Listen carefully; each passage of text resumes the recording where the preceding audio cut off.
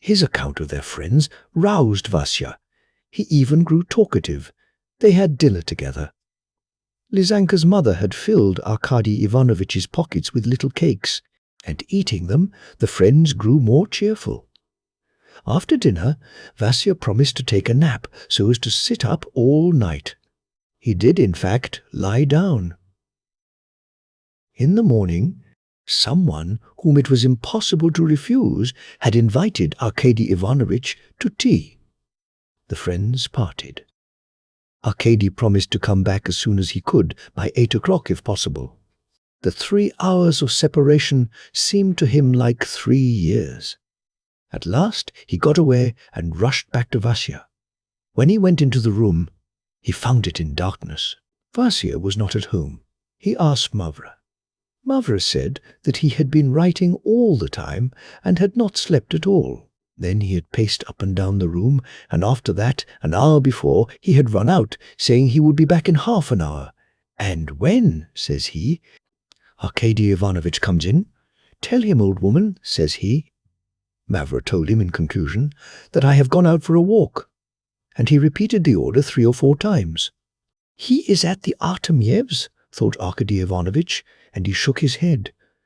A minute later he jumped up with renewed hope. He has simply finished, he thought. That's all it is. He couldn't wait, but ran off there. But no! He would have waited for me. Let's have a peep what he has there. He lighted a candle and ran to Vasya's writing table. The work had made progress, and it looked as though there were not much left to do. Arkady Ivanovitch was about to investigate further, when Vasya himself walked in. Oh, you are here? He cried with a start of dismay. Arkady Ivanovitch was silent. He was afraid to question Vasya. The latter dropped his eyes and remained silent too as he began sorting the papers. At last their eyes met. The look in Vasya's was so beseeching, imploring, and broken that Arkady shuddered when he saw it. His heart quivered and was full. "Vasya, my dear boy, what is it? What's wrong?" he cried, rushing to him and squeezing him in his arms. "Explain to me. I don't understand you and your depression. What is the matter with you, my poor, tormented boy? What is it? Tell me all about it, without hiding anything. It can't be only this." Vasya held him tight and could say nothing. He could scarcely breathe. "Don't, Vasya, don't!" "Well, if you don't finish it, what then?" "I don't understand you. Tell me your trouble. You see, it is for your sake. Oh dear, he said, walking up and down the room and clutching at everything he came across, as though seeking at once some remedy for Vasya. "I will go to Yulian Mastakovich instead of you tomorrow. I will ask him, entreat him, to let you have another day. I will explain it all to him, anything, if it worries you so." "God forbid!" cried Vasya, and turned as white as the wall. He could scarcely stand on his feet. "Vasya! Vasya!" Vasya pulled himself together. His lips were quivering. He tried to say something, but could only convulsively squeeze Arkady's hand in silence. His hand was cold. Arkady stood facing him, full of anxious and miserable suspense. Vasya raised his eyes again. "Vasya, God bless you. Vasya, you wring my heart, my dear boy, my friend." Tears gushed from Vasya's eyes. He flung himself on Arkady's bosom. "I have deceived you, Arkady," he said. "I have deceived you. Forgive me. Forgive me. I have been faithless to your friendship." What is it, Vasya? What is the matter?" asked Arkady in real alarm. "Look." And with a gesture of despair, Vasya tossed out of the drawer onto the table 6 thick manuscripts, similar to the one he had copied. "What's this?" "What I have to get through by the day after tomorrow. I haven't done a quarter." Don't ask me how it has happened," Vasya went on. speaking at once of what was distressing him so terribly. "Arkady, dear friend, I don't know myself what came over me. I feel as though I were coming out of a dream. I have wasted 3 weeks doing nothing. I kept going to see her. My heart was aching. I was tormented by the uncertainty, by the uncertainty. I could not write. I did not even think about it. Only now, when happiness is at hand for me, I have come to my senses." "Vasya," began Arkady Ivanovitch resolutely, "Vasya, I will save you. I understand it all. It's a serious matter. I will save you. Listen. Listen to me. I will go to Yulian Mastakovich tomorrow. Don't shake your head. No. Listen. I will tell him exactly how it has all been. Let me do that. I will explain to him, e.g.e. I will go into everything. I will tell him how crushed you are, how you are worrying yourself. Do you know that you are killing me now?" Vasya brought out, turning cold with horror. Arkady Ivanovitch turned pale, but at once controlling himself, laughed. "Is that all? Is that all?" he said. "Upon my word, Vasya, upon my word! Aren't you ashamed? Come, listen. I see that I am grieving you. You see I understand you. I know what is passing in your heart. Why? We have been living together for 5 years, thank God. You are such a kind, soft-hearted fellow, but weak, unpardonably weak. Why, even Lizaveta Mikhailovna has noticed it. And you are a dreamer, and that's a bad thing too. You may go from bad to worse, brother. I tell you, I know what you want. You would like Yulian Mastakovich, for instance, to be beside himself and, maybe, to give a ball too from joy because you are going to get married. Oh, stop, stop. You are frowning.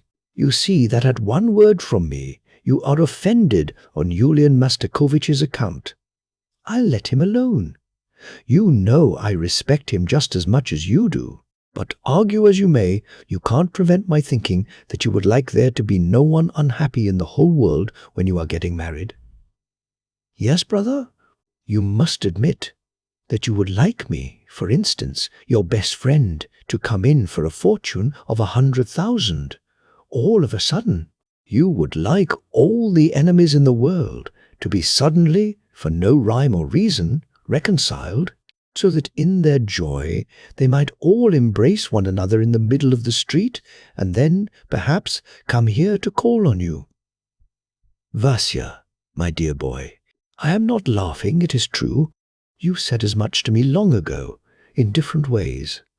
Because you are happy, you want everyone, absolutely everyone, to become happy at once.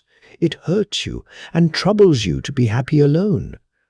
And so you want at once to do your utmost to be worthy of that happiness, and maybe to do some great deed to satisfy your conscience.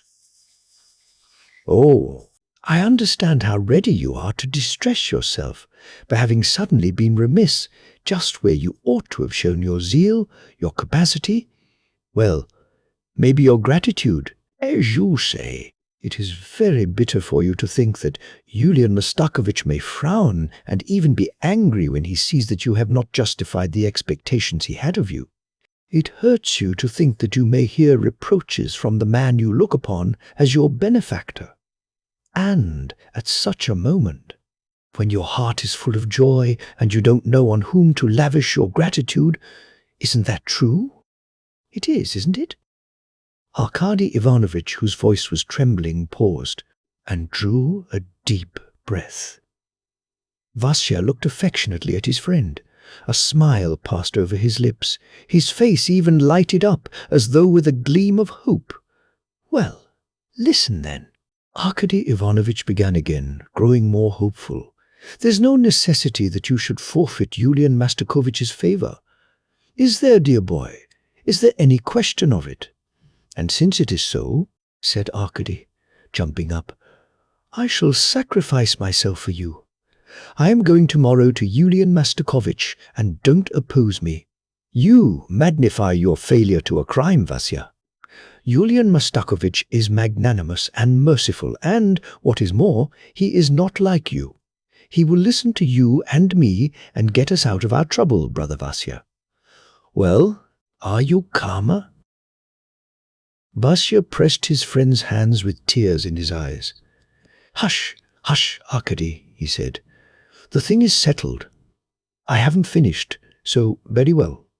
If I haven't finished, I haven't finished, and there's no need for you to go. I will tell him all about it. I will go myself. I am calmer now. I am perfectly calm. Only you mustn't go. But listen, Vasya. Vasya, my dear boy, Arkady Ivanovich cried joyfully. I judge from what you said. I am glad that you have thought better of things and have recovered yourself. But whatever may befall you, whatever happens, I am with you. Remember that. I see that it worries you to think of my speaking to Yulian Mastakovich. And I won't say a word, not a word. You shall tell him yourself. You see, you shall go tomorrow. Oh, no. You had better not go. You'll go on writing here, you see. And I'll find out about this work, whether it is very urgent or not, whether it must be done by the time or not, and if you don't finish it in time, what will come of it? Then I will run back to you. Do you see? Do you see? There is still hope. Suppose the work is not urgent. It may be all right. Yulian Mastakovich may not remember. Then all is saved. Vasya shook his head doubtfully, but his grateful eyes never left his friend's face. Come, that's enough. I am so weak, so tired, he said, sighing. I don't want to think about it. Let us talk of something else. I won't write either now. Do you know, I'll only finish 2 short pages just to get to the end of a passage. Listen, I have long wanted to ask you, how is it you know me so well?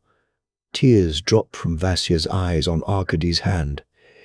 If you knew, Vasya, how fond I am of you, you would not ask that. Yes. Yes. Yes. Yes, Arkady. I don't know that, because I don't know why you are so fond of me. Yes, Arkady, do you know, even your love has been killing me. Do you know, ever so many times, particularly when I am thinking of you in bed, for I always think of you when I am falling asleep, I shed tears, and my heart throbs at the thought, at the thought that you are so fond of me, while I can do nothing to relieve my heart, can do nothing to repay you. You see, Vasya, you see what a fellow you are. Why, how upset you are now, said Arkady, whose heart ached at that moment, and who remembered the scene in the street the day before. Nonsense, you want me to be calm, but I never have been so calm and happy. Do you know? Listen. I want to tell you all about it, but I'm afraid of wounding you. You keep scolding me and being vexed, and I am afraid. See how I am trembling now. I don't know why. You see, this is what I want to say. I feel as though I had never known myself before. Yes, yes, I only began to understand other people too yesterday. I did not feel or appreciate things fully, brother. My heart was hard. Listen, how has it happened that I have never done good to anyone in the world, because I couldn't? I am not even pleasant to look at. But everybody does me good. You, to begin with, do you suppose I don't see that? Only I said nothing. Hush, Vasya. Oh, Arkasha, it's all right, Vasya interrupted, hardly able to articulate for tears. I talked to you yesterday about Yulian Mastakovich, and you know yourself how stern and severe he is. Even you have come in for a reprimand from him, yet he deigned to jest with me yesterday, to show his affection and kind-heartedness, which he prudently conceals from everyone. Come, Vasya, that only shows you deserve your good fortune. Oh, Akasha, how I long to finish all this. No, I shall ruin my good luck. I feel that. Oh no, not through that, Vasya added, seeing that Arkady glanced at the heap of urgent work lying on the table. That's nothing. That's only paper covered with writing. It's nonsense. That matter's settled. I went to see them today, Akasha. I did not go in. I felt depressed and sad. I simply stood at the door. She was playing the piano. I listened. You see, Arkady, he went on, dropping his voice, I did not dare to go in. I say, Vasya, what is the matter with you? You look at one so strangely. Oh, it's nothing. I feel a little sick. My legs are trembling. It's because I sat up last night. Yes. Everything looks green before my eyes. It's here. Here. He pointed to his heart. He fainted. When he came to himself, Arkady tried to take forcible measures.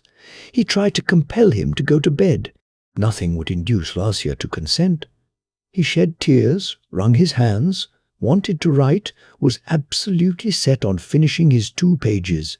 To avoid exciting him, Arkady let him sit down to the work. Do you know, said Vasya, as he settled himself in his place, an idea has occurred to me. There is hope.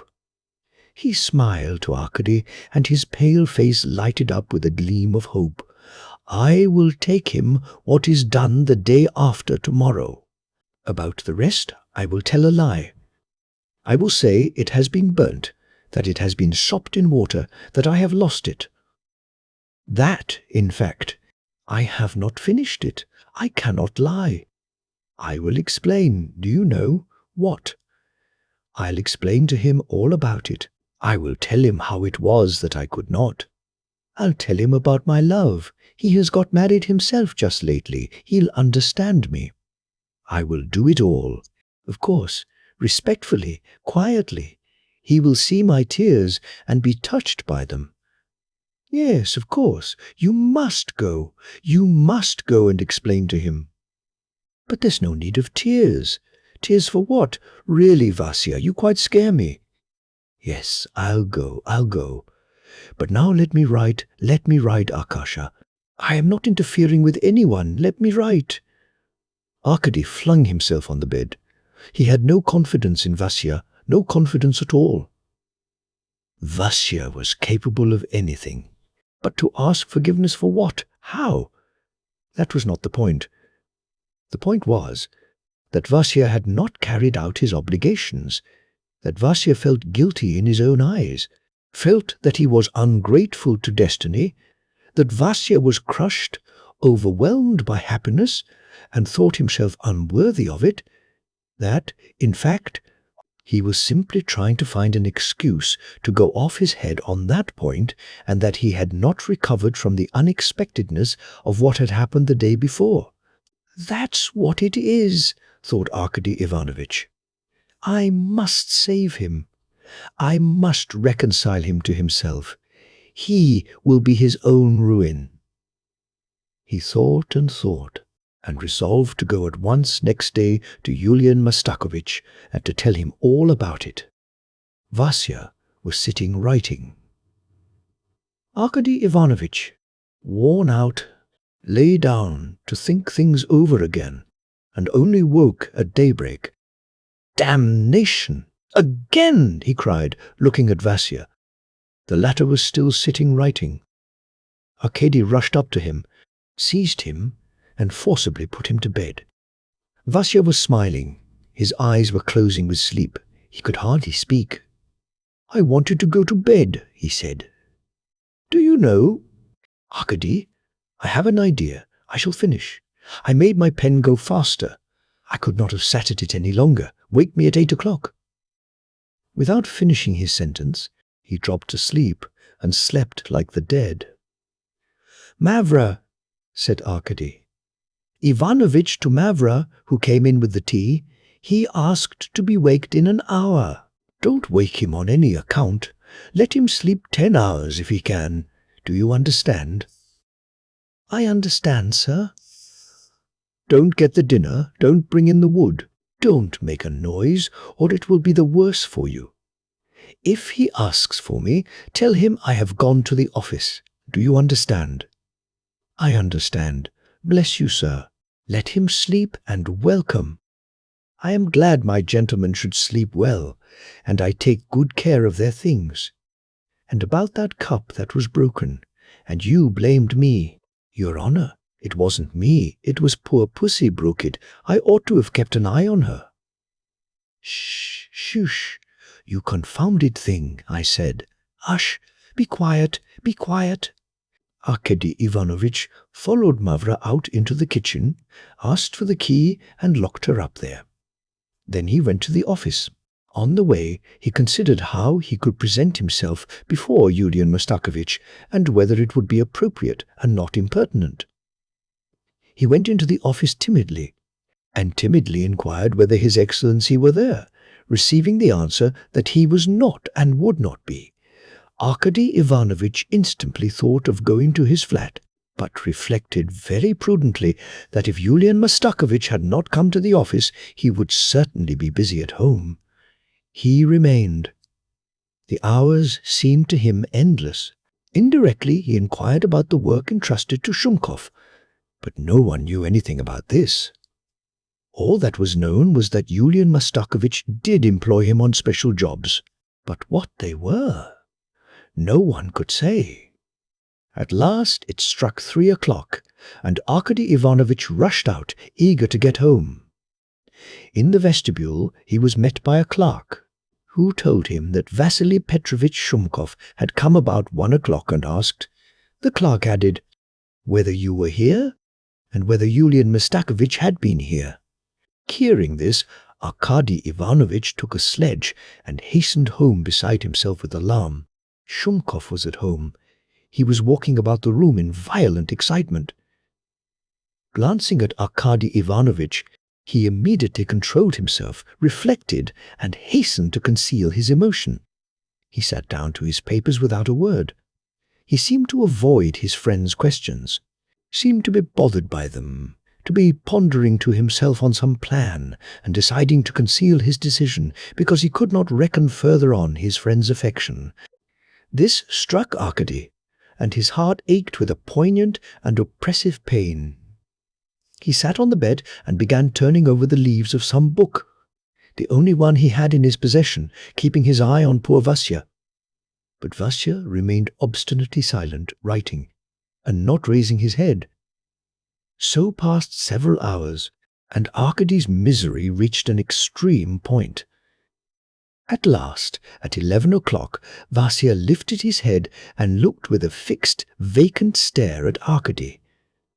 Arkady waited. 2 or 3 minutes passed. Vasya did not speak. "Vasya!" cried Arkady. Vasya made no answer. "Vasya!" he repeated, jumping up from the bed. "Vasya, what is the matter with you? What is it?" he cried, running up to him. Vasya raised his eyes and again looked at him with the same vacant, fixed stare. "He's in a trance," thought Arkady, trembling all over with fear. He seized a bottle of water, raised Vasya, poured some water on his head, moistened his temples, rubbed his hands in his own, and Vasya came to himself. "Vasya! Vasya!" cried Arkady, unable to restrain his tears. "Vasya, save yourself! Rouse yourself! Rouse yourself!" He could say no more, but held him tight in his arms. A look, as of some oppressive sensation, passed over Vasya's face. He rubbed his forehead and clutched at his head, as though he were afraid it would burst. "I don't know what is the matter with me," he added at last. "I feel torn to pieces. Come, it's all right, it's all right. Give over, Arkady. Don't grieve," he repeated. looking at him with sad, exhausted eyes. "Why be so anxious? Come, you comforting me," cried Arkady, whose heart was torn. "Vasya," he said at last, "lie down and have a little nap, won't you? Don't wear yourself out for nothing. You'll set to work better afterwards." "Yes, yes," said Vasya. "By all means, I'll lie down. Very good." "Yes. You see, I meant to finish, but now I've changed my mind, yes." "Ah." And Arkady led him to the bed. "Listen, Vasya," he said firmly. "We must settle this matter finally. Tell me, what were you thinking about?" "Oh," said Vasya, with a flourish of his weak hand, turning over on the other side. "Come, Vasya, come. Make up your mind. I don't want to hurt you. I can't be silent any longer. You won't sleep till you've made up your mind, I know." "As you like," Vasya repeated enigmatically. "He will give in," thought Arkady Ivanovitch. "Attend to me, Vasya," he said. "Remember what I say, and I will save you tomorrow. Tomorrow I will decide your fate." "What am I saying, your fate? You have so frightened me, Vasya, that I am using your own words. Fate, indeed. It's simply nonsense, rubbish. You don't want to lose Yulian Mastakovich's favor. Affection, if you like. No, and you won't lose it. You will see. Arkady Ivanovitch would have said more, but Vasya interrupted him. He sat up in bed, put both arms round Arkady Ivanovitch's neck and kissed him. "Enough," he said in a weak voice. "Enough! Say no more about that." And again he turned his face to the wall. "My goodness," thought Arkady, "my goodness! What is the matter with him? He is utterly lost. What has he in his mind? He will be his own undoing." Arkady looked at him in despair. If he were to fall ill, thought Arkady, perhaps it would be better. His trouble would pass off with illness, and that might be the best way of settling the whole business. But what nonsense I am talking! Oh, my God! Meanwhile, Vasya seemed to be asleep. Arkady Ivanovitch was relieved. "A good sign," he thought. He made up his mind to sit beside him all night. But Vasya was restless. He kept twitching and tossing about on the bed, and opening his eyes for an instant. At last, exhaustion got the upper hand. He slept like the dead. It was about 2 o'clock in the morning. Arkady Ivanovitch began to doze in the chair with his elbow on the table. He had a strange and agitated dream. He kept fancying that he was not asleep, and that Vasya was still lying on the bed. But strange to say, he fancied that Vasya was pretending, that he was deceiving him, that he was getting up, stealthily watching him out of the corner of his eye, and was stealing up to the writing table. Arkady felt a scalding pain at his heart. He felt vexed and sad and oppressed to see Vasya not trusting him, hiding and concealing himself from him. He tried to catch hold of him, to call out, to carry him to the bed. Then Vasya kept shrieking in his arms, and he laid on the bed a lifeless corpse. He opened his eyes and woke up. Vasya was sitting before him at the table, writing. Hardly able to believe his senses, Arkady glanced at the bed. Vasya was not there. Arkady jumped up in a panic, still under the influence of his dream. Vasya did not stir. He went on writing. All at once Arkady noticed with horror that Vasya was moving a dry pen over the paper, was turning over perfectly blank pages, and hurrying to fill up the paper as though he were doing his work in a most thorough and efficient way. "No, this is not a trance," thought Arkady Ivanovitch, and he trembled all over. "Vasya, Vasya, speak to me," he cried, clutching him by the shoulder.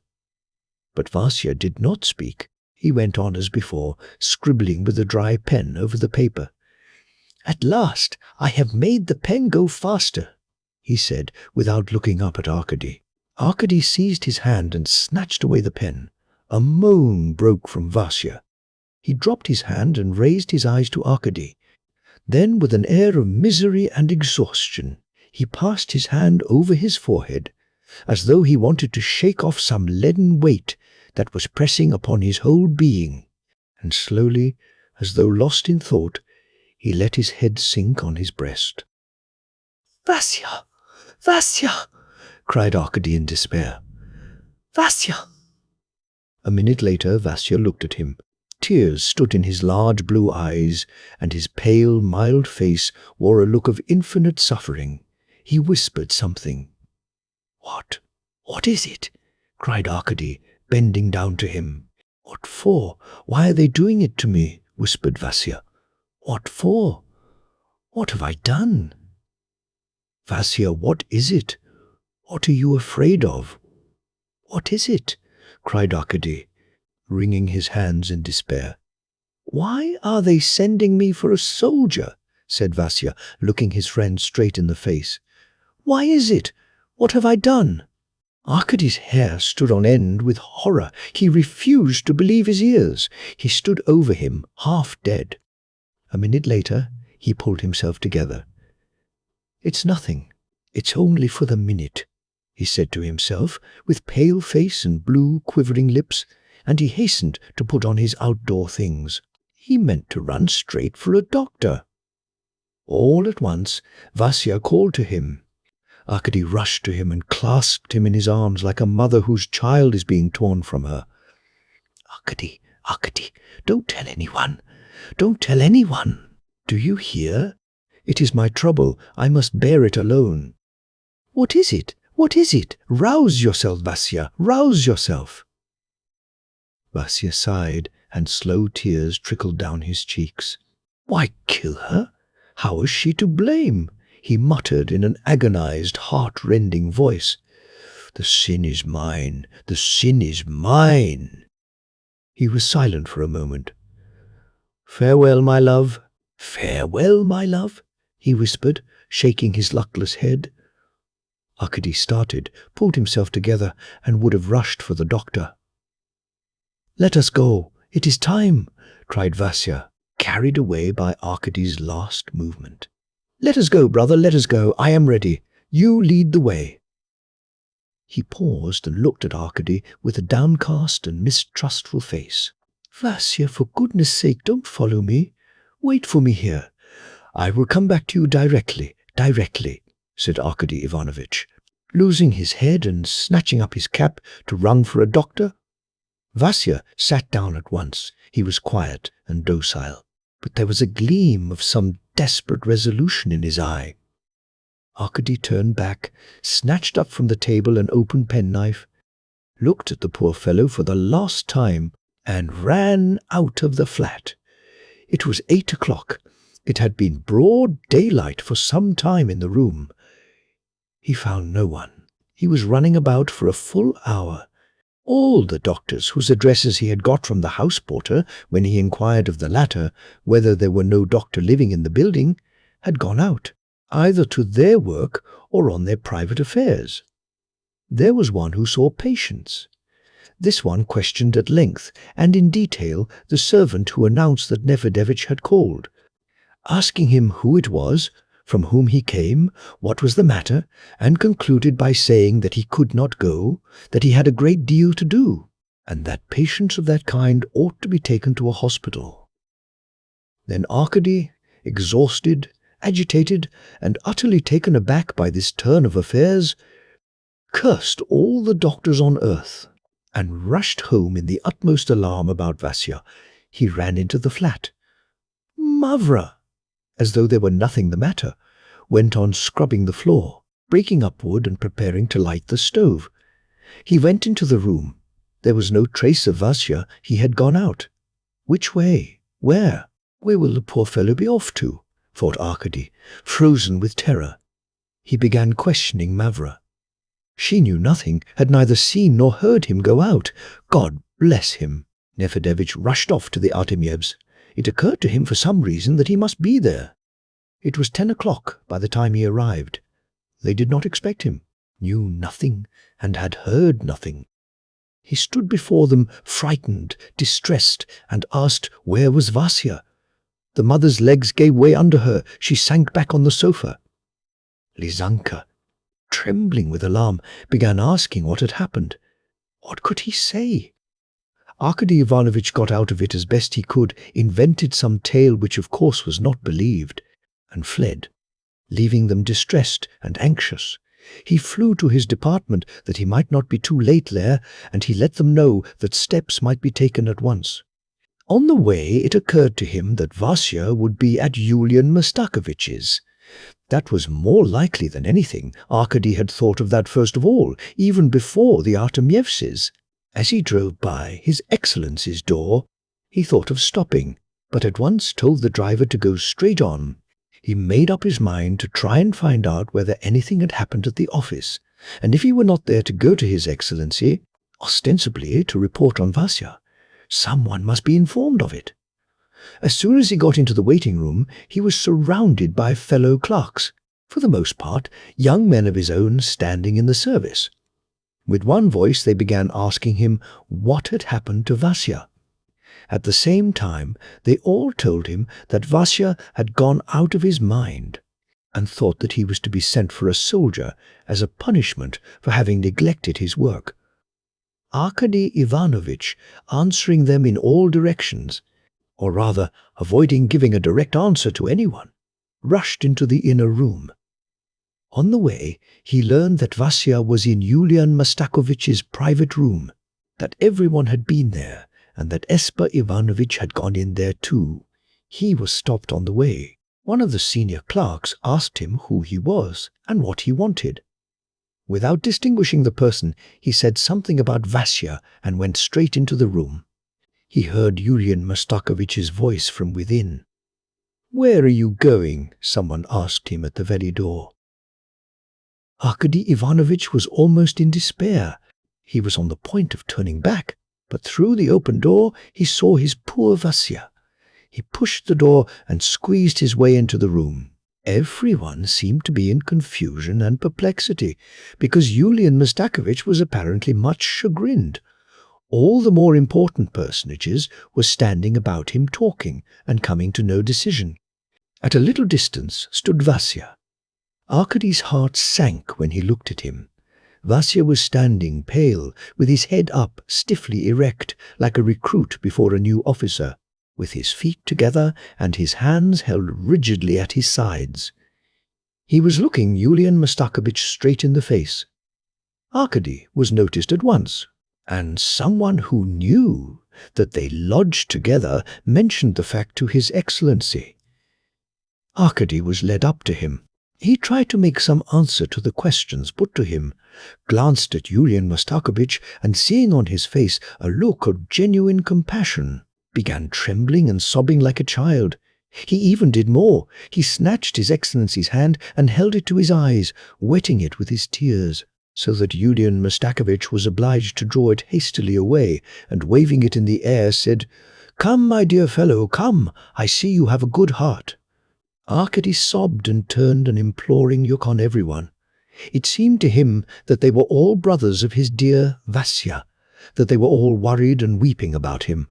How has it happened? How has it happened?" asked Yulian Mastakovich.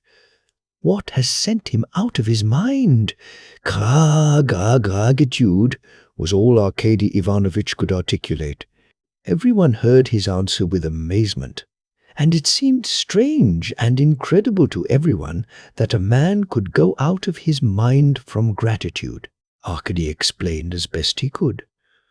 "Good heavens, what a pity," said Yulian Mastakovich at last. And the work entrusted to him was not important and not urgent in the least. It was not worth while for a man to kill himself over it. Well, take him away. At this point, Yulian Mastakovich turned to Arkady Ivanovitch again and began questioning him once more. "He begs," he said, pointing to Vasya, "that some girl should not be told of this. Who is she? His betrothed, I suppose." Arkady began to explain. Meanwhile, Vasya seemed to be thinking of something, as though he was straining his memory to the utmost to recall some important, necessary matter which was particularly wanted at this moment. From time to time he looked round with a distressed face, as though hoping someone would remind him of what he had forgotten. He fastened his eyes on Arkady. All of a sudden, there was a gleam of hope in his eyes. He moved with the left leg forward, took 3 steps as smartly as he could, clicking with his right boot as soldiers do when they move forward at the call from their officer.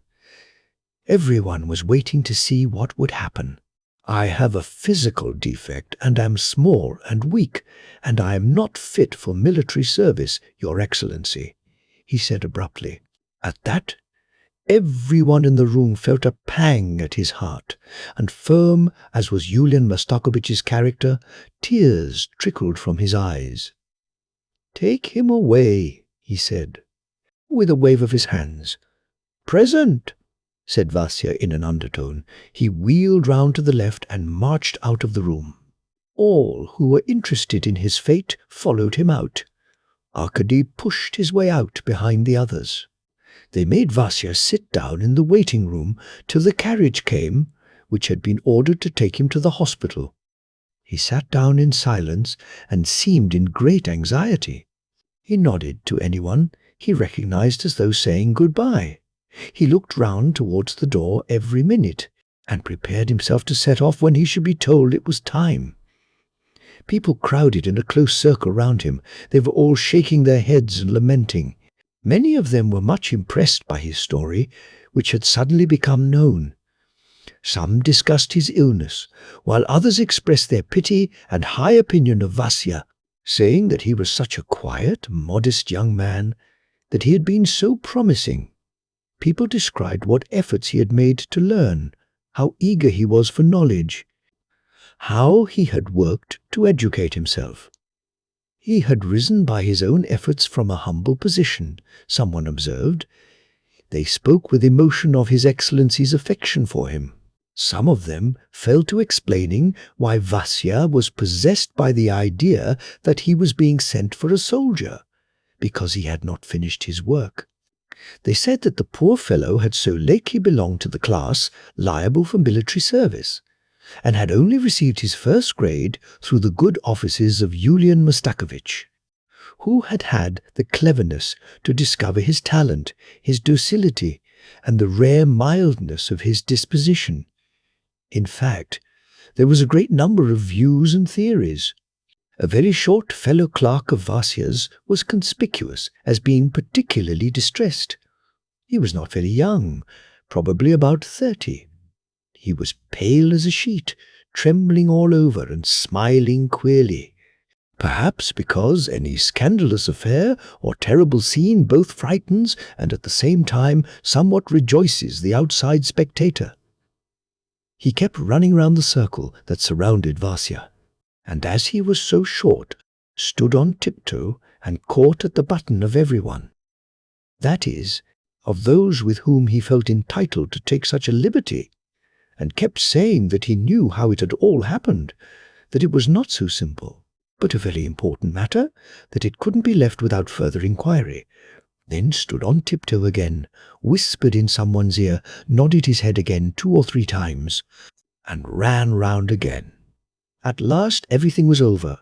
The porter made his appearance, and an attendant from the hospital went up to Vasya and told him it was time to start. Vasya jumped up in a flutter and went with them, looking about him. He was looking about for someone. "Vasya! Vasya!" cried Arkady Ivanovich, sobbing. Vasya stopped, and Arkady squeezed his way up to him. They flung themselves into each other's arms in a last bitter embrace. It was sad to see them. What monstrous calamity was wringing the tears from their eyes? What were they weeping for? What was their trouble? Why did they not understand one another? "Here, here, take it. Take care of it," said Shumkov, thrusting a paper of some kind into Arkady's hand. "They will take it away from me. Bring it me later on. Bring it. Take care of it." Vasya could not finish, they called to him. He ran hurriedly downstairs, nodding to everyone, saying goodbye to everyone.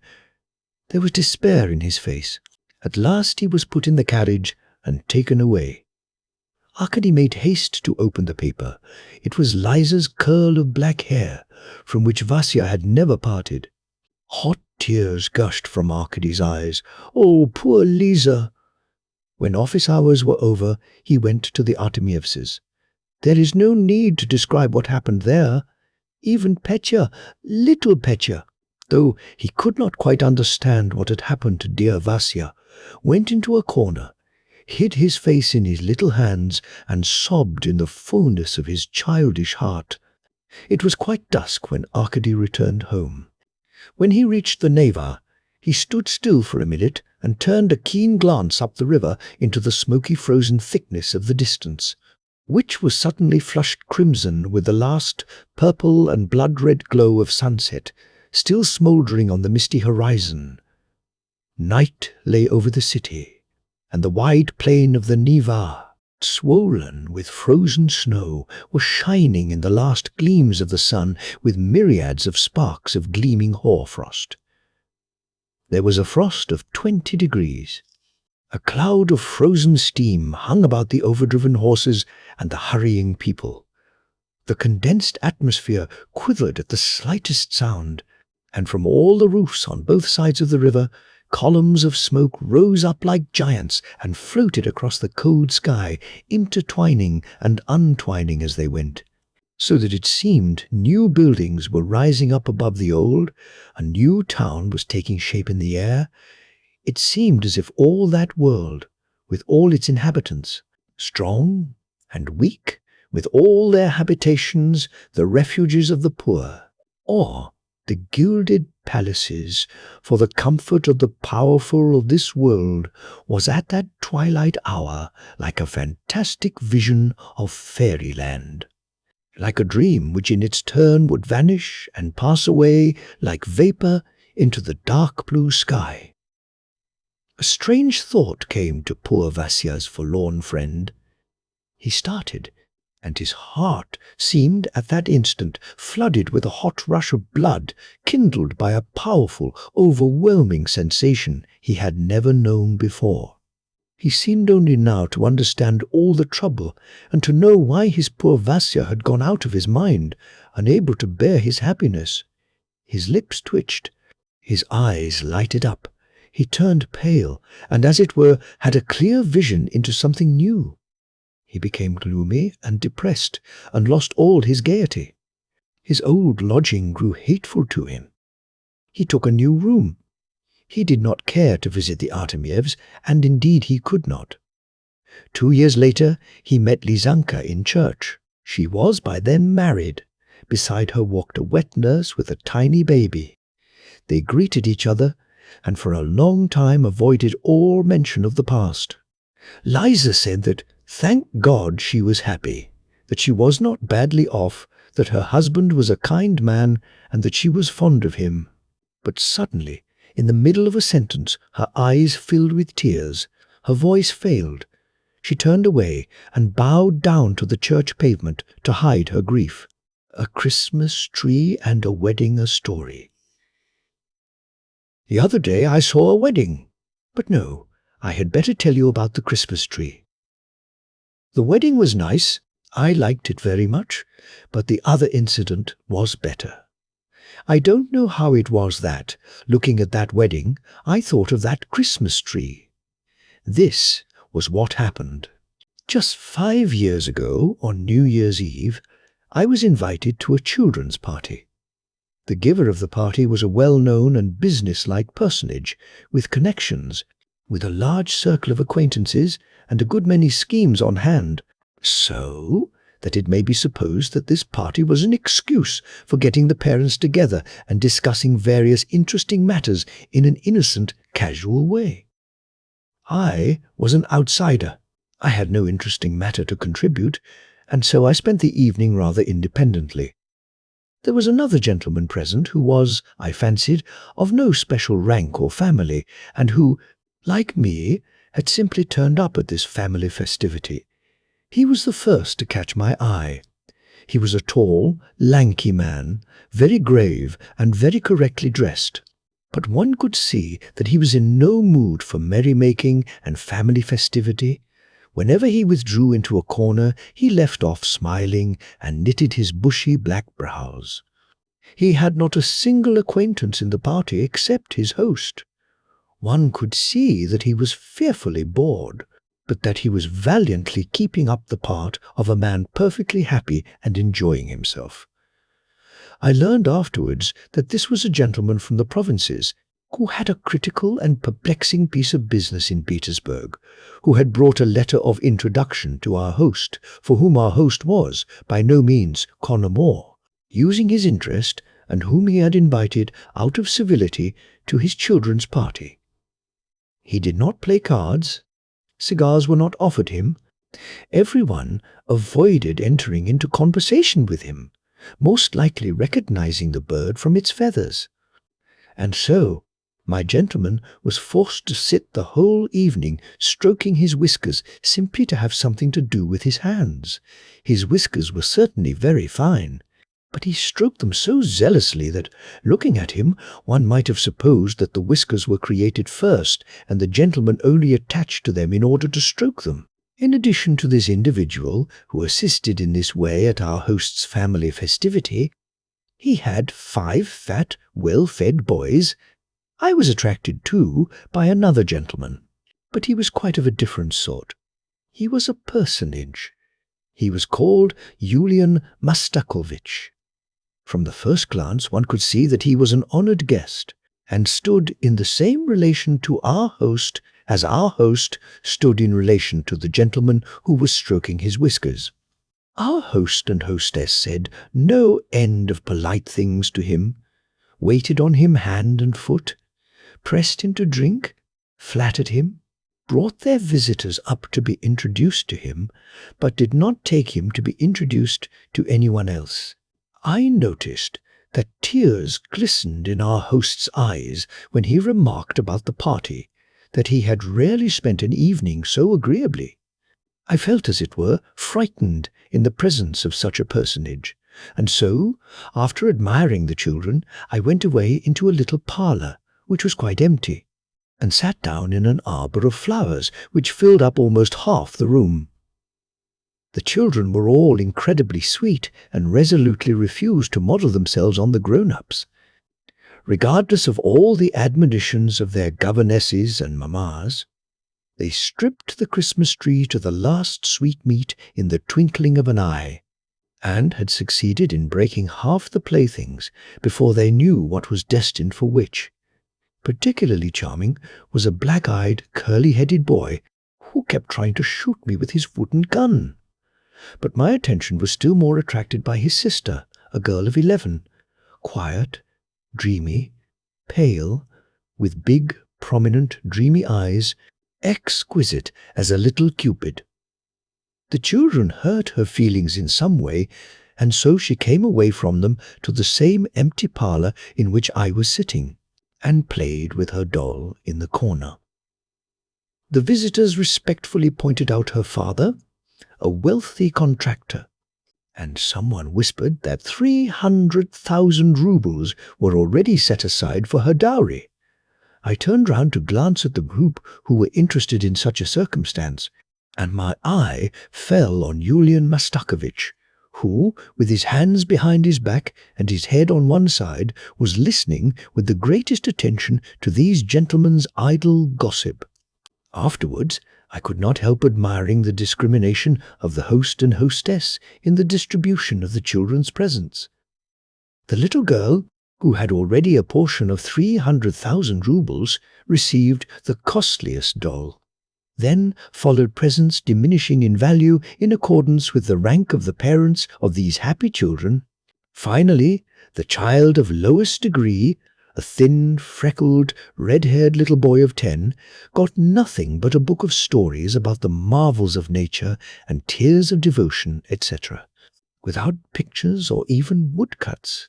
He was the son of a poor widow, the governess of the children of the house, an oppressed and scared little boy. He was dressed in a short jacket of inferior nankin. After receiving his book, he walked round the other toys for a long time. He longed to play with the other children, but did not dare. It was evident that he already felt and understood his position. I love watching children. Their first independent approaches to life are extremely interesting. I noticed that the red-haired boy was so fascinated by the costly toys of the other children, especially by a theatre in which he certainly longed to take some part, that he made up his mind to sacrifice his dignity. He smiled and began playing with the other children. He gave away his apple to a fat-faced little boy who had a mass of goodies tied up in a pocket handkerchief already, and even brought himself to carry another boy on his back, simply not to be turned away from the theatre, but an insolent youth gave him a heavy thump a minute later. The child did not dare to cry. Then the governess, his mother, made her appearance and told him not to interfere with the other children's playing. The boy went away to the same room in which was the little girl. She let him join her, and the two set to work very eagerly dressing the expensive doll. I had been sitting more than half an hour in the ivy arbor, listening to the little prattle of the red-haired boy and the beauty with the dowry of 300,000, who was nursing her doll, when Yulian Mastakovich suddenly walked into the room. He had taken advantage of the general commotion following a quarrel among the children to step out of the drawing-room. I had noticed him a moment before talking very cordially to the future heiress's papa, whose acquaintance he had just made, of the superiority of one branch of the service over another. Now he stood in hesitation and seemed to be reckoning something on his fingers. 300, 300, he was whispering. 11, 12, 13, and so on. 16? 5 years! Supposing it is at 4%, 5 times 12 is 60, yes, to that 60. Well, in 5 years we may assume it will be 400. Yes, but he won't stick to 4%, the rascal. He can get 8 or 10. Well, 500, let us say 500 at least, that's certain. Well, say a little more for frills. His hesitation was at an end. He blew his nose and was on the point of going out of the room when he suddenly glanced at the little girl and stopped short. He did not see me behind the pots of greenery. It seemed to me that he was greatly excited. Either his calculations had affected his imagination or something else, for he rubbed his hands and could hardly stand still. This excitement reached its utmost limit when he stopped and bent another resolute glance at the future heiress. He was about to move forward, but first looked round, then moving on tiptoe, as though he felt guilty, he advanced towards the children. He approached with a little smile, bent down and kissed her on the head. The child, not expecting this attack, uttered a cry of alarm. "What are you doing here, sweet child?" he asked in a whisper, looking round and patting the girl's cheek. "We are playing." "Ah, with him?" Yulian Mastakovich looked askance at the boy. "You had better go into the drawing-room, my dear," he said to him. The boy looked at him open-eyed and did not utter a word. Yulian Mastakovich looked round him again and again bent down to the little girl. "And what is this you've got? A dolly, dear child?" he asked. "Yes, a dolly," answered the child, frowning and a little shy. "A dolly? And do you know, dear child, what your dolly is made of?" "I don't know," the child answered in a whisper, hanging her head. "It's made of rags, darling." "You had better go into the drawing-room to your playmates, boy," said Yulian Mastakovich, looking sternly at the boy. The boy and girl frowned and clutched at each other. They did not want to be separated. "And do you know why they gave you that doll?" asked Yulian Mastakovich, dropping his voice to a softer and softer tone. "I don't know, because you have been a sweet and well-behaved child all the week." At this point, Yulian Mastakovich, more excited than ever, speaking in most dulcet tones, asked at last, in a hardly audible voice choked with emotion and impatience, "And will you love me, dear little girl, when I come and see your papa and mamma?" Saying this, Yulian Mastakovich tried once more to kiss the dear little girl, but the red-haired boy, seeing that the little girl was on the point of tears, clutched her hand and began whimpering from sympathy for her. Yulian Mastakovich was angry in earnest. "Go away! Go away from here! Go away!" he said to the boy. "Go into the drawing room.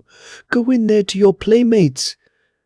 "No, he needn't, he needn't. You go away," said the little girl. "Leave him alone. Leave him alone," she said, almost crying. Someone made a sound at the door. Yulian Mastakovich instantly raised his majestic person and took alarm. But the red-haired boy was even more alarmed than Yulian Mastakovich. He abandoned the little girl and, slinking along by the wall, stole out of the parlor into the dining room. To avoid arousing suspicion, Yulian Mastakovich, too, went into the dining room. He was as red as a lobster and, glancing into the looking-glass, seemed to be ashamed at himself. He was perhaps vexed with himself for his impetuosity and hastiness. Possibly, he was at first so much impressed by his calculations, so inspired and fascinated by them, that in spite of his seriousness and dignity, he made up his mind to behave like a boy, and directly approach the object of his attentions, even though she could not be really the object of his attentions for another 5 years at least. I followed the estimable gentleman into the dining room, and there beheld a strange spectacle. Yulian Mastakovich, flushed with vexation and anger, was frightening the red-haired boy, who, retreating from him, did not know where to run in his terror. "Go away. What are you doing here? Go away, you scamp. Are you after the fruit here, eh? Get along, you naughty boy. Get along, you sniveller, to your playmates." The panic-stricken boy, in his desperation, tried creeping under the table. Then his persecutor, in a fury, took out his large batiste handkerchief and began flicking it under the table at the child, who kept perfectly quiet. It must be observed that Yulian Mastakovich was a little inclined to be fat. He was a sleek, red-faced, solidly built man, paunchy, with thick legs, what is called a fine figure of a man, round as a nut. He was perspiring, breathless, and fearfully flushed. At last he was almost rigid. So great was his indignation and perhaps, who knows, his jealousy. I burst into loud laughter. Yulian Mastakovich turned round and, in spite of all his consequence, was overcome with confusion. At that moment, from the opposite door, our host came in. The boy crept out from under the table and wiped his elbows and his knees. Yulian Mastakovich hastened to put to his nose the handkerchief which he was holding in his hand by one end. Our host looked at the three of us in some perplexity, but, as a man who knew something of life and looked at it from a serious point of view, he at once availed himself of the chance of catching his visitor by himself. "Here, this is the boy," he said, pointing to the red-haired boy, "for whom I had the honor to solicit your influence." "Ah!" said Yulian Mastakovich, who had hardly quite recovered himself. "The son of my children's governess," said our host, in a tone of a petitioner, "a poor woman, the widow of an honest civil servant, and therefore, Yulian Mastakovich, if it were possible." "Oh, no, no," Yulian Mastakovich made haste to answer. "No, excuse me, Philip Alexievich, it's quite impossible. I've made inquiries, there's no vacancy, and if there were, there are 20 applicants who have far more claim than he. I am very sorry, very sorry, sorry." "What a pity," said our host. "He is a quiet, well-behaved boy." "A great rascal, as I notice," answered Yulian Mastakovich, with a nervous twist of his lip. "Get along, boy. Why are you standing there?" "Go to your playmates," he said, addressing the child. At that point he could not contain himself, and glanced at me out of one eye. I, too, could not contain myself and laughed straight in his face. Yulian Mastakovich turned away at once, and in a voice calculated to reach my ear, asked, "Who was that strange young man?" They whispered together and walked out of the room. I saw Yulian Mastakovich afterwards shaking his head incredulously as our host talked to him. After laughing to my heart's content, I returned to the drawing-room. There the great man, surrounded by fathers and mothers of families, including the host and hostess, was saying something very warmly to a lady to whom he had just been introduced. The lady was holding by the hand the little girl with whom Yulian Mastakovich had had the scene in the parlour a little while before. Now he was launching into praises and raptures over the beauty, the talents, the grace, and the charming manners of the charming child.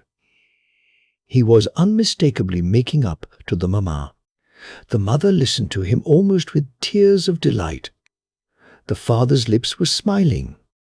Her host was delighted at the general satisfaction. All the guests, in fact, were sympathetically gratified. Even the children's games were checked, that they might not hinder the conversation.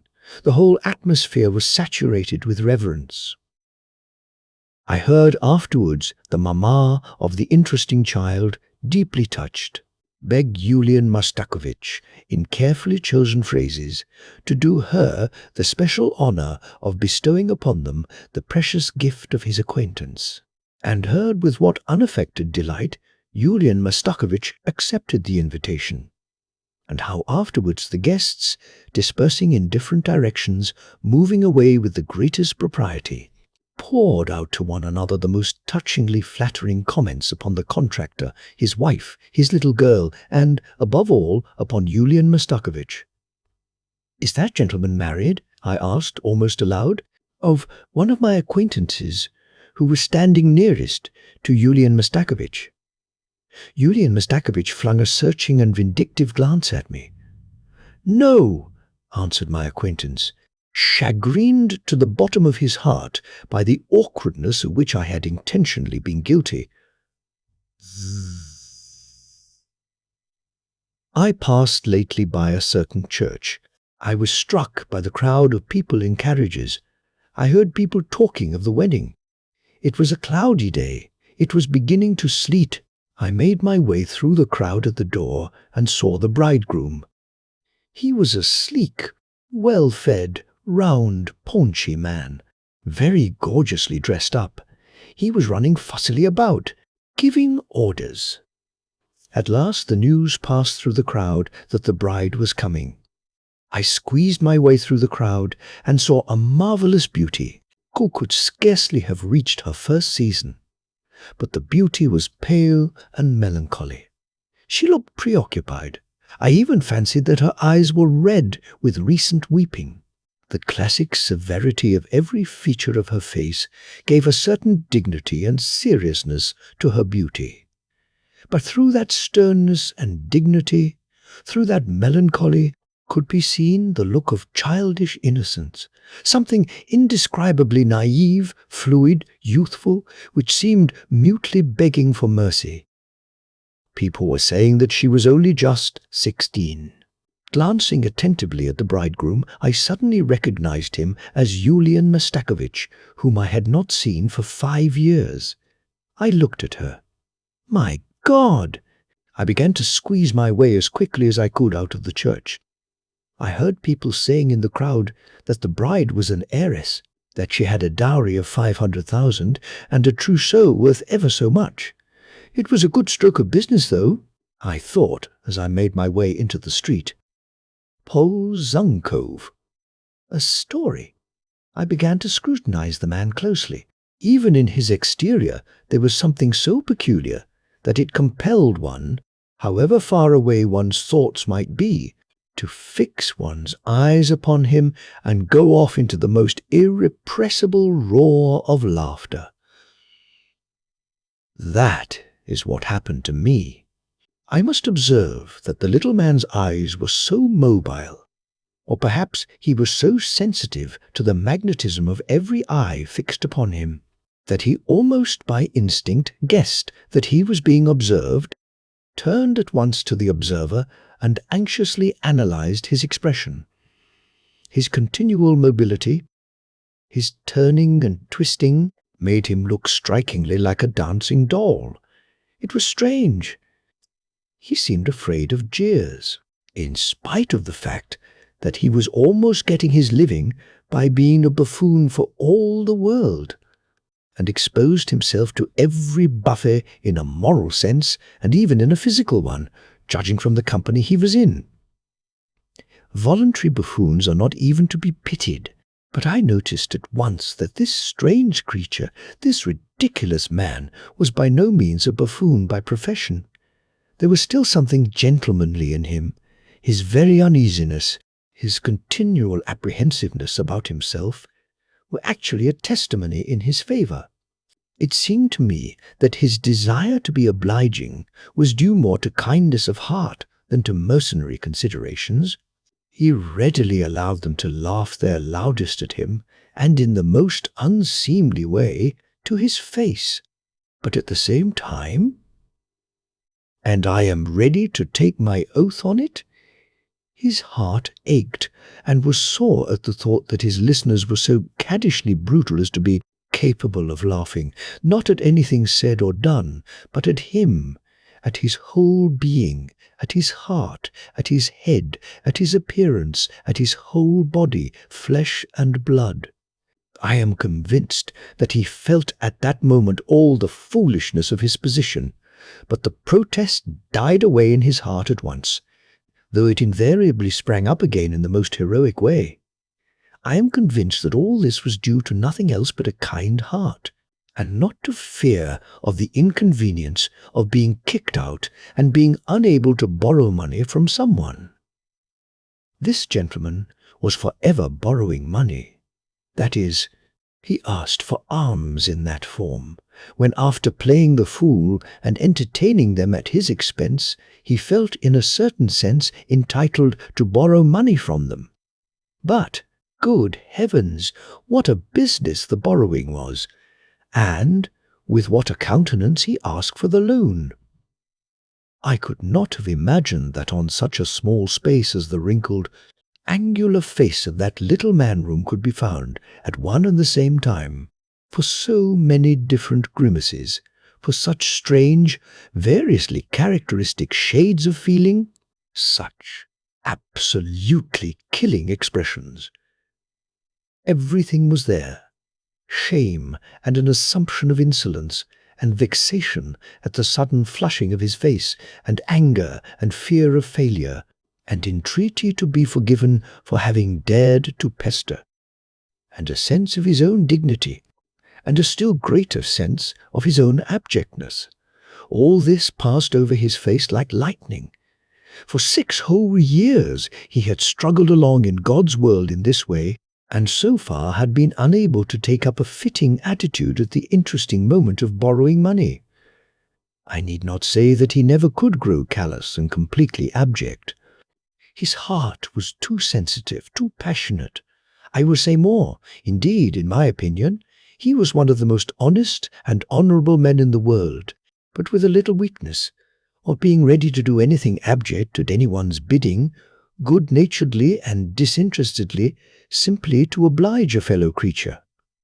In short, he was what is called a rag, in the fullest sense of the word.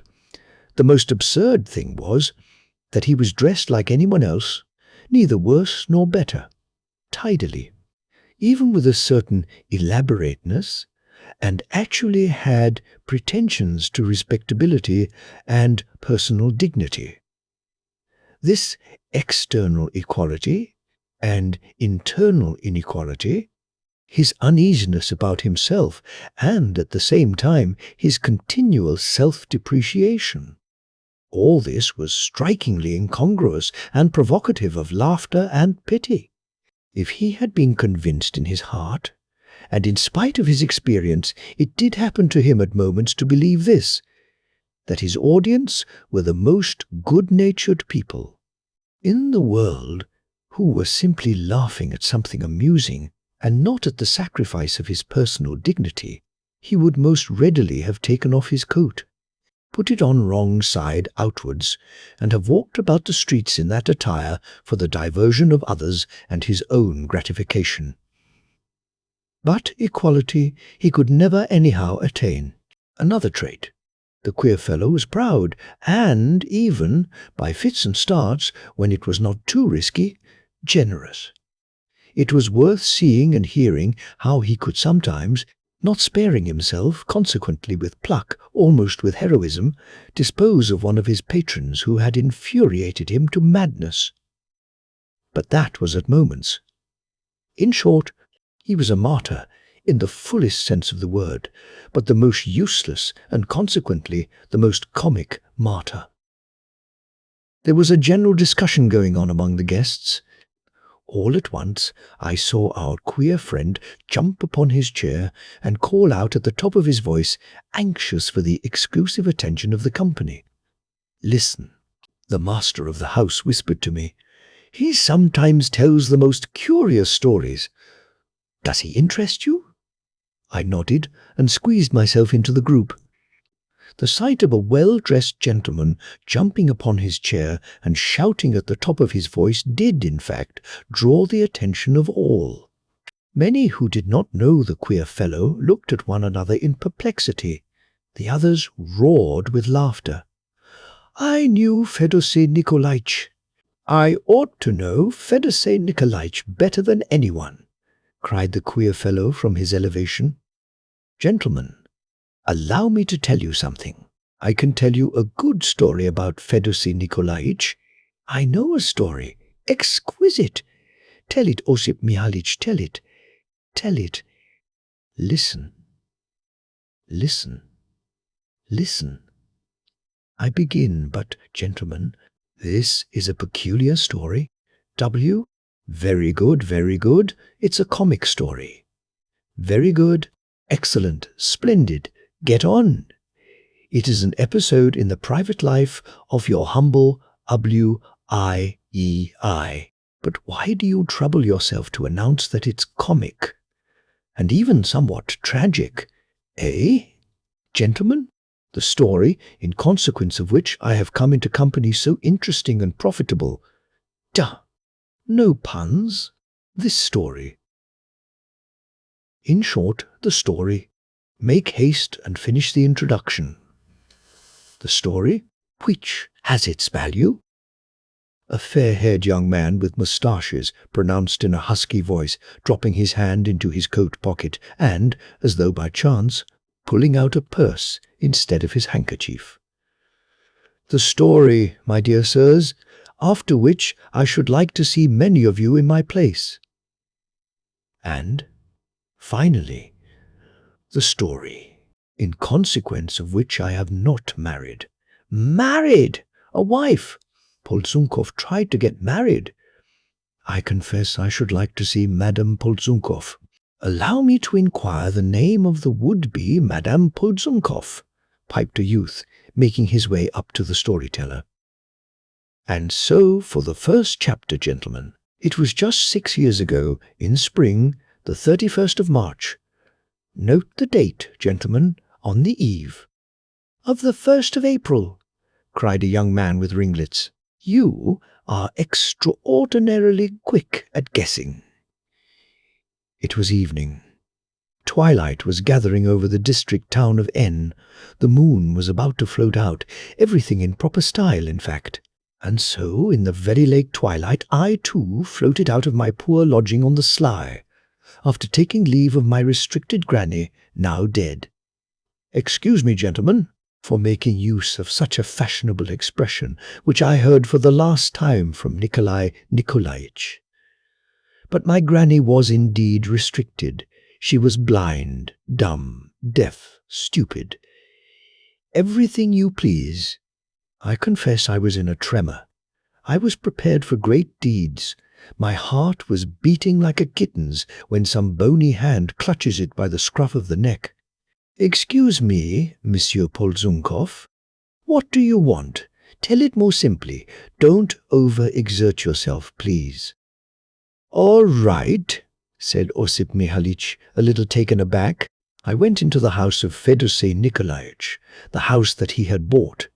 Fedosey Nikolaich, as you know, is not a mere colleague, but the full-blown head of a department. I was announced, and was at once shown into the study.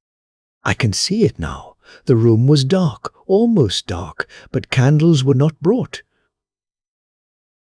Behold, Fedosey Nikolaich walks in. There, he and I were left in the darkness. "Whatever happened to you?" asked an officer. "What do you suppose?" asked Polzunkov, turning promptly, with a convulsively working face, to the young man with ringlets. "Well, gentlemen, a strange circumstance occurred, though indeed there was nothing strange in it. It was what is called an everyday affair. I simply took out of my pocket a roll of paper, and he a roll of paper." "Paper notes?" "Paper notes, and we exchanged. I don't mind betting that there's a flavour of bribery about it," observed a respectably dressed, closely cropped young gentleman. "Bribery!" Polzunkov caught him up. "Oh, may I be a liberal, such as many I have seen? If you too, when it is your lot to serve in the provinces, do not warm your hands at your country's hearth. For, as an author said, even the smoke of our native land is sweet to us. She is our mother, gentlemen, our mother Russia. We are her babes, and so we suck her." There was a roar of laughter. "Only would you believe it, gentlemen? I have never taken bribes," said Polzunkov, looking round at the whole company distrustfully. A prolonged burst of Homeric laughter drowned Polzunkov's words in guffaws. "It really is so, gentlemen." But here he stopped, still looking round at everyone with a strange expression of face. Perhaps. Who knows? At that moment the thought came into his mind that he was more honest than many of all that honourable company. Anyway, the serious expression of his face did not pass away till the general merriment was quite over. "And so," Polzunkov began again when all was still, "though I never did take bribes, yet that time I transgressed. I put in my pocket a bribe. From a bribe-taker, that is. There were certain papers in my hands which, if I had cared to send to a certain person, it would have gone ill with Fedosey Nikolaich. So then he bought them from you." "He did. Did he give much?"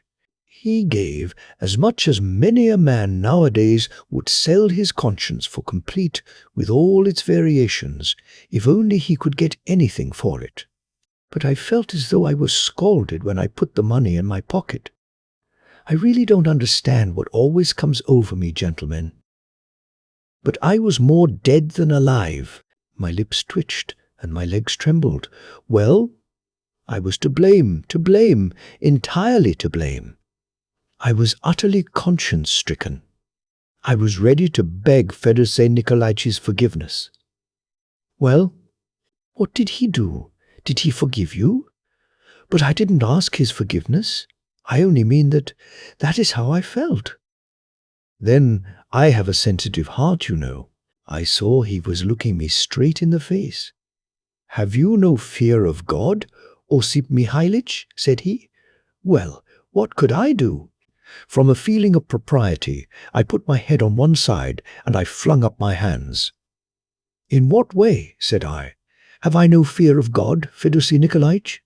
But I just said that from a feeling of propriety, I was ready to sink into the earth.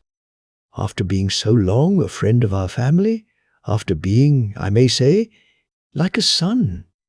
And who knows what heaven had in store for us, Osip Mihalich? And all of a sudden to inform against me. To think of that now! What am I to think of mankind after that, Osip Mihalich? Yes, gentlemen, he did read me a lecture. 'Come,' he said, 'you tell me what I am to think of mankind after that, Osip Mihalich.' What is he to think?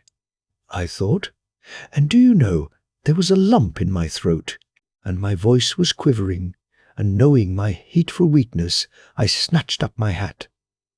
"Where are you off to, Osip Mihailitch? Surely on the eve of such a day you cannot bear malice against me? What wrong have I done you?" "Fedorsy Nikolaitch," I said. "Fedorsy Nikolaitch." In fact, I melted, gentlemen. I melted like a sugar stick. And the roll of notes that was lying in my pocket, that too seemed screaming out, "You ungrateful brigand, you accursed thief." It seemed to weigh 100-weight, if only it had weighed 100-weight. "Do." "I see," says Fedorsy Nikolaitch. "I see your penitence. You know tomorrow. St. Mary of Egypt's day." "Well, don't weep," said Fedorsy Nikolaitch. "That's enough. You've erred, and you are penitent. Come along. Maybe I may succeed in bringing you back again into the true path," says he. "Maybe my modest Penates, yes, Penates, I remember he used that expression, the rascal, will warm," says he, "your hardened, I will not say hardened, but erring heart." He took me by the arm, gentlemen, and led me to his family circle. A cold shiver ran down my back. I shuddered. I thought, with what eyes shall I present myself? You must know, gentlemen, eh? What shall I say? A delicate position had arisen here. Not Madame Polzunkov, Maria Fedosyevna, only she was not destined, you know, to bear the name you have given her. She did not attain that honor. Fedorsy Nikolaitch was right, you see. When he said that I was almost looked upon as a son in the house, it had been so, indeed, 6 months before, when a certain retired junker called Mihailo Maximych Divigailov was still living. But by God's will he died, and he put off settling his affairs till death settled his business for him. Oh. Well, never mind, gentlemen, forgive me. It was a slip of the tongue. It's a bad pun, but it doesn't matter. It's being bad. What happened was far worse, when I was left, so to say, with nothing in prospect but a bullet through the brain. For that junker, though he would not admit me into his house, he lived in grand style. For he had always known how to feather his nest, yet perhaps correctly he believed me to be his son. Aha! Yes, that was how it was. So they began to shoulder me at Fedorsy Nikolaitch's. I noticed things. I kept quiet. But all at once, unluckily for me, or perhaps luckily, a cavalry officer galloped into our little town like snow on our head. His business, buying horses for the army, was light and active, in cavalry style, but he settled himself solidly at Fedorsy Nikolaitch's as though he were laying siege to it. I approached the subject in a roundabout way, as my nasty habit is. I said one thing and another, asking him what I had done to be treated so, saying that I was almost like a son to him, and when might I expect him to behave more like a father? Well, he began answering me, and when he begins to speak, you are in for a regular epic in 12 cantos, and all you can do is to listen. Lick your lips and throw up your hands in delight. And not a ha'porth of sense. At least there's no making out the sense. You stand puzzled like a fool. He puts you in a fog. He twists about like an eel and wriggles away from you. It's a special gift, a real gift. It's enough to frighten people even if it is no concern of theirs. I tried one thing and another and went hither and thither. I took the lady songs and presented her with sweets and thought of witty things to say to her. I tried sighing and groaning. My heart aches, I said. It aches from love. And I went in for tears and secret explanations. Man is foolish, you know. I never reminded myself that I was 30. Not a bit of it. I tried all my arts. It was no go. It was a failure, and I gained nothing but jeers and jibes. I was indignant. I was choking with anger. I slunk off and would not set foot in the house. I thought and made up my mind to denounce him. Well, of course, It was a shabby thing. I meant to give away a friend, I confess. I had heaps of material, and splendid material. A grand case. It brought me 1,500 rubles when I changed it and my report on it for banknotes. Ah, so that was the bribe. Yes, sir. That was the bribe, and it was a bribe-taker who had to pay it. And I didn't do wrong, I can assure you. Well, now I will go on, he drew me. If you will kindly remember, more dead than alive into the room where they were having tea. They all met me, seeming as it were offended. That is, not exactly offended, but hurt.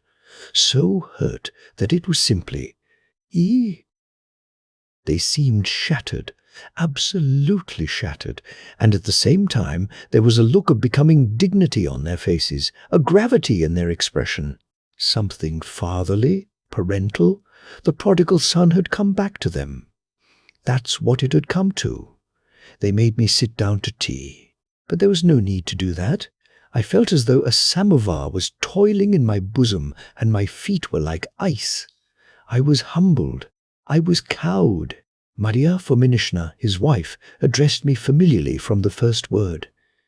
"How is it you have grown so thin, my boy?" "I've not been very well, Maria Fominishna," I said. My wretched voice shook.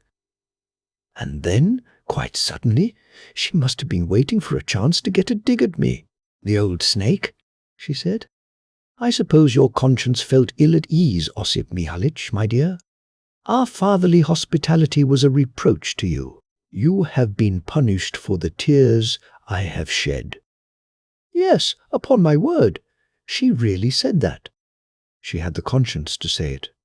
Why, that was nothing to her. She was a terror. She did nothing but sit there and pour out tea. But if you were in the market, my darling, I thought you'd shout louder than any fishwife there. That's the kind of woman she was. And then, to my undoing, the daughter, Maria Fedosyevna, came in all her innocence, a little pale, and her eyes red as though she had been weeping. I was bowled over on the spot like a fool. But it turned out afterwards that the tears were a tribute to the cavalry officer. He had made tracks for home and taken his hook for good and all. For you know it was high time for him to be off. I may as well mention the fact here, not that his leave was up precisely, but, you see, it was only later that the loving parents grasped the position and had found out all that had happened. What could they do? They hushed their trouble up, an addition to the family. Well, I could not help it. As soon as I looked at her, I was done for. I stole a glance at my hat. I wanted to get up and make off. But there was no chance of that. They took away my hat. I must confess I did think of getting off without it. Well, I thought, but no, they latched the doors. There followed friendly jokes, winking little airs and graces. I was overcome with embarrassment, said something stupid, talked nonsense about love. My charmer sat down to the piano, and with an air of wounded feeling sang the song about the hussar who leaned upon the sword. That finished me off. "Well," said Fedosey Nikolaitch, "all is forgotten. Come to my arms." I fell just as I was, with my face on his waistcoat. "My benefactor, you are a father to me," said I, and I shed floods of hot tears. "Lord have mercy on us, what a to-do there was!" He cried, his good lady cried, Bashenka cried, there was a flaxen-headed creature there.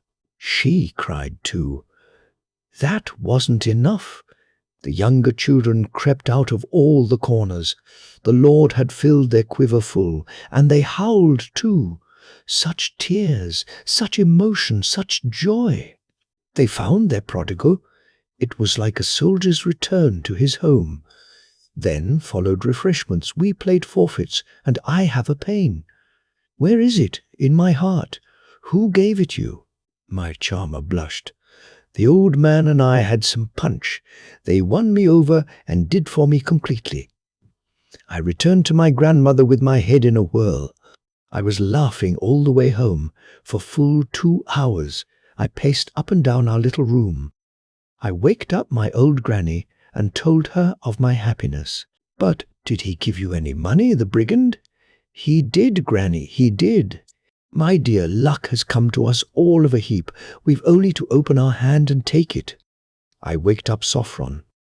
"Sophron," I said, "take off my boots." Sophron pulled off my boots.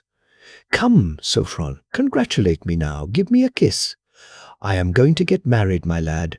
I am going to get married." "You can get jolly drunk tomorrow. You can have a spree, my dear soul. Your master is getting married." My heart was full of jokes and laughter.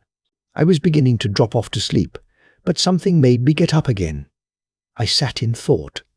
Tomorrow is the 1st of April, a bright and playful day. What should I do? And I thought of something. "Why, gentlemen," I got out of bed, lighted a candle, and sat down to the writing table just as I was. I was in a fever of excitement, quite carried away. You know, gentlemen, what it is when a man is quite carried away. I wallowed joyfully in the mud, my dear friends. You see what I am like. They take something from you, and you give them something else as well and say, "Take that, too." They strike you on the cheek, and in your joy you offer them your whole back. Then they try to lure you like a dog with a bun, and you embrace them with your foolish paws, and fall to kissing them with all your heart and soul. Why, see what I am doing now, gentlemen. You are laughing and whispering. I see it. After I have told you all my story, you will begin to turn me into ridicule. You will begin to attack me. But yet I go on, talking and talking and talking. And who tells me to? Who drives me to do it? Who is standing behind my back whispering to me? Speak. Speak and tell them. And yet I do talk. I go on telling you. I try to please you as though you were my brothers or my dearest friends. Eh.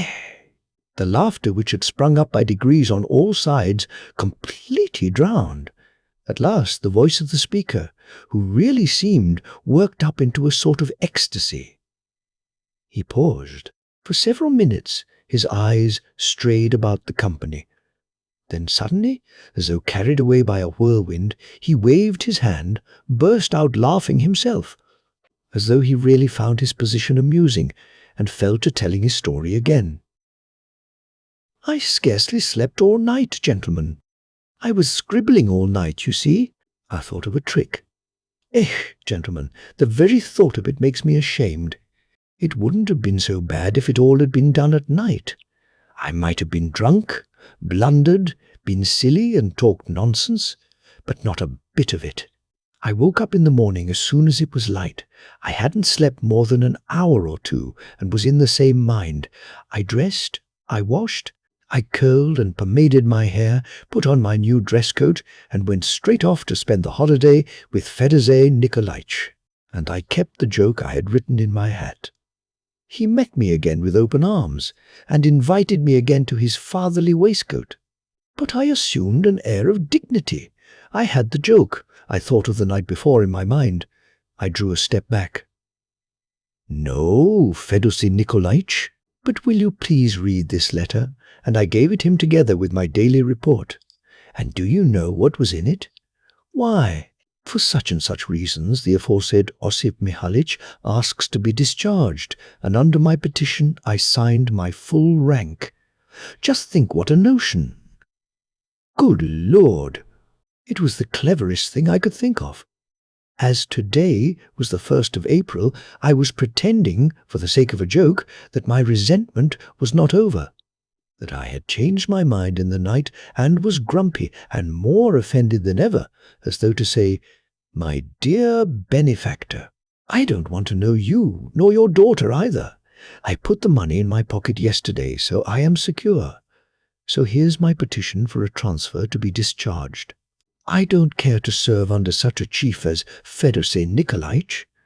I want to go into a different office, and then, maybe, I'll inform." I pretended to be a regular scoundrel. I wanted to frighten them. And a nice way of frightening them, wasn't it? A pretty thing, gentlemen, wasn't it? You see, my heart had grown tender towards them since the day before, so I thought I would have a little joke at the family. I would tease the fatherly heart of Fedosey Nikolaich. As soon as he took my letter and opened it, I saw his whole countenance change. "What's the meaning of this, Osip Mihalitch?" And, like a little fool, I said, "The 1st of April. Many happy returns of the day, Fedosey Nikolaich." Just like a silly schoolboy who hides behind his grandmother's armchair and then shouts, "Oof!" into her ear, suddenly at the top of his voice, meaning to frighten her. "Yes, yes, I feel quite ashamed to talk about it, gentlemen." "No, I won't tell you." "Nonsense! What happened then?" "Nonsense, nonsense! Tell us." "Yes, do," rose on all sides. There was an outcry and a hullabaloo, my dear friends. Such exclamations of surprise. "And you mischievous fellow, you naughty man!" And what a fright I had given them! And all so sweet that I felt ashamed and wondered how such a holy place could be profaned by a sinner like me. "Well, my dear boy," piped the mamma, "you gave me such a fright that my legs are all of a tremble. Still, I can hardly stand on my feet. I ran to Masha as though I were crazy. 'Mashenka,' I said, 'what will become of us? See how your friend has turned out.' And I was unjust to you, my dear boy. You must forgive an old woman like me. I was taken in." Well, I thought, when he got home last night, he got home late. He began thinking, and perhaps he fancied that we sent for him on purpose yesterday, that we wanted to get hold of him. I turned cold at the thought. "Give over, Mashenka. Don't go on winking at me. Osip Mihalitch isn't a stranger. I am your mother. I am not likely to say any harm. Thank God, I am not 20, but turned 45. Well, gentlemen, I almost flopped at her feet on the spot. Again there were tears. Again there were kisses. Jokes began. Fedosey Nikolaich, too, thought he would make April fools of us. He told us the fiery bird had flown up with a letter in her diamond beak. He tried to take us in, too. Didn't we laugh? Weren't we touched? Fool! I feel ashamed to talk about it. Well, my good friends, the end is not far off now. 1 day passed, 2, 3, a week. I was regularly engaged to her. I should think so. The wedding rings were ordered. The day was fixed. Only they did not want to make it public for a time. They wanted to wait for the inspector's visit to be over. I was all impatience for the inspector's arrival. My happiness depended upon him. I was in a hurry to get his visit over. And in the excitement and rejoicing, Fedosey Nikolaich threw all the work upon me, writing up the accounts, making up the reports, checking the books, balancing the totals. I found things in terrible disorder. Everything had been neglected. There were muddles and irregularities everywhere. Well, I thought, I must do my best for my father-in-law. And he was ailing all the time. He was taken ill, it appears. He seemed to get worse day by day. And, indeed, I grew as thin as a rake myself. I was afraid I would break down. However, I finished the work grandly. I got things straight for him in time. Suddenly they sent a messenger for me. I ran headlong. What could it be? I saw my Fedosey Nikolaich, his head bandaged up in a vinegar compress, frowning, sighing, and moaning. "My dear boy, my son," he said, "if I die, to whom shall I leave you, my darlings?" His wife trailed in with all his children. Mashenka was in tears, and I blubbered too. "Oh no," he said, "God will be merciful. He will not visit my transgressions on you." Then he dismissed them all, told me to shut the door after them, and we were left alone. Tete-a-tete.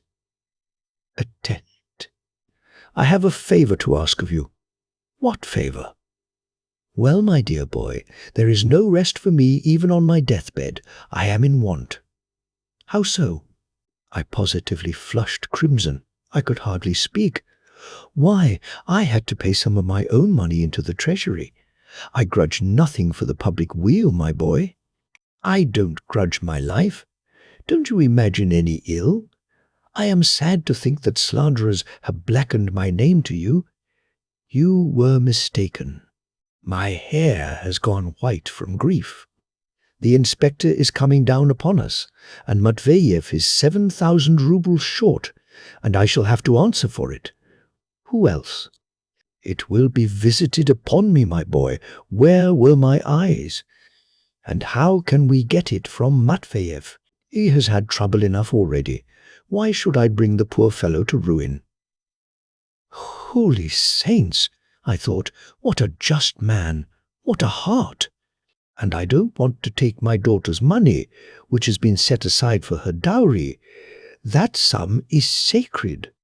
I have money of my own, it's true, but I have lent it all to friends. How is one to collect it all in a minute? I simply fell on my knees before him. My benefactor, I cried, I've wronged you. I have injured you. It was slanderers who wrote against you. Don't break my heart. Take back your money. He looked at me, and there were tears in his eyes. That was just what I expected from you, my son. Get up. I forgave you at the time for the sake of my daughter's tears. Now my heart forgives you freely. You have healed my wounds. I bless you for all time. Well, when he blessed me, gentlemen, I scurried home as soon as I could. I got the money. Here, father. Here's the money. I've only spent 50 roubles. Well, that's all right, he said. But now every trifle may count. The time is short. Write a report dated some days ago that you were short of money and had taken 50 roubles on account. I'll tell the authorities you had it in advance. Well, gentlemen, what do you think? I did write that report too. Well, what then? What happened? How did it end? As soon as I had written the report, gentlemen, this is how it ended. The next day, in the early morning, an envelope with a government seal arrived. I looked at it, and what had I got? The sack. That is, instructions to hand over my work, to deliver the accounts, and to go about my business. How so? That's just what I cried at the top of my voice. How so? Gentlemen, there was a ringing in my ears. I thought there was no special reason for it. But no, the inspector had arrived in the town. My heart sank. It's not for nothing, I thought. And just as I was, I rushed off to Fyodor Nikolaitch. How is this? I said. What do you mean? He said. Why, I am dismissed. Dismissed? How? Why, look at this. Well, what of it? Why, but I didn't ask for it. Yes, you did. You sent in your papers on the 1st of April. I had never taken that letter back. Fyodor Nikolaitch. I can't believe my ears. I can't believe my eyes. Is this you? It is me. Why? My God. I am sorry, sir. I am very sorry that you made up your mind to retire from the service so early. A young man ought to be in the service, and you've begun to be a little light-headed of late. And as for your character, set your mind at rest. I'll see to that. Your behavior has always been so exemplary. But that was a little joke, Fyodor Nikolaitch. I didn't mean it. I just gave you the letter for your fatherly. That's all. That's all. A queer joke, sir. Does one jest with documents like that? Why, you are sometimes sent to Siberia for such jokes. Now, goodbye. I am busy. We have the inspector here. The duties of the service before everything. You can kick up your heels, but we have to sit here at work. But I'll get you a character. Oh, another thing. I'd just bought a house from Matveyev. We are moving in a day or two, so I expect I shall not have the pleasure of seeing you at our new residence. Bon voyage!" I ran home. "We are lost, Granny," she wailed. "Poor dear." And then I saw the page from Fyodor Nikolaitch's running up with a note and a bird cage. And in the cage there was a starling. In the fullness of my heart I had given her the starling. And in the note there were the words, "April 1st, and nothing more." What do you think of that, gentlemen? What happened then? What happened then? What then? I met Fyodor Nikolaitch once. I meant to tell him to his face he was a scoundrel. Well, but somehow I couldn't bring myself to it, gentlemen. A little hero. A story. At that time I was nearly 11. I had been sent in July to spend a holiday in a village near Moscow with a relation of mine called T, whose house was full of guests, 50 or perhaps more. I don't remember, I didn't count. The house was full of noise and gaiety. It seemed as though it were a continual holiday which would never end. It seemed as though our host had taken a vow to squander all his vast fortune as rapidly as possible, and he did indeed succeed, not long ago, in justifying this surmise. That is, in making a clean sweep of it all to the last stick. Fresh visitors used to drive up every minute. Moscow was close by, in sight, so that those who drove away only made room for others, and the everlasting holiday went on its course. Festivities succeeded one another, and there was no end in sight to the entertainments. There were riding parties about the environs, excursions to the forest or the river, picnics, dinners in the open air, suppers on the great terrace of the house, bordered with 3 rows of gorgeous flowers that flooded with their fragrance the fresh night air, and illuminated the brilliant lights which made our ladies, who were almost every one of them pretty at all times, seem still more charming, with their faces excited by the impressions of the day, with their sparkling eyes, with their interchange of sprightly conversation, their peals of ringing laughter, dancing, music, singing, if the sky were overcast, tableaux vivants, charades, proverbs were arranged, private theatricals were got up. There were good talkers, storytellers, wits. Certain persons were prominent in the foreground. Of course, backbiting and slander ran their course, as without them the world could not get on, and millions of persons would perish of boredom like flies. But as I was at that time 11, I was absorbed by very different interests, and either failed to observe these people, or, if I noticed anything, did not see it all. It was only afterwards that some things came back to my mind. My childish eyes could only see the brilliant side of the picture, and the general animation, splendor, and bustle.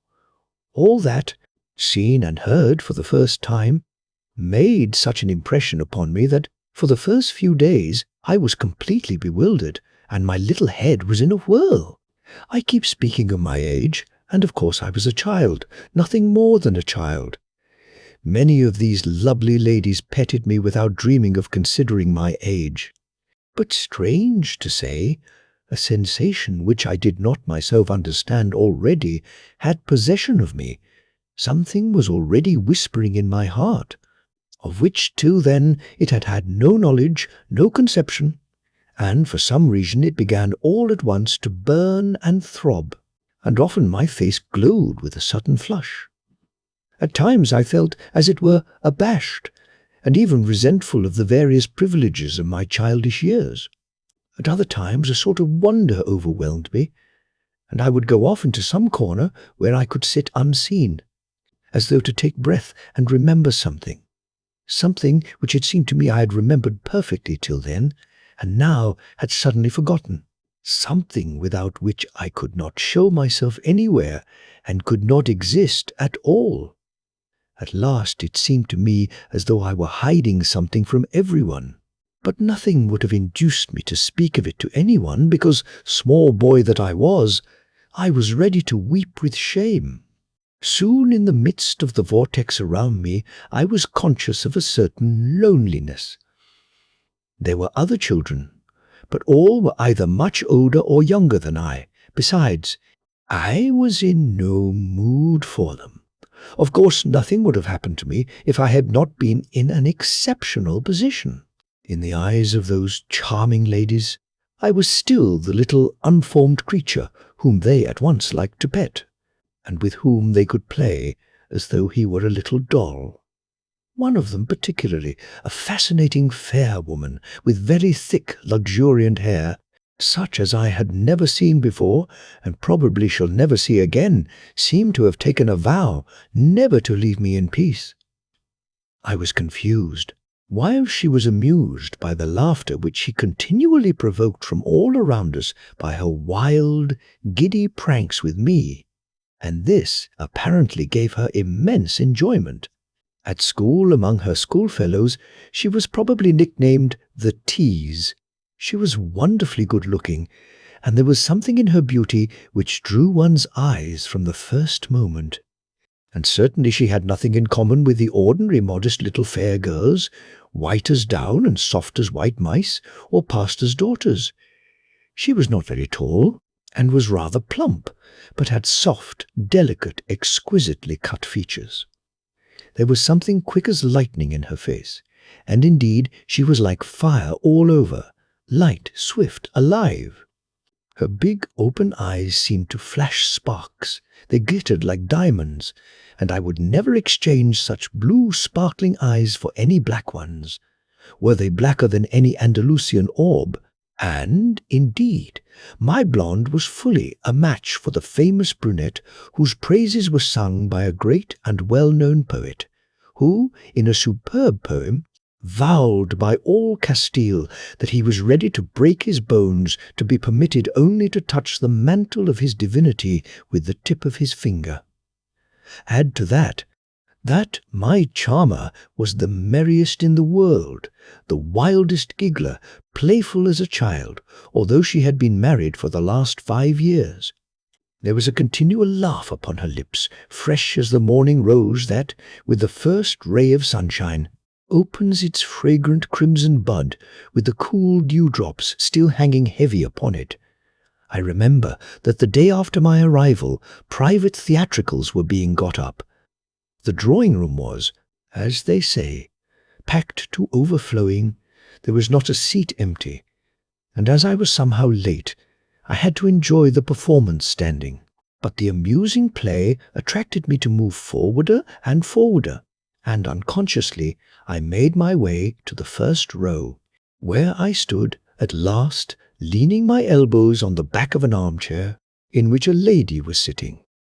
It was my blonde divinity, but we had not yet made acquaintance, and I gazed, as it happened, at her marvellous, fascinating shoulders, plump and white as milk, though it did not matter to me in the least whether I stared at a woman's exquisite shoulders or at the cap with flaming ribbons that covered the grey locks of a venerable lady in the front row.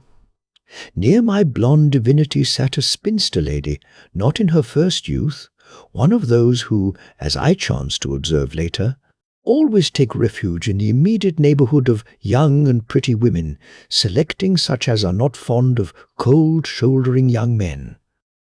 But that is not the point.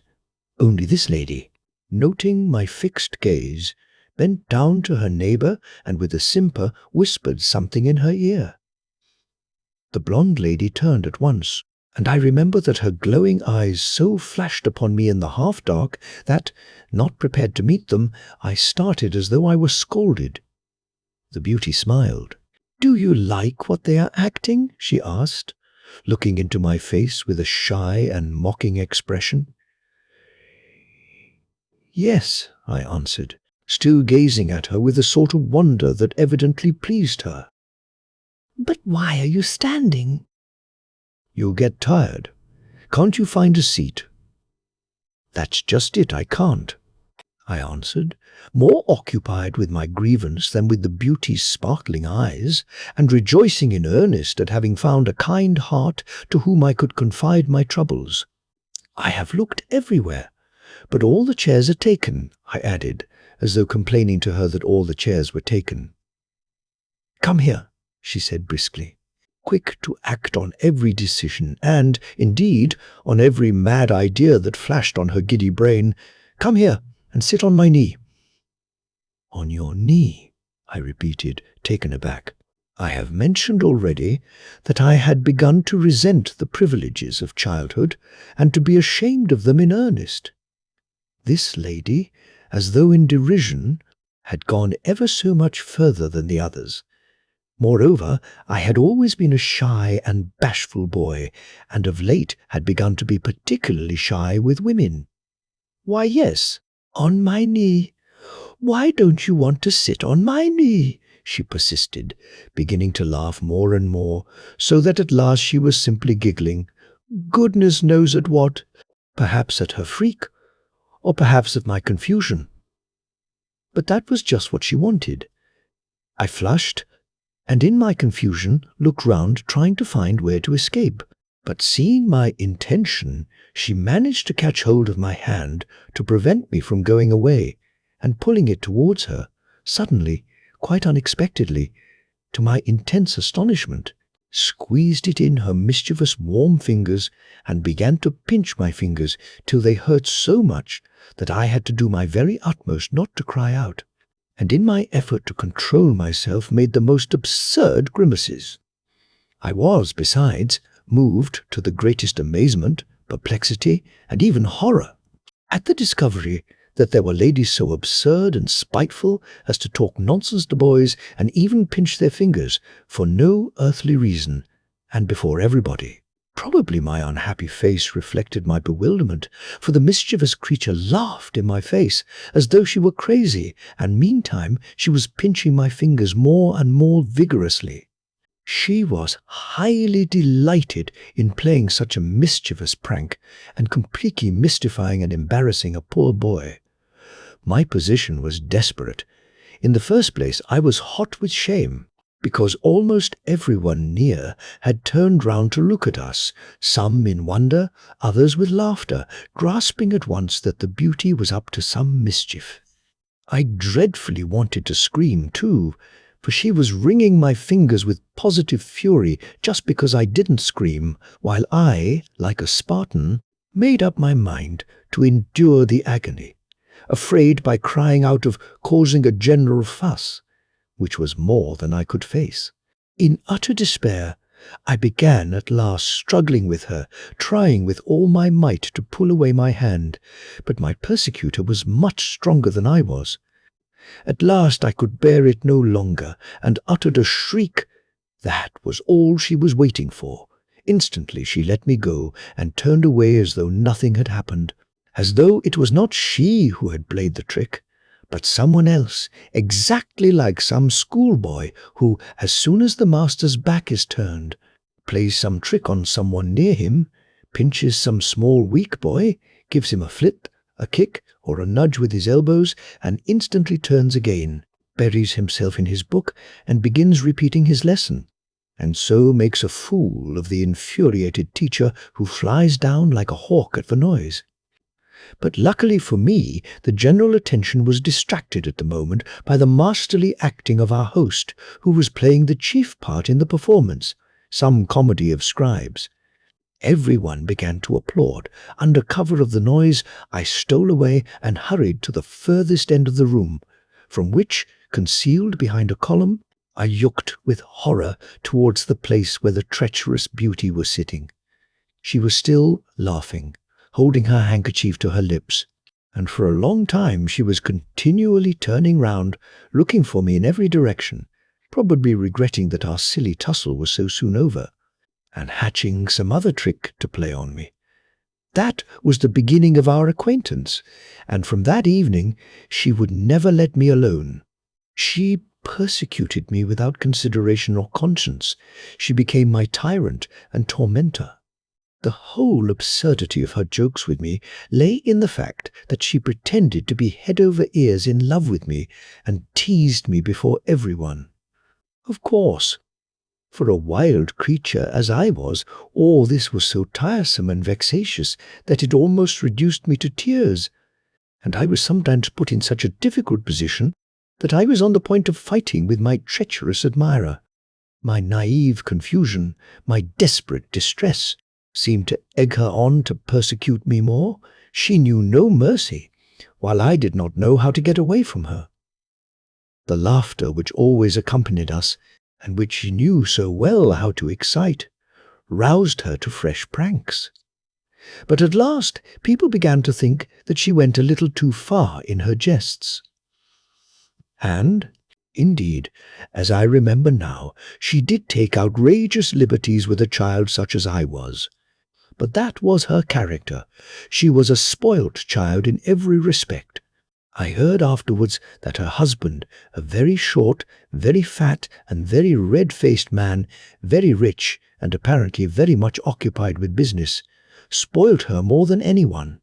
Always busy and flying round, he could not stay 2 hours in one place. Every day he drove into Moscow, sometimes twice in the day, and always, as he declared himself, on business. It would be hard to find a livelier and more good-natured face than his facetious but always well-bred countenance. He not only loved his wife to the point of weakness, softness, he simply worshipped her like an idol. He did not restrain her in anything. She had masses of friends, male and female. In the first place, almost everybody liked her, and secondly, the feather-headed creature was not herself over-particular in the choice of her friends, though there was a much more serious foundation to her character than might be supposed from what I have just said about her. But of all her friends she liked best of all one young lady, a distant relation, who was also of our party now. There existed between them a tender and subtle affection, one of those attachments which sometimes spring up at the meeting of two dispositions, often the very opposite of each other, of which one is deeper, purer, and more austere, while the other, with lofty humility and generous self-criticism, lovingly gives way to the other, conscious of the friend's superiority and cherishing the friendship as a happiness. Then begins that tender and noble subtlety in the relations of such characters, love and infinite indulgence on the one side, on the other, love and respect, a respect approaching awe, approaching anxiety as to the impression made on the friend so highly prized, and an eager, jealous desire to get closer and closer to that friend's heart in every step in life. These two friends were of the same age, but there was an immense difference between them in everything, in looks to begin with. Madame M. was also very handsome, but there was something special in her beauty that strikingly distinguished her from the crowd of pretty women. There was something in her face that at once drew the affection of all to her, or rather, which aroused a generous and lofty feeling of kindliness in everyone who met her. There are such happy faces. At her side everyone grew, as it were, better, freer, more cordial, and yet her big, mournful eyes, full of fire and vigour, had a timid and anxious look, as though every minute dreading something antagonistic and menacing, and this strange timidity at times cast so mournful a shade over her mild, gentle features, which recalled the serene faces of Italian Madonnas, that looking at her one soon became oneself sad, as though for some trouble of one's own. The pale, thin face, in which, through the irreproachable beauty of the pure, regular lines and the mournful severity of some mute hidden grief, there often flitted the clear looks of early childhood, telling of trustful years and perhaps simple-hearted happiness in the recent past. The gentle but diffident, hesitating smile, all aroused such unaccountable sympathy for her that every heart was unconsciously stirred with a sweet and warm anxiety that powerfully interceded on her behalf even at a distance, and made even strangers feel akin to her. But the lovely creature seemed silent and reserved, though no one could have been more attentive and loving if anyone needed sympathy. There are women who are like sisters of mercy in life. Nothing can be hidden from them, nothing at least, that is a sore or wound of the heart. Anyone who is suffering may go boldly and hopefully to them, without fear of being a burden, for few men know the infinite patience of love, compassion, and forgiveness that may be found in some women's hearts.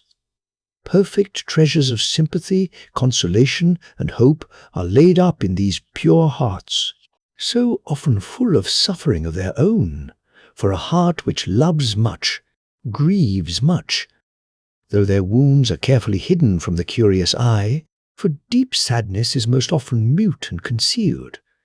They are not dismayed by the depth of the wound, nor by its foulness and its stench. Anyone who comes to them is deserving of help. They are, as it were, born for heroism. Mem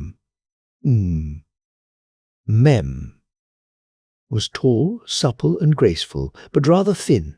All her movements seemed somehow irregular, at times slow, smooth, and even dignified, at times childishly hasty. And yet, at the same time, there was a sort of timid humility in her gestures, something tremulous and defenceless, though it neither desired nor asked for protection. I have mentioned already that the outrageous teasing of the treacherous fair lady abashed me, flabbergasted me, and wounded me to the quick. But there was for that another secret, strange and foolish reason, which I concealed, at which I shuddered as at a skeleton. At the very thought of it, brooding, utterly alone and overwhelmed, in some dark, mysterious corner to which the inquisitorial, mocking eye of the blue-eyed rogue could not penetrate, I almost gasped with confusion, shame, and fear. In short, I was in love. That, perhaps, is nonsense. That could hardly have been. But why was it, of all the faces surrounding me, only her face caught my attention? Why was it that it was only she whom I cared to follow with my eyes, though I certainly had no inclination in those days to watch ladies and seek their acquaintance? This happened most frequently on the evenings when we were all kept indoors by bad weather, and when, lonely, hiding in some corner of the big drawing-room, I stared about me aimlessly, unable to find anything to do, for except my teasing ladies, few people ever addressed me, and I was insufferably bored on such evenings. Then I stared at the people round me, listened to the conversation, of which I often did not understand one word, and at that time the mild eyes, the gentle smile, and lovely face of M, for she was the object of my passion, for some reason caught my fascinated attention, and the strange, vague, but unutterably sweet impression remained with me. Often for hours together, I could not tear myself away from her. I studied every gesture, every movement she made, listened to every vibration of her rich, silvery, but rather muffled voice. But strange to say, as the result of all my observations, I felt, mixed with a sweet and timid impression, a feeling of intense curiosity. It seemed as though I were on the verge of some mystery. Nothing distressed me so much as being mocked at in the presence of This mockery and humorous persecution, as I thought, humiliated me, and when there was a general burst of laughter at my expense, in which me, sometimes could not help joining in despair, beside myself with misery, I used to tear myself from my tormentor and run away upstairs, where I remained in solitude the rest of the day, not daring to show my face in the drawing-room. I did not yet, however, understand my shame nor my agitation. The whole process went on in me unconsciously. I had hardly said 2 words to me, and indeed I should not have dared to. But one evening, after an unbearable day, I turned back from an expedition with the rest of the company. I was horribly tired and made my way home across the garden. On a seat in a secluded avenue, I saw Mom. She was sitting quite alone, as though she had purposely chosen this solitary spot. Her head was drooping, and she was mechanically twisting her handkerchief. She was so lost in thought that she did not hear me till I reached her. Noticing me, she got up quickly from her seat, turned round, and I saw her hurriedly wipe her eyes with her handkerchief. She was crying. Drying her eyes, she smiled to me and walked back with me to the house. I don't remember what we talked about, but she frequently sent me off on one pretext or another to pick a flower or to see who was riding in the next avenue. And when I walked away from her, she had once put her handkerchief to her eyes again and wiped away rebellious tears, which would persist in rising again and again from her heart and dropping from her poor eyes. I realized that I was very much in her way when she sent me off so often, and, indeed, she saw herself that I noticed it all, but yet could not control herself, and that made my heart ache more and more for her.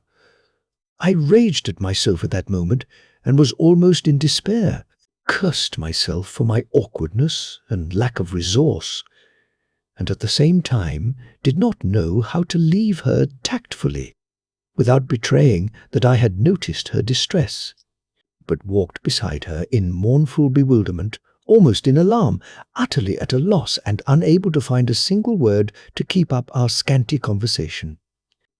This meeting made such an impression on me that I stealthily watched me, the whole evening with eager curiosity, and never took my eyes off her.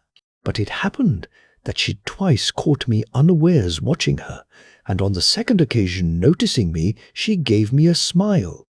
It was the only time she smiled that evening.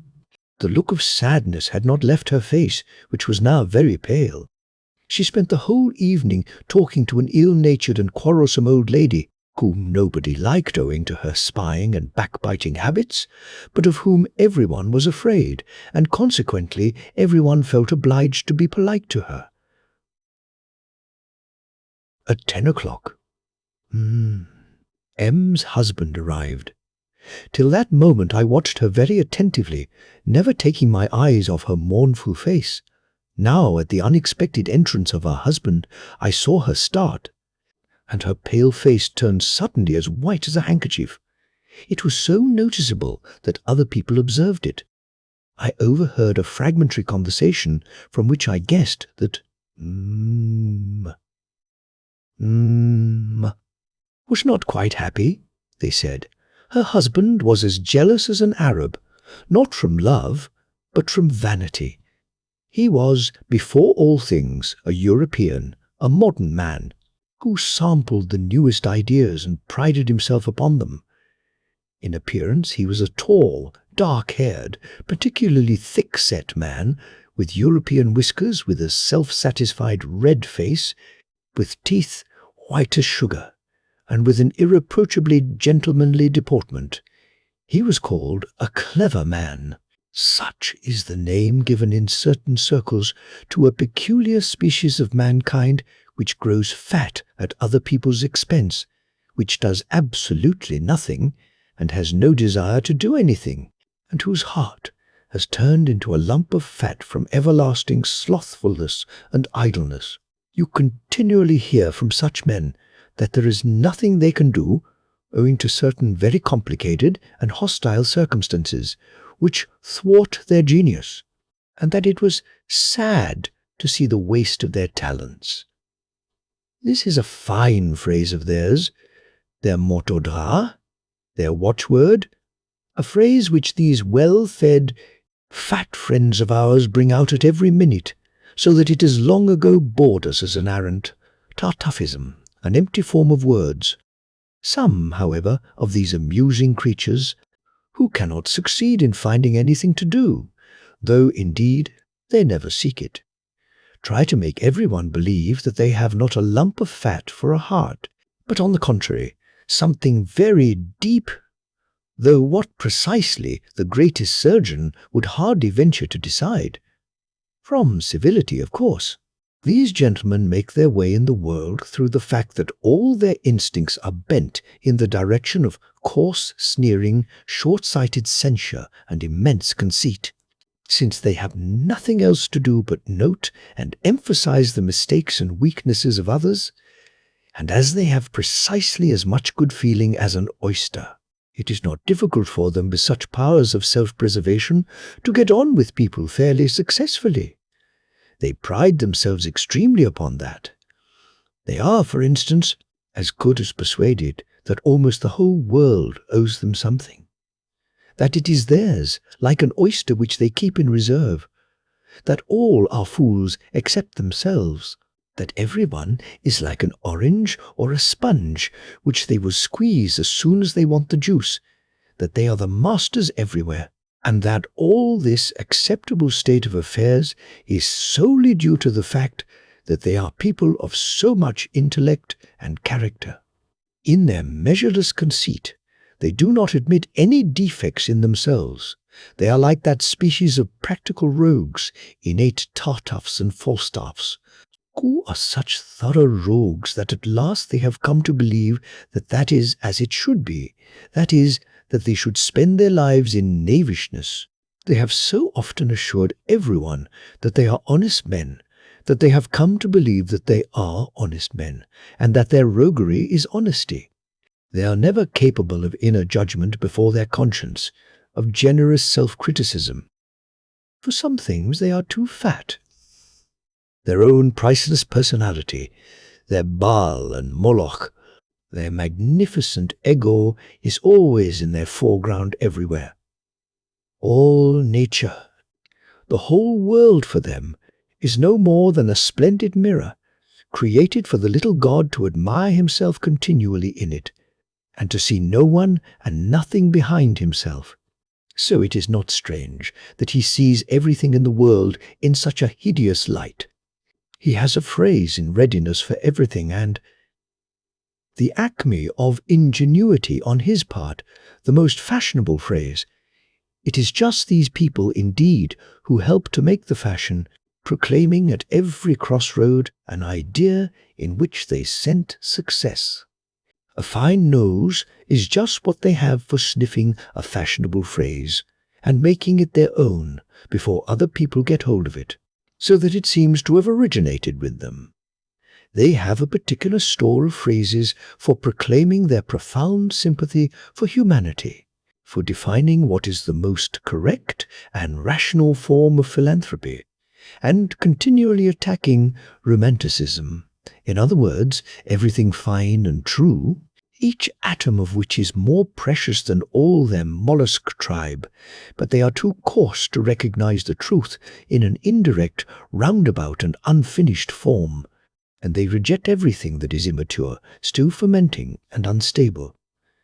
The well-nourished man has spent all his life in merrymaking, with everything provided, has done nothing himself, and does not know how hard every sort of work is, and so woe betide you if you jar upon his fat feelings by any sort of roughness. He'll never forgive you for that. He will always remember it and will gladly avenge it.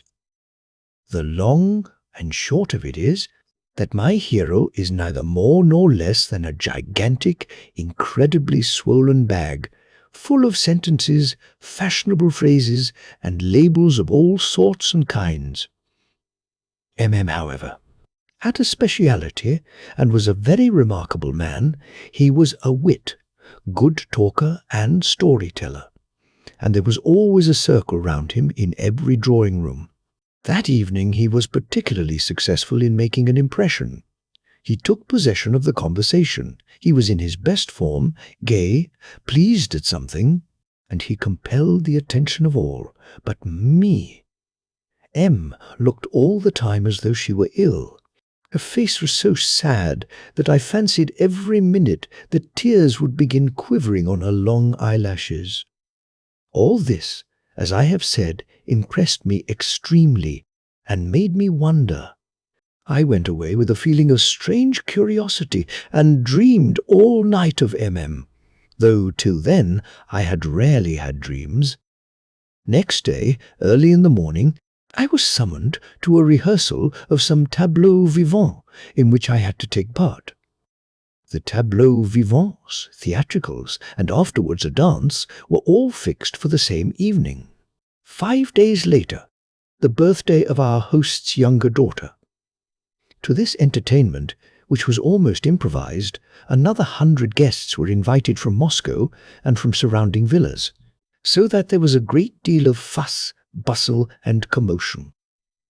The rehearsal, or rather review of the costumes, was fixed so early in the morning because our manager, a well-known artist, a friend of our host's, who had consented through affection for him to undertake the arrangement of the tableau and the training of us for them, was in haste now to get to Moscow to purchase properties and to make final preparations for the fête, as there was no time to lose. I took part in one tableau with M. It was a scene from medieval life and was called The Lady of the Castle and Her Page. I felt unutterably confused on meeting me. At the rehearsal. I kept feeling that she would at once read in my eyes all the reflections, the doubts, the surmises, that had arisen in my mind since the previous day. I fancied, too, that I was, as it were, to blame in regard to her, for having come upon her tears the day before and hindered her grieving so that she could hardly help looking at me askance, as an unpleasant witness and unforgiven sharer of her secret. But, thank goodness, it went off without any great trouble. I was simply not noticed. I think she had no thoughts to spare for me or for the rehearsal. She was absent-minded, sad and gloomily thoughtful. It was evident that she was worried by some great anxiety. As soon as my part was over, I ran away to change my clothes, and 10 minutes later came out on the veranda into the garden. Almost at the same time, M came out by another door, and immediately afterwards, coming towards us, appeared her self-satisfied husband, who was returning from the garden, after just escorting into it quite a crowd of ladies, and there handing them over to a competent and cavaliere servante. The meeting of the husband and wife was evidently unexpected. I don't know why. Grew suddenly confused, and a faint trace of vexation was betrayed in her impatient movement. The husband, who had been carelessly whistling an air, and with an air of profundity stroking his whiskers, now, on meeting his wife, frowned and scrutinized her, as I remember now, with a markedly inquisitorial stare. "You are going into the garden?" he asked, noticing the parasol and book in her hand. "No, into the copse," she said, with a slight flush. "Alone?" "With him," said me, pointing to me. "I always go a walk alone in the morning," she added, speaking in an uncertain, hesitating voice, as people do when they tell their first lie. "And I have just taken the whole party there. They have all met there together in the flower arbour to see N off. He is going away, you know. But something has gone wrong in Odessa. Your cousin," he meant the fair beauty, "is laughing and crying at the same time. There is no making her out. She says, though, that you are angry with N about something, and so wouldn't go and see him off." "Nonsense, of course." "She's laughing," said me, coming down the veranda steps. "So this is your daily cavaliere servente," added M, with a wry smile, turning his lorgnette upon me. "Page," I cried, angered by the lorgnette and the jeer, and laughing straight in his face, I jumped down the 3 steps of the veranda at one bound. "A pleasant walk," muttered Miss M, and went on his way. Of course, I immediately joined me. As soon as she indicated me to her husband, and looked as though she had invited me to do so an hour before, and as though I had been accompanying her on her walks every morning for the last month. but I could not make out why she was so confused, so embarrassed, and what was in her mind when she brought herself to have recourse to her little lie. Why had she not simply said that she was going alone? I did not know how to look at her, but overwhelmed with wonder, I began by degrees, very naively peeping into her face, but just as an hour before at the rehearsal she did not notice either my looks or my mute question. The same anxiety, only more intense and more distinct, was apparent in her face, in her agitation, in her walk. She was in haste and walked more and more quickly and kept looking uneasily down every avenue, down every path in the wood that led in the direction of the garden. And I, too, was expecting something. Suddenly, there was the sound of horses' hoofs behind us. It was the whole party of ladies and gentlemen on horseback escorting N, the gentleman who was so suddenly deserting us. Among the ladies was my fair tormentor, of whom MMM had told us that she was in tears. But characteristically, she was laughing like a child and was galloping briskly on a splendid bay horse. On reaching us, N took off his hat, but did not stop nor say one word to me. M. Soon all the cavalcade disappeared from our sight. I glanced at me. M. And almost cried out in wonder. She was standing as white as a handkerchief, and big tears were gushing from her eyes. By chance our eyes met. M. suddenly flushed and turned away for an instant, and a distinct look of uneasiness and vexation flitted across her face. I was in the way, worse even than last time. That was clearer than day, but how was I to get away? And, as though guessing my difficulty, M. opened the book which she had in her hand, and colouring, and evidently trying not to look at me, she said, as though she had only suddenly realized it, "Ah, it is the second part. I've made a mistake. Please bring me the first." I could not but understand. My part was over, and I could not have been more directly dismissed. I ran off with her book and did not come back. The first part lay undisturbed on the table that morning. But I was not myself. In my heart there was a sort of haunting terror. I did my utmost not to meet Mima, but I looked with wild curiosity at the self-satisfied person of M., as though there must be something special about him now. I don't understand what was the meaning of my absurd curiosity. I only remember that I was strangely perplexed by all that I had chanced to see that morning. But the day was only just beginning, and it was fruitful in events for me. Dinner was very early that day. An expedition to a neighbouring hamlet to see a village festival that was taking place there had been fixed for the evening, and so it was necessary to be in time to get ready. I had been dreaming for the last 3 days of this excursion, anticipating all sorts of delights. Almost all the company gathered together on the veranda for coffee. I cautiously followed the others and concealed myself behind the third row of chairs. I was attracted by curiosity, and yet I was very anxious not to be seen by me. But, as luck would have it, I was not far from my fair tormentor. Something miraculous and incredible was happening to her that day. She looked twice as handsome. I don't know how and why this happens, but such miracles are by no means rare with women. There was with us at this moment a new guest, a tall, pale-faced young man, the official admirer of our fair beauty, who had just arrived from Moscow as though on purpose to replace N., of whom rumour said that he was desperately in love with the same lady. As for the newly arrived guest, he had for a long time past been on the same terms as Benedick with Beatrice in Shakespeare's Much Ado About Nothing. In short, the fair beauty was in her very best form that day.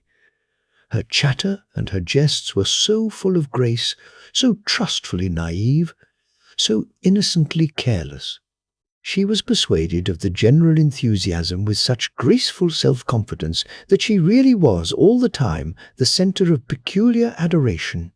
A throng of surprised and admiring listeners was continually round her, and she had never been so fascinating.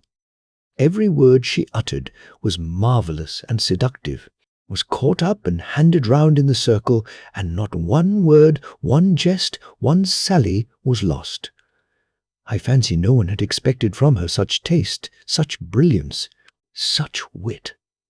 Her best qualities were, as a rule, buried under the most harum-scarum wilfulness, the most school-boyish pranks, almost verging on buffoonery. They were rarely noticed, and, when they were hardly believed in, so that now her extraordinary brilliancy was accompanied by an eager whisper of amazement among all. There was, however, one peculiar and rather delicate circumstance, judging at least by the part in it played by me, M's husband, which contributed to her success. The madcap ventured, and I must add to the satisfaction of almost everyone, or, at any rate, to the satisfaction of all the young people, to make a furious attack upon him, owing to many causes, probably of great consequence in her eyes.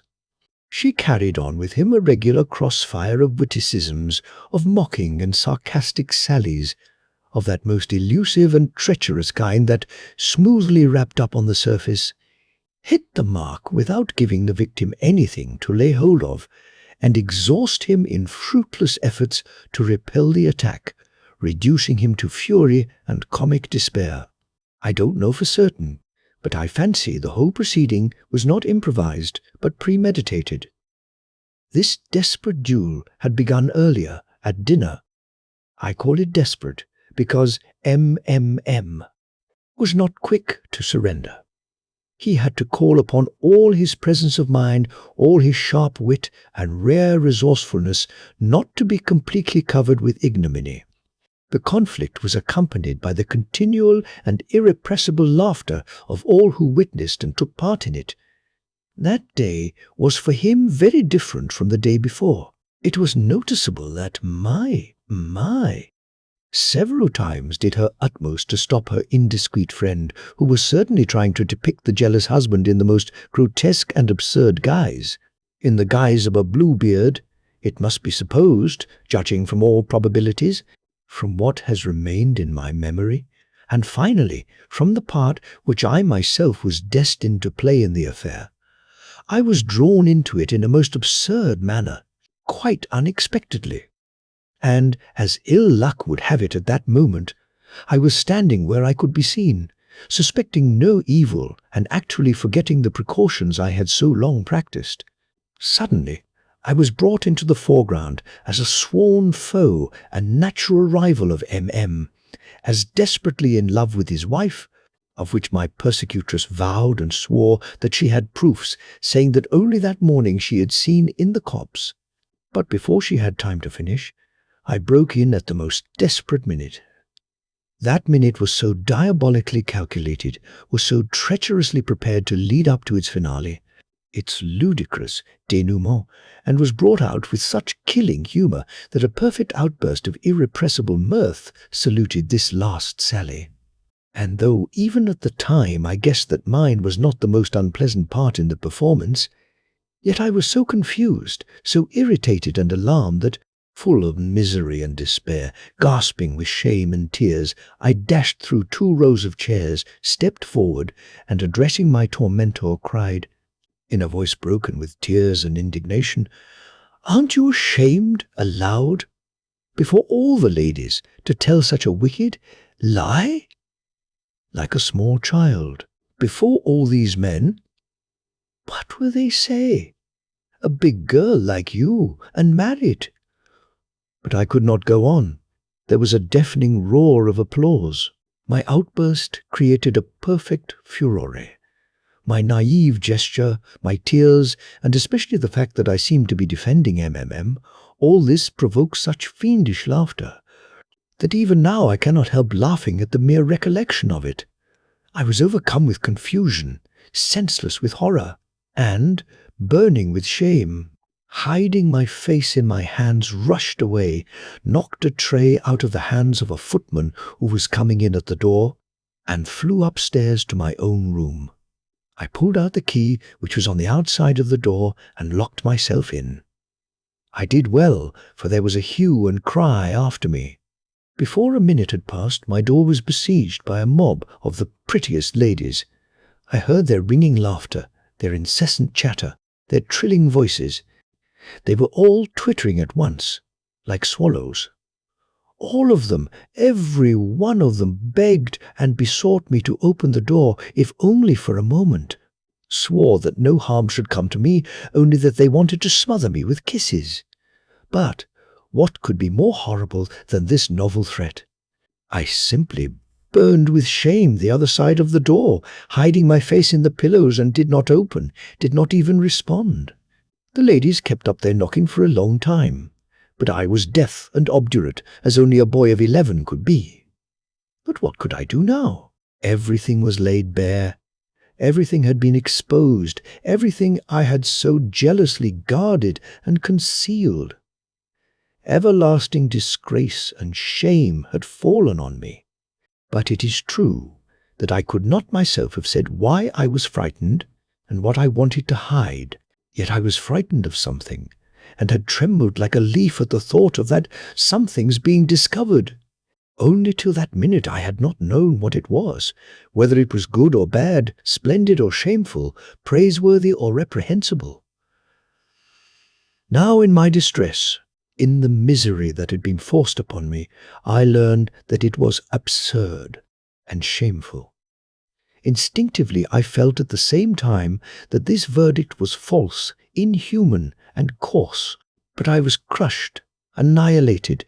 Consciousness seemed checked in me and thrown into confusion. I could not stand up against that verdict, nor criticize it properly. I was befogged.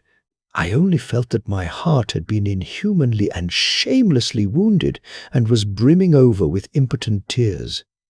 I was irritated, but I was boiling with indignation and hate, such as I had never felt before. For it was the first time in my life that I had known real sorrow, insult, and injury. And it was truly that, without any exaggeration. The first untried, unformed feeling had been so coarsely handled in me, a child. The first fragrant, virginal modesty had been so soon exposed and insulted, and the first, and perhaps very real and aesthetic impression, had been so outraged. Of course, there was much my persecutors did not know, and did not divine in my sufferings. One circumstance, which I had not succeeded in analyzing till then, of which I had been, as it were, afraid, partly entered into it. I went on lying on my bed in despair and misery, hiding my face in my pillow, and I was alternately feverish and shivery. I was tormented by two questions. First, what had the wretched fair beauty seen, and, in fact, what could she have seen that morning in the corpse between me, M, and me?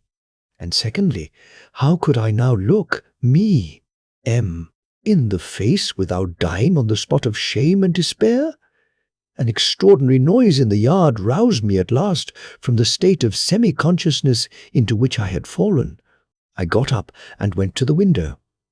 The whole yard was packed with carriages, saddle horses, and bustling servants. It seemed that they were all setting off. Some of the gentlemen had already mounted their horses. Others were taking their places in the carriages. Then I remembered the expedition to the village fete, and little by little an uneasiness came over me. I began anxiously looking for my pony in the yard, but there was no pony there, so they must have forgotten me. I could not restrain myself, and rushed headlong downstairs, thinking no more of unpleasant meetings or my recent ignominy. Terrible news awaited me. There was neither a horse nor seat in any of the carriages to spare for me. Everything had been arranged, all the seats were taken, and I was forced to give place to others. Overwhelmed by this fresh blow, I stood on the steps and looked mournfully at the long rows of coaches, carriages, and chaises, in which there was not the tiniest corner left for me, and at the smartly dressed ladies whose horses were restlessly curvetting. One of the gentlemen was late. They were only waiting for his arrival to set off. His horse was standing at the door, champing the bit, pawing the earth with his hoofs, and at every moment starting and rearing. 2 stable boys were carefully holding him by the bridle, and everyone else apprehensively stood at a respectful distance from him. A most vexatious circumstance had occurred, which prevented my going. In addition to the fact that new visitors had arrived, filling up all the seats, 2 of the horses had fallen ill, one of them being my pony. But I was not the only person to suffer. It appeared that there was no horse for our new visitor, the pale-faced young man of whom I have spoken already. To get over this difficulty, our host had been obliged to have recourse to the extreme step of offering his fiery, unbroken stallion, adding, to satisfy his conscience, that it was impossible to ride him, and that they had long intended to sell the beast for its vicious character, if only a purchaser could be found. But, in spite of his warning, the visitor declared that he was a good horseman, and in any case ready to mount anything rather than not go. Our host said no more, but now I fancied that a sly and ambiguous smile was straying on his lips. He waited for the gentleman who had spoken so well of his own horsemanship, and stood, without mounting his horse, impatiently rubbing his hands and continually glancing towards the door. Some similar feeling seemed shared by the 2 stable boys who were holding the stallion, almost breathless with pride at seeing themselves before the whole company in charge of a horse which might any minute kill a man for no reason whatever. Something akin to their master's sly smile gleamed, too, in their eyes, which were round with expectation, and fixed upon the door from which the bold visitor was to appear. The horse himself, too, behaved as though he were in league with our host and the stable boys. He bore himself proudly and haughtily, as though he felt that he were being watched by several dozen curious eyes, and were glorying in his evil reputation exactly as some incorrigible rogue might glory in his criminal exploits. He seemed to be defying the bold man who would venture to curb his independence. That bold man did at last make his appearance. Conscience-stricken at having kept everyone waiting, hurriedly drawing on his gloves, he came forward without looking at anything, ran down the steps, and only raised his eyes as he stretched out his hand to seize the mane of the waiting horse. But he was at once disconcerted by his frantic rearing and a warning scream from the frightened spectators. The young man stepped back and looked in perplexity at the vicious horse, which was quivering all over, snorting with anger, and rolling his bloodshot eyes ferociously, continually rearing on his hind legs and flinging up his forelegs as though he meant to bolt into the air and carry the 2 stable boys with him. For a minute, the young man stood completely nonplussed. Then, flushing slightly with some embarrassment, he raised his eyes and looked at the frightened ladies. "A very fine horse," he said, as though to himself, "and to my thinking it ought to be a great pleasure to ride him. But, do you know, I think I won't go," he concluded, turning to our host with the broad, good-natured smile which so suited his kind and clever face. "Yet I consider you are an excellent horseman, I assure you," answered the owner of the unapproachable horse, delighted, and he warmly and even gratefully pressed the young man's hand. "Just because from the first moment you saw the sort of brute you had to deal with," he added with dignity. "Would you believe me? Though I have served 23 years in the hussars, yet I've had the pleasure of being laid on the ground 3 times, thanks to that beast, that is, as often as I mounted the useless animal. Tancred, my boy, there's no one here fit for you. Your rider, it seems, must be some Ilya Muromets. And he must be sitting quiet now in the village of Kapacharovo, waiting for your teeth to fall out. Come, take him away. He has frightened people enough." "It was a waste of time to bring him out," he cried, rubbing his hands complacently. It must be observed that Tancred was no sort of use to his master and simply ate corn for nothing. Moreover, the old hussar had lost his reputation for a knowledge of horseflesh by paying a fabulous sum for the worthless beast, which he had purchased only for his beauty. Yet he was delighted now that Tancred had kept up his reputation, had disposed of another rider, and so had drawn closer on himself fresh, senseless laurels. "So, you are not going?" cried the blonde beauty, who was particularly anxious that her cavaliere servante should be in attendance on this occasion. "Surely you are not frightened?" "Upon my word, I am," answered the young man. "Are you in earnest?" "Why, do you want me to break my neck?" "Then make haste and get on my horse. Don't be afraid, it is very quiet." "We won't delay them. They can change the saddles in a minute. I'll try to take yours."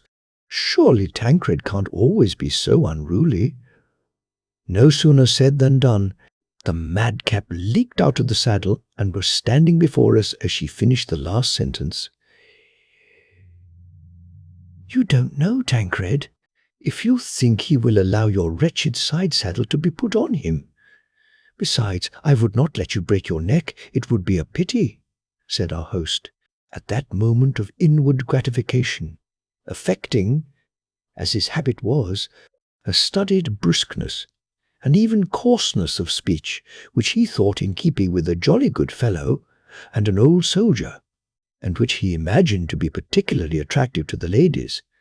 This was one of his favourite fancies, his favourite whim, with which we were all familiar. "Well, cry-baby, wouldn't you like to have a try?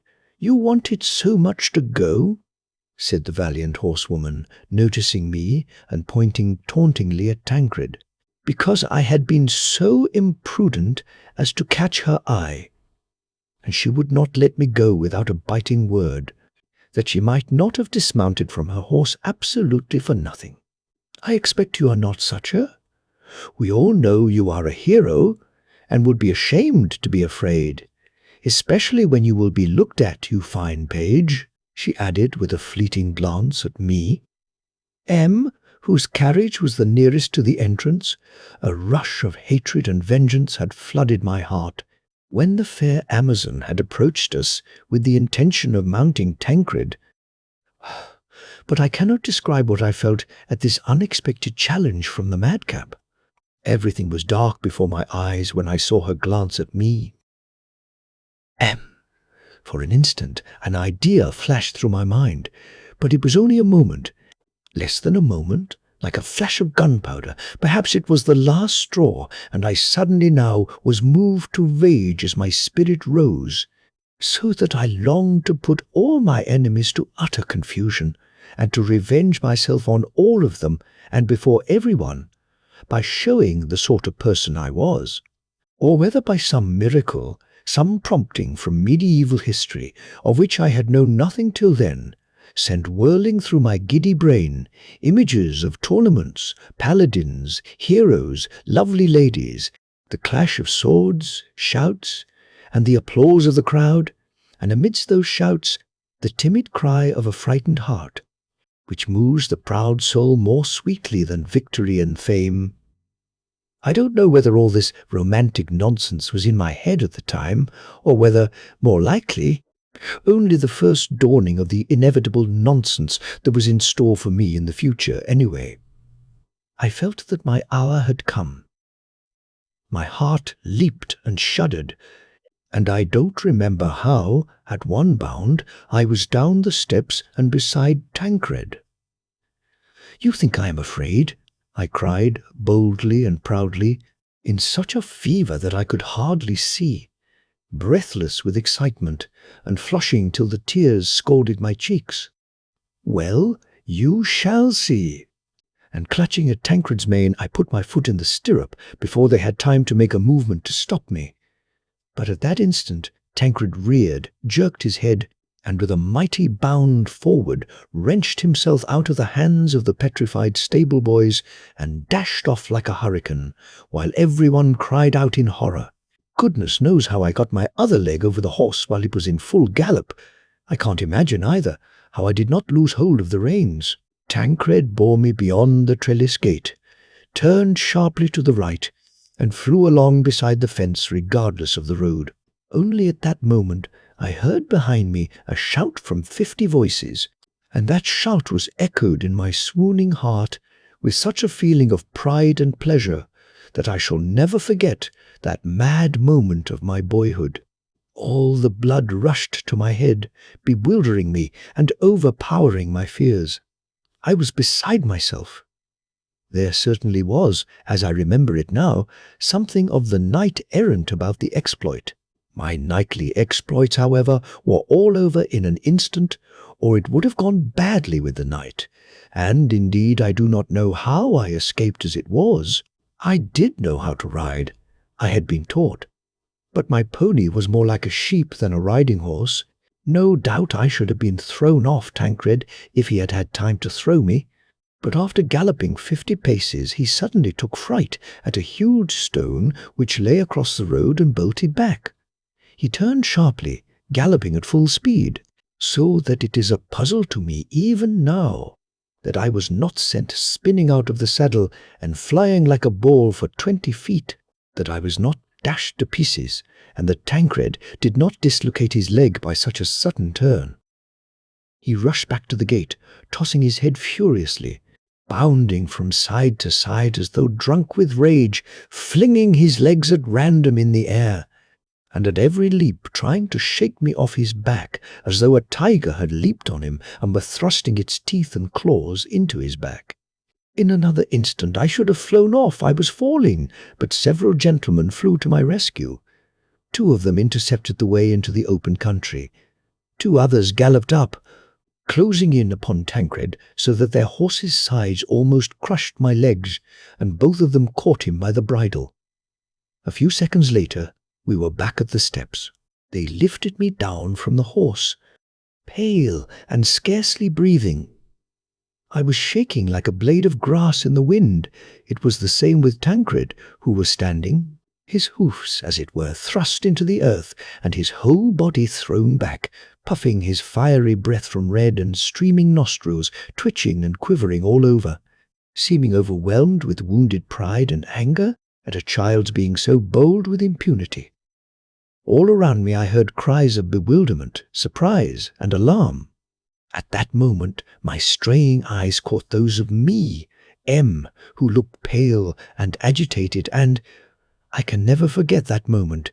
In one instant my face was flooded with color, glowed and burned like fire. I don't know what happened to me, but confused and frightened by my own feelings, I timidly dropped my eyes to the ground. But my glance was noticed. It was caught. It was stolen from me. All eyes turned on me, M. And, finding herself unawares the center of attention, she too flushed like a child from some naive and involuntary feeling, and made an unsuccessful effort to cover her confusion by laughing. All this, of course, was very absurd, looking from outside. But at that moment, an extremely naive and unexpected circumstance saved me from being laughed at by everyone, and gave a special color to the whole adventure. The lovely persecutor, who was the instigator of the whole escapade, and who till then had been my irreconcilable foe, suddenly rushed up to embrace and kiss me. She had hardly been able to believe her eyes when she saw me dare to accept her challenge and pick up the gauntlet she had flung at me by glancing at me. M. She had almost died of terror and self-reproach when I had thrown off on Tancred. Now, when it was all over, and particularly when she caught the glance at me. M. My confusion and my sudden flush of color, when the romantic strain in her frivolous little head had given a new secret, unspoken significance to the moment. She was moved to such enthusiasm over my knightliness that, touched, joyful and proud of me, she rushed up and pressed me to her bosom.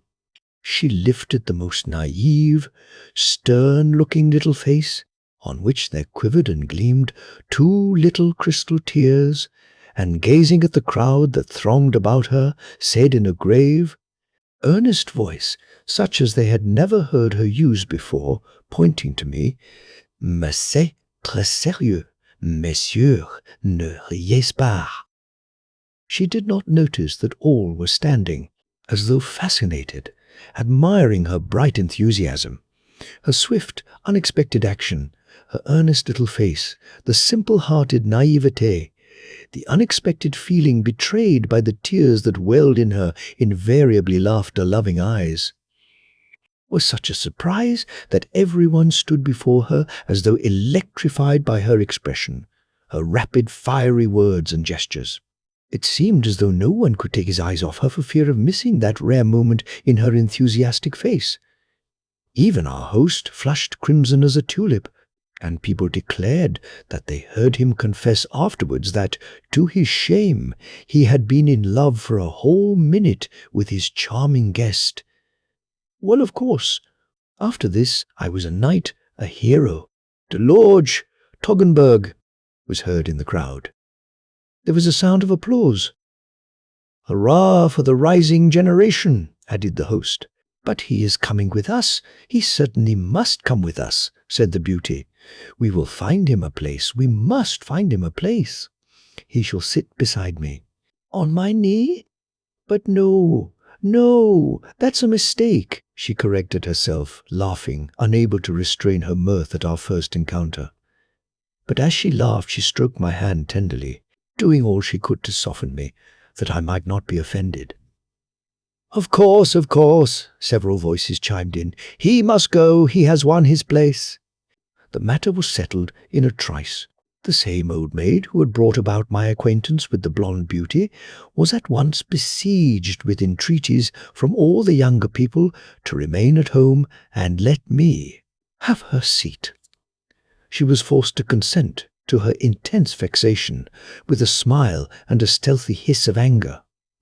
Her protectress, who was her usual refuge, my former foe and new friend, called to her as she galloped off on her spirited horse, laughing like a child, that she envied her, and would have been glad to stay at home herself, for it was just going to rain and we should all get soaked. And she was right in predicting rain. A regular downpour came on within an hour, and the expedition was done for. We had to take shelter for some hours in the huts of the village, and had to return home between 9 and 10 in the evening, in the damp mist that followed the rain. I began to be a little feverish. At the minute when I was starting, M came up to me and expressed surprise that my neck was uncovered and that I had nothing on over my jacket. I answered that I had not had time to get my coat. She took out a pin and pinned up the turned-down collar of my shirt, took off her own neck a crimson gauze kerchief, and put it round my neck that I might not get a sore throat. She did this so hurriedly that I had not time even to thank her. But when we got home, I found her in the little drawing-room with the blonde beauty and the pale-faced young man who had gained glory for horsemanship that day by refusing to ride Tancred. I went up to thank her and give back the scarf. But now, after all my adventures, I felt somehow ashamed. I wanted to make haste and get upstairs, there at my leisure to reflect and consider. I was brimming over with impressions. As I gave back the kerchief, I blushed up to my ears, as usual. "I bet he would like to keep the kerchief," said the young man, laughing. "One can see that he is sorry to part with your scarf." That's it, the fair lady put in. "What a boy!" "Oh," she said, shaking her head with obvious vexation, but she stopped in time at a grave glance from me. M, who did not want to carry the jest too far. I made haste to get away. "Well, you are a boy," said the madcap, overtaking me in the next room and affectionately taking me by both hands. "Why, you should have simply not returned the kerchief if you wanted so much to have it. You should have said you put it down somewhere, and that would have been the end of it. What a simpleton! Couldn't even do that. What a funny boy!" And she tapped me on the chin with her finger, laughing at my having flushed as red as a poppy. "I am your friend now, you know, am I not? Our enmity is over, isn't it? Yes or no?" I laughed and pressed her fingers without a word. "Oh, why are you so? Why are you so pale and shivering? Have you caught a chill?" "Yes, I don't feel well." "Ah, poor fellow. That's the result of overexcitement. Do you know what? You had better go to bed without sitting up for supper, and you will be all right in the morning. Come along." She took me upstairs, and there was no end to the care she lavished on me. Leaving me to undress, she ran downstairs, got me some tea, and brought it up herself when I was in bed. She brought me up a warm quilt as well. I was much impressed and touched by all the care and attention lavished on me, or perhaps I was affected by the whole day, the expedition and feverishness. As I said good night to her, I hugged her warmly, as though she were my dearest and nearest friend. And in my exhausted state, all the emotions of the day came back to me in a rush. I almost shed tears as I nestled to her bosom. She noticed my overwrought condition, and I believe my madcap herself was a little touched. "You are a very good boy," she said, looking at me with gentle eyes. "Please don't be angry with me. You won't, will you?" In fact, we became the warmest and truest of friends. It was rather early when I woke up, but the sun was already flooding the whole room with brilliant light. I jumped out of bed feeling perfectly well and strong, as though I had had no fever the day before. Indeed, I felt now unutterably joyful. I recalled the previous day, and felt that I would have given any happiness if I could at that minute have embraced my new friend, the fair-haired beauty. Again, as I had the night before, but it was very early, and everyone was still asleep, hurriedly dressing. I went out into the garden, and from there into the copse. I made my way where the leaves were thickest, where the fragrance of the trees was more resinous, and where the sun peeped in most gaily, rejoicing that it could penetrate the dense darkness of the foliage. It was a lovely morning. Going on further and further, before I was aware of it, I had reached the further end of the copse and came out on the river Moskva. It flowed at the bottom of the hill, 200 paces below. On the opposite bank of the river they were mowing. I watched whole rows of sharp scythes gleam all together in the sunlight at every swing of the mower, and then vanish again like little fiery snakes going into hiding. I watched the cut grass flying on one side in dense rich swaths and being laid in long straight lines. I don't know how long I spent in contemplation. At last I was roused from my reverie by hearing a horse snorting and impatiently pawing the ground 20 paces from me, in the track which ran from the high road to the manor house. I don't know whether I heard this horse as soon as the rider rode up and stopped there, or whether the sound had long been in my ears without rousing me from my dreaming. Moved by curiosity, I went into the copse, and before I had gone many steps, I caught the sound of voices speaking rapidly, though in subdued tones. I went up closer, carefully parting the branches of the bushes that edged the path, and at once sprang back in amazement. I caught a glimpse of a familiar white dress, and a soft feminine voice resounded like music in my heart. It was me. M. She was standing beside a man on horseback who, stooping down from the saddle, was hurriedly talking to her, and to my amazement I recognized him as N, the young man who had gone away the morning before and over whose departure M had been so busy. But people had said at the time that he was going far away to somewhere in the south of Russia, and so I was very much surprised at seeing him with us again so early and alone with me. She was moved and agitated as I had never seen her before, and tears were glistening on her cheeks. The young man was holding her hand and stooping down to kiss it. I had come upon them at the moment of parting. They seemed to be in haste. At last he took out of his pocket a sealed envelope, gave it to me, put one arm round her, still not dismounting, and gave her a long, fervent kiss.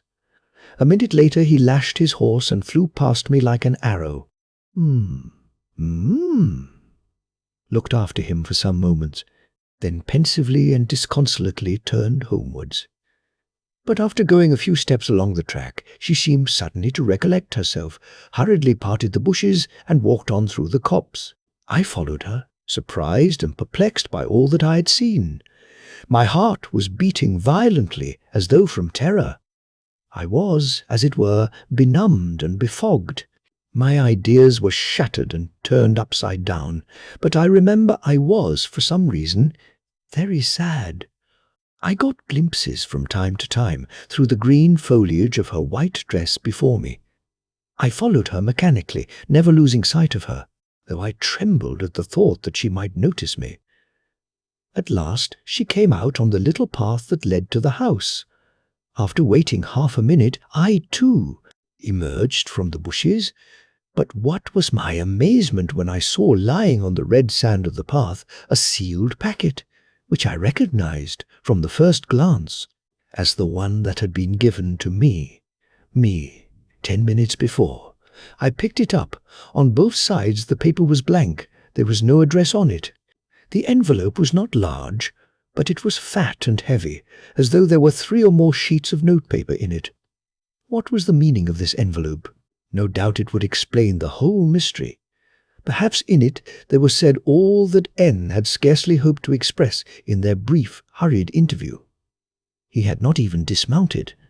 Whether he had been in haste, or whether he had been afraid of being false to himself at the hour of parting, God only knows.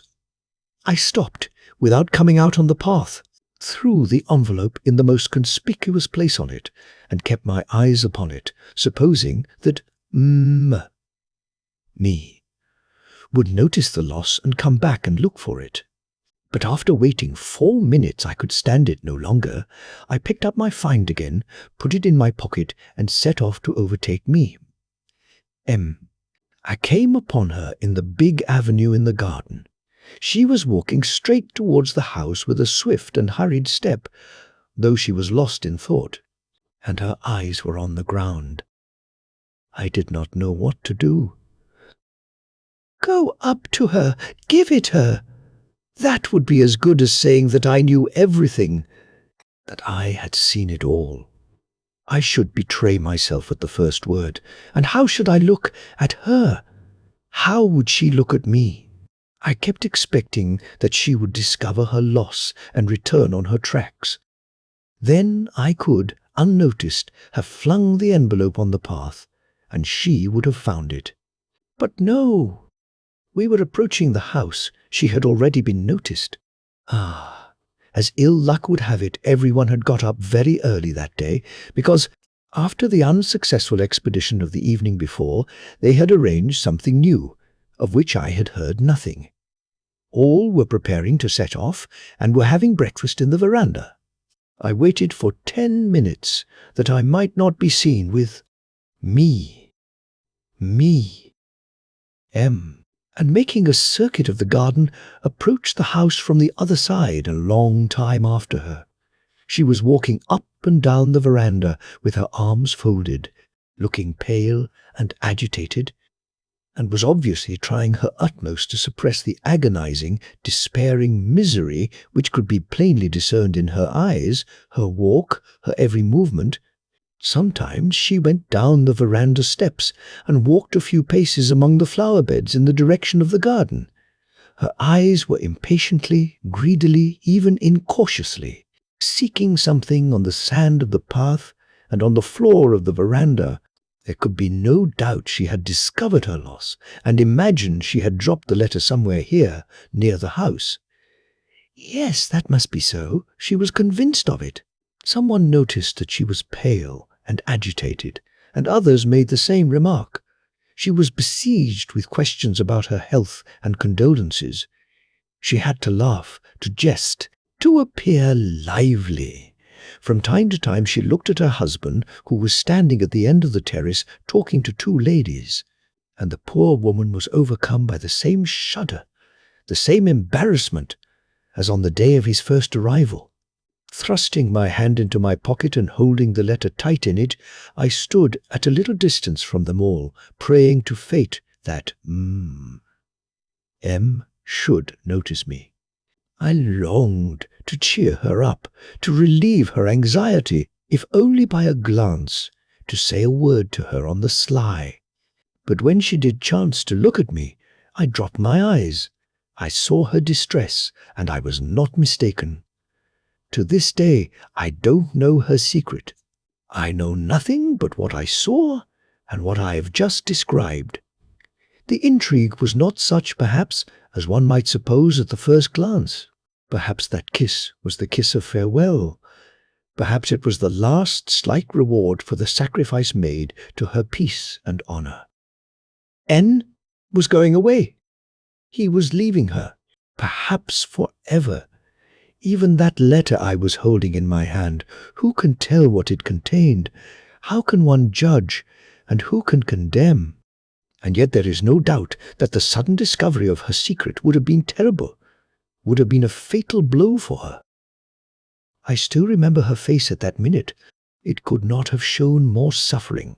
To feel, to know, to be convinced, to expect, as though it were one's execution.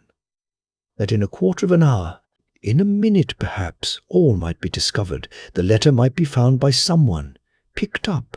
There was no address on it. It might be opened, and then? What then? What torture could be worse than what was awaiting her? She moved about among those who would be her judges. In another minute, their smiling, flattering faces would be menacing and merciless. She would read mockery, malice, and icy contempt on those faces, and then her life would be plunged in everlasting darkness with no dawn to follow. Yes, I did not understand it then as I understand it now. I could only have vague suspicions and misgivings, and a heartache at the thought of her danger, which I could not fully understand. But whatever lay hidden in her secret, much was expiated, if expiation were needed, by those moments of anguish of which I was witness and which I shall never forget. But then came a cheerful summons to set off. Immediately everyone was bustling about gaily. Laughter and lively chatter were heard on all sides. Within 2 minutes the veranda was deserted. Me! M declined to join the party, acknowledging at last that she was not well.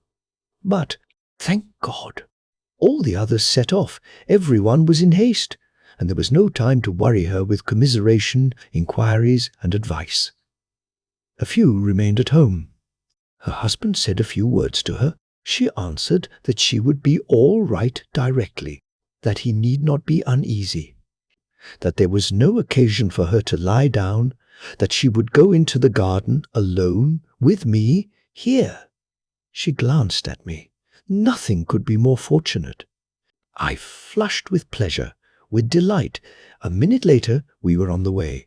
She walked along the same avenues and paths by which she had returned from the copse, instinctively remembering the way she had come, gazing before her with her eyes fixed on the ground, looking about intently without answering me, possibly forgetting that I was walking beside her. But when we had already reached the place where I had picked up the letter and the path ended, me! M suddenly stopped, and in a voice faint and weak with misery, said that she felt worse, and that she would go home. But when she reached the garden fence, she stopped again and thought a minute. A smile of despair came on her lips, and utterly worn out and exhausted, resigned, and making up her mind to the worst, she turned without a word and retraced her steps, even forgetting to tell me of her intention. My heart was torn with sympathy, and I did not know what to do. We went, or rather I led her, to the place from which an hour before I had heard the tramp of a horse and their conversation. Here, close to a shady elm tree, was a seat hewn out of one huge stone, about which grew ivy, wild jasmine, and dog rose. The whole wood was dotted with little bridges, arbours, grottos, and similar surprises. Me sat down on the bench and glanced unconsciously at the marvellous view that lay open before us. A minute later she opened her book and fixed her eyes upon it without reading, without turning the pages, almost unconscious of what she was doing. It was about 9:30. The sun was already high and was floating gloriously in the deep, dark blue sky, as though melting away in its own light. The mowers were by now far away. They were scarcely visible from our side of the river. Endless ridges of mown grass crept after them in unbroken succession, and from time to time the faintly stirring breeze wafted their fragrance to us. The never-ceasing concert of those who sow not. Neither do they reap, and are free, as the air they cleave with their sportive wings was all about us. It seemed as though at that moment every flower, every blade of grass was exhaling the aroma of sacrifice, was saying to its creator, "Father, I am blessed and happy." I glanced at the poor woman, who alone was like one dead amidst all this joyous life. Two big tears hung motionless on her lashes, wrung from her heart by bitter grief. It was in my power to relieve and console this poor, fainting heart. Only I did not know how to approach the subject, how to take the first step. I was in agonies. 100 times I was on the point of going up to her, but every time my face glowed like fire. Suddenly a bright idea dawned upon me. I had found a way of doing it. I revived. "Would you like me to pick you a nosegay?" I said in such a joyful voice that Mimi M. immediately raised her head and looked at me intently. "Yes, do," she said at last in a weak voice, with a faint smile, at once dropping her eyes on the book again. "Or soon they will be mowing the grass here, and there will be no flowers," I cried, eagerly setting to work. I had soon picked my nosegay, a poor, simple one. I should have been ashamed to take it indoors, but how light my heart was as I picked the flowers and tied them up, the dog rose and the wild jasmine. I picked closer to the seat. I knew that not far off there was a field of rye, not yet ripe. I ran there for cornflowers. I mixed them with tall ears of rye, picking out the finest and most golden. Close by, I came upon a perfect nest of forget-me-nots, and my nosegay was almost complete. Farther away in the meadow there were dark blue campanulas and wild pinks, and I ran down to the very edge of the river to get yellow water lilies.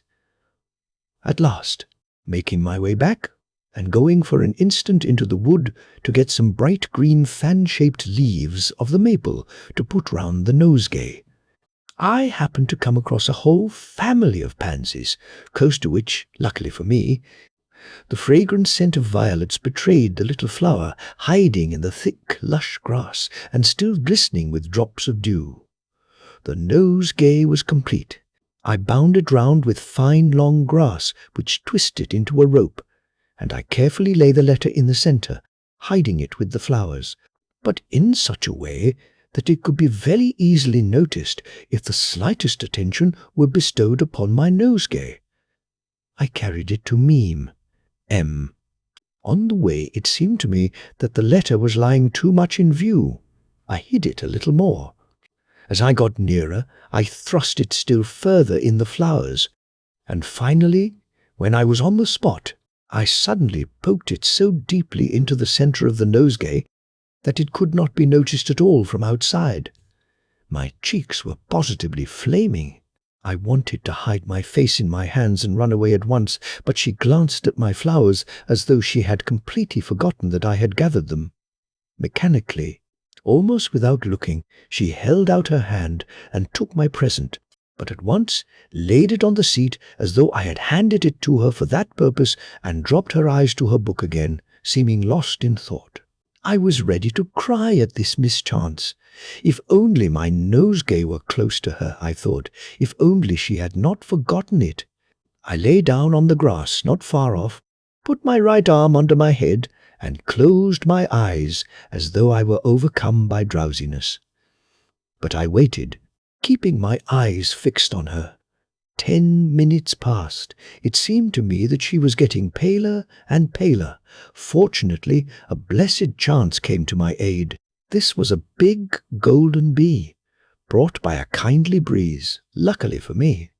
It first buzzed over my head, and then flew up to me.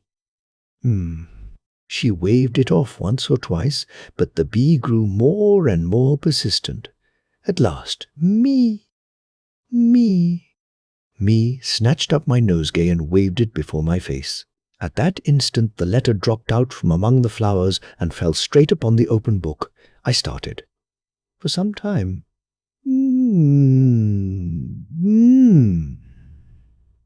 mute with amazement, stared first at the letter and then at the flowers which she was holding in her hands, and she seemed unable to believe her eyes.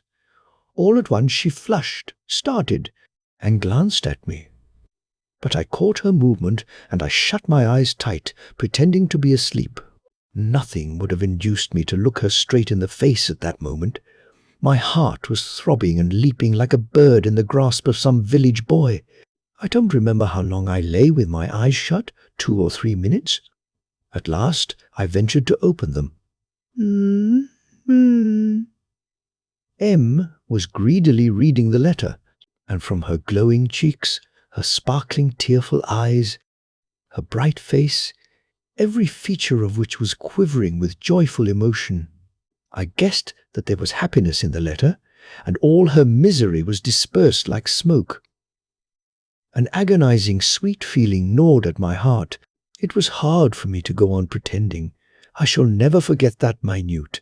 Suddenly, a long way off, we heard voices. Me. M. Natalie, Natalie, me. Did not answer, but she got up quickly from the seat, came up to me and bent over me. I felt that she was looking straight into my face. My eyelashes quivered, but I controlled myself and did not open my eyes.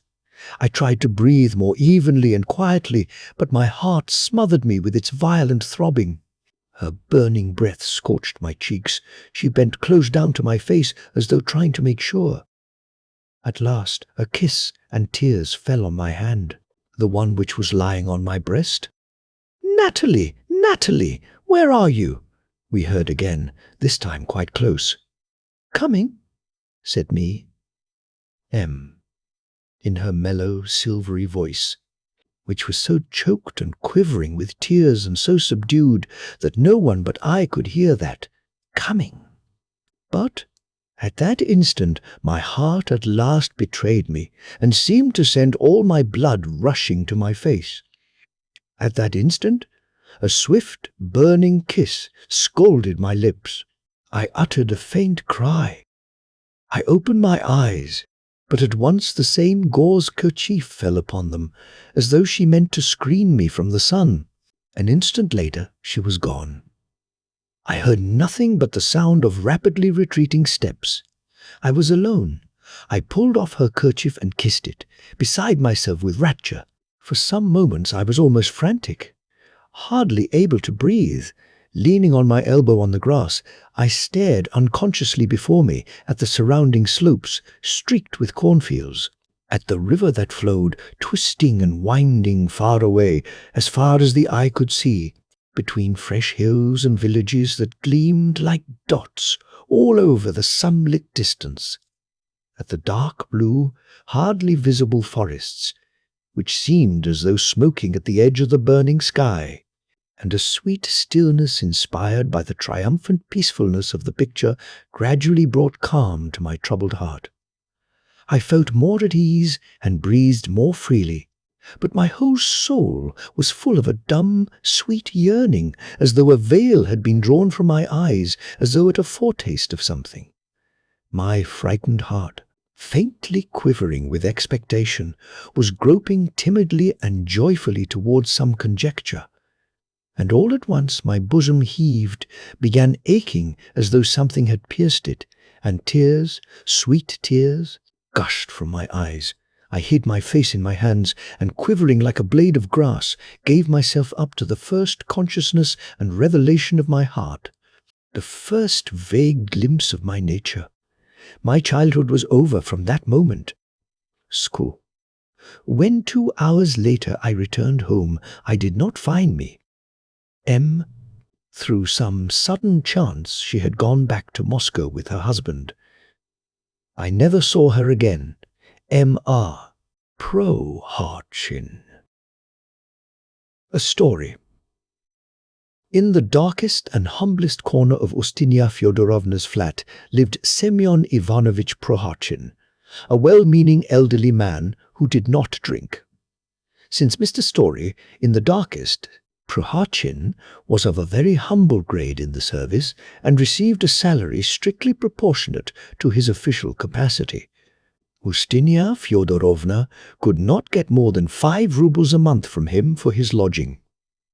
Some people said that she had her own reasons for accepting him as a lodger, but, be that as it may, as though in despite of all his detractors, Mr. Proharchin actually became her favourite, in an honourable and virtuous sense, of course.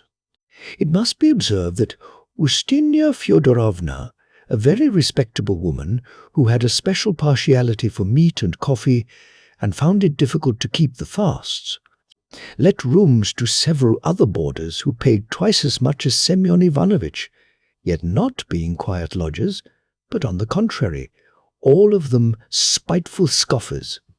At her feminine ways, and her forlorn helplessness stood very low in her good opinion, so that if it had not been for the rent they paid, she would not have cared to let them stay, nor indeed to see them in her flat at all.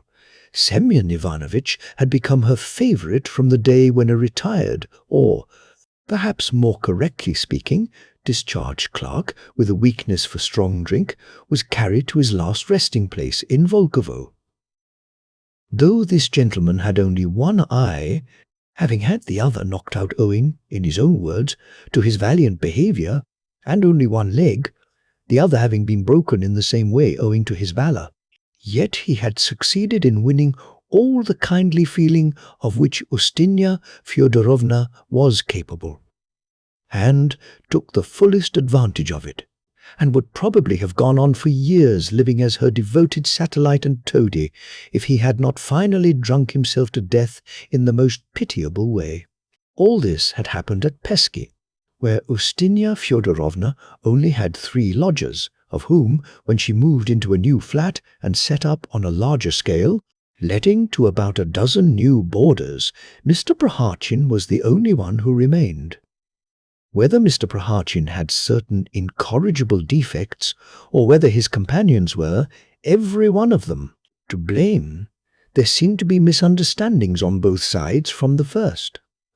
We must observe here that all Ustinya Fyodorovna's new lodgers, without exception, got on together like brothers. Some of them were in the same office. Each one of them by turns lost all his money to the others at faro, preference and bixie. They all liked, in a merry hour, to enjoy what they called the fizzing moments of life, in a crowd together. They were fond, too, at times of discussing lofty subjects, and though in the end things rarely passed off without a dispute, yet as all prejudices were banished from the whole party, the general harmony was not in the least disturbed thereby. The most remarkable among the lodgers were Mark Ivanovich, an intelligent and well-read man, then Oplevaniev, then Pripolovenko, also a nice and modest person. Then there was a certain Zinovy Prokofyevitch, whose object in life was to get into aristocratic society. Then there was Okeanov, the copying clerk, who had in his time almost wrested the distinction of prime favorite from Semyon Ivanovitch. Then another copying clerk called Sabin, the plebeian Kantarev. There were others too. But to all these people, Semyon Ivanovitch was, as it were, not one of themselves. No one wished him harm, of course, for all had from the very first done Prohartchin justice, and had decided in Mark Ivanovitch's words that he, Prohartchin, was a good and harmless fellow, though by no means a man of the world, trustworthy and not a flatterer, who had of course his failings, but that if he were sometimes unhappy, it was due to nothing else but lack of imagination. What is more, Mr. Prohartchin, though deprived in this way of imagination, could never have made a particularly favourable impression from his figure or manners, upon which scoffers are fond of fastening. Yet his figure did not put people against him. Mark Ivanovitch, who was an intelligent person, formally undertook Semyon Ivanovitch's defence, and declared in rather happy and flowery language that Prohartchin was an elderly and respectable man, who had long ago passed the age of romance. And so, if Semyon Ivanovitch did not know how to get on with people, it must have been entirely his own fault. The first thing they noticed was the unmistakable parsimony and niggardliness of Semyon Ivanovitch. That was at once observed and noted, for Semyon Ivanovitch would never lend anyone his teapot, even for a moment, and that was the more unjust as he himself hardly ever drank tea, but when he wanted anything drank, as a rule, rather a pleasant decoction of wild flowers and certain medicinal herbs, of which he always had a considerable store. His meals, too, were quite different from the other lodgers. He never, for instance, permitted himself to partake of the whole dinner provided daily by Ustinya Fyodorovna for the other boarders. The dinner cost half a rouble. Semyon Ivanovitch paid only 25 kopecks in copper and never exceeded it, and so took either a plate of soup with pie or a plate of beef. Most frequently he ate neither soup nor beef, but he partook in moderation of white bread with onion, curd, salted cucumber, or something similar, which was a great deal cheaper. And he would only go back to his half-rouble dinner when he could stand it no longer. Here the biographer confesses that nothing would have induced him to allude to such realistic and low details, positively shocking and offensive to some lovers of the heroic style, if it were not that these details exhibit one peculiarity, one characteristic, in the hero of this story. For Mr. Story, Prohartchin was by no means so poor as to be unable to have regular and sufficient meals, though he sometimes made out that he was. But he acted as he did, regardless of obloquy and people's prejudices, simply to satisfy his strange whims, and from frugality and excessive carefulness. All this, however, will be much clearer later on, but we will beware of boring the reader with a description of all Semyon Ivanovitch's whims, and will omit, for instance, the curious and very amusing description of his attire, and, in fact, if it were not for Ustinya Fyodorovna's own reference to it, we should hardly have alluded even to the fact that Semyon Ivanovitch never could make up his mind to send his linen to the wash, or if he ever did so, it was so rarely that in the intervals one might have completely forgotten the existence of linen on Semyon Ivanovitch. From the landlady's evidence, it appeared that Semyon Ivanovitch, bless his soul, poor lamb, for 20 years had been tucked away in his corner without caring what folks thought. For all the days of his life on earth he was a stranger to socks, handkerchiefs, and all such things, and what is more, Ustinya Fyodorovna had seen with her own eyes, thanks to the decrepitude of the screen, that the poor dear man sometimes had had nothing to cover his bare skin. Such were the rumors in circulation after Semyon Ivanovitch's death. But in his lifetime, and this was one of the most frequent occasions of dissension, he could not endure it if anyone, even somebody on friendly terms with him, poked his inquisitive nose uninvited into his corner, even through an aperture in the decrepit screen. He was a taciturn man, difficult to deal with and prone to ill health.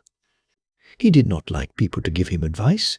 He did not care for people who put themselves forward either, and if anyone jeered at him or gave him advice unasked, he would fall foul of him at once, put him to shame, and settle his business.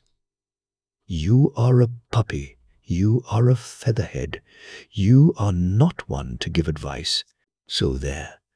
You mind your own business, sir. You'd better count the stitches in your own socks, sir. So there. Semyon Ivanovitch was a plain man, and never used the formal mode of address to anyone. He could not bear it either when someone who knew his little ways would begin from pure sport, pestering him with questions such as what he had in his little trunk. Semyon Ivanovitch had one little trunk. It stood under his bed and was guarded like the apple of his eye, and though everyone knew that there was nothing in it except old rags, 2 or 3 pairs of damaged boots, and all sorts of rubbish, yet Mr. Storr, Prohartchin, prized his property very highly, and they used even to hear him at one time express dissatisfaction with his old, but still sound, lock, and talk of getting a new one of a special German pattern with a secret spring and various complications. When on one occasion Zinovy Prokofyevitch, carried away by the thoughtlessness of youth, gave expression to the very coarse and unseemly idea that Semyon Ivanovitch was probably hiding and treasuring something in his box to leave to his descendants, everyone who happened to be by was stupefied at the extraordinary effects of Zinovy Prokofyevitch's sally. At first, Mr. Prohartchin could not find suitable terms for such a crude and coarse idea. For a long time words dropped from his lips quite incoherently, and it was only after a while they made out that Semyon Ivanovitch was reproaching Zinovy Prokofyevitch for some shabby action in the remote past. Then they realized that Semyon Ivanovitch was predicting that Zinovy Prokofyevitch would never get into aristocratic society, and that the tailor to whom he owed a bill for his suits would beat him, would certainly beat him, because the puppy had not paid him for so long. And finally, "You, puppy, you," Semyon Ivanovitch added, "here you want to get into the hussars, but you won't, I tell you. You'll make a fool of yourself. And I tell you what, you puppy, when your superiors know all about it, they will take and make you a copying clerk, so that will be the end of it. Do you hear, puppy?" Then Semyon Ivanovitch subsided, but after lying down for 5 hours, to the intense astonishment of everyone, he seemed to have reached a decision, and began suddenly reproaching and abusing the young man again, at first to himself, and afterwards addressing Zinovy Prokofyevitch. But the matter did not end there, and in the evening, when Mark Ivanovitch and Pripolovenko made tea and asked Okeanov to drink it with them, Semyon Ivanovitch got up from his bed, purposely joined them, subscribing his 15 or 20 kopecks, and on the pretext of a sudden desire for a cup of tea, began at great length going into the subject, and explaining that he was a poor man, nothing but a poor man, and that a poor man like him had nothing to save.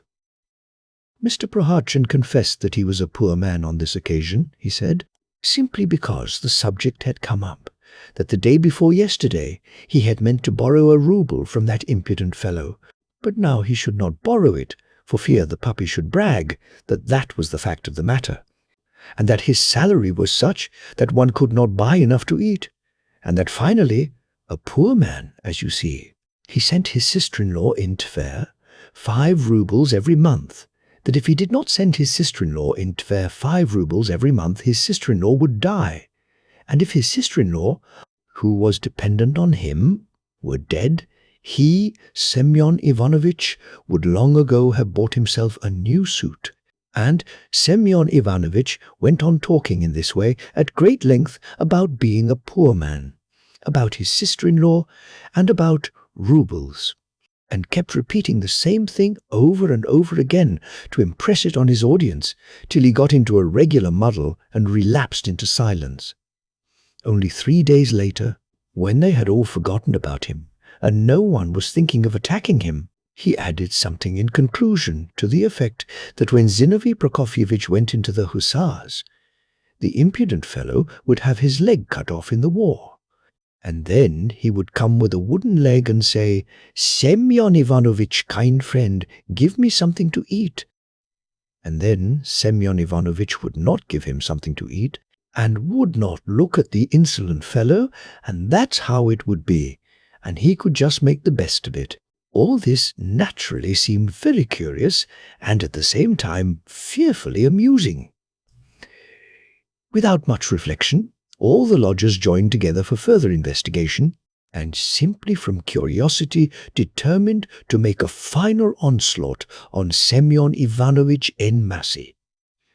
And as Mr. Proharchin too had of late, that is, ever since he had begun living in the same flat with them, been very fond of finding out everything about them and asking inquisitive questions, probably for private reasons of his own, relations sprang up between the opposed parties without any preparation or effort on either side, as it were by chance, and of itself.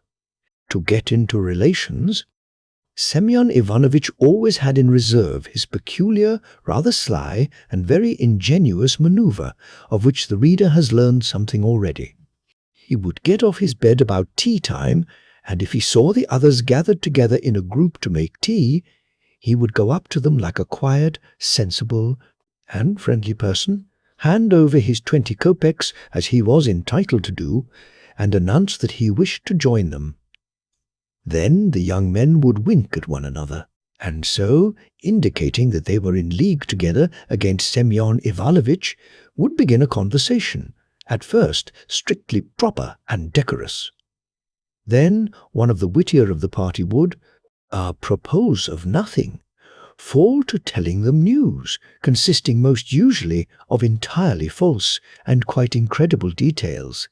He would say, for instance, that someone had heard His Excellency that day telling Demid Vassilievich that in his opinion married clerks were more trustworthy than unmarried, and more suitable for promotion, for they were steady, and that their capacities were considerably improved by marriage, and that therefore he, that is, the speaker, in order to improve and be better fitted for promotion, was doing his utmost to enter the bonds of matrimony as soon as possible with a certain Fevronya Prokofyevna. Or he would say that it had more than once been remarked about certain of his colleagues that they were entirely devoid of social graces and of well-bred, agreeable manners, and consequently unable to please ladies in good society, and that, therefore, to eradicate this defect, it would be suitable to deduct something from their salary, and, with the sum so obtained, to hire a hall, where they could learn to dance, acquire the outward signs of gentlemanliness and good breeding, courtesy, respect for their seniors, strength of will, a good and grateful heart, and various agreeable qualities. Or he would say that it was being arranged that some of the clerks, beginning with the most elderly, were to be put through an examination in all sorts of subjects to raise their standard of culture, and in that way the speaker would add, all sorts of things would come to light, and certain gentlemen would have to lay their cards on the table. In short, thousands of similar, very absurd rumours were discussed. To keep it up, everyone believed the story at once, showed interest in it, asked questions, applied it to themselves, and some of them, assuming a despondent air, began shaking their heads and asking everyone's advice, saying, what were they to do if they were to come under it? It need hardly be said that a man far less credulous and simple-hearted than Mr. Proharchin would have been puzzled and carried away by a rumor so unanimously believed. Moreover, from all appearances, it might be safely concluded that Semyon Ivanovitch was exceedingly stupid and slow to grasp any new unusual idea, and that when he heard anything new, he had always first, as it were, to chew it over and digest it, to find out the meaning, and struggling with it in bewilderment, at last, perhaps to overcome it, though even then in a quite special manner peculiar to himself alone. In this way, curious and hitherto unexpected qualities began to show themselves in Semyon Ivanovitch. Talk and tattle followed, and by devious ways it all reached the office at last, with additions. What increased the sensation was the fact that Mr. Prohartchin, who had looked almost exactly the same from time immemorial, suddenly, apropos of nothing, wore quite a different countenance. His face was uneasy, his eyes were timid, and had a scared and rather suspicious expression. He took to walking softly, starting and listening, and, to put the finishing touch to his new characteristics, developed a passion for investigating the truth. He carried his love of truth at last to such a pitch as to venture, on 2 occasions, to inquire of Demid Vassilievich himself concerning the credibility of the strange rumors that reached him daily by dozens, and if we say nothing here of the consequence of the action of Semyon Ivanovitch, it is for no other reason but a sensitive regard for his reputation. It was in this way people came to consider him as misanthropic and regardless of the proprieties.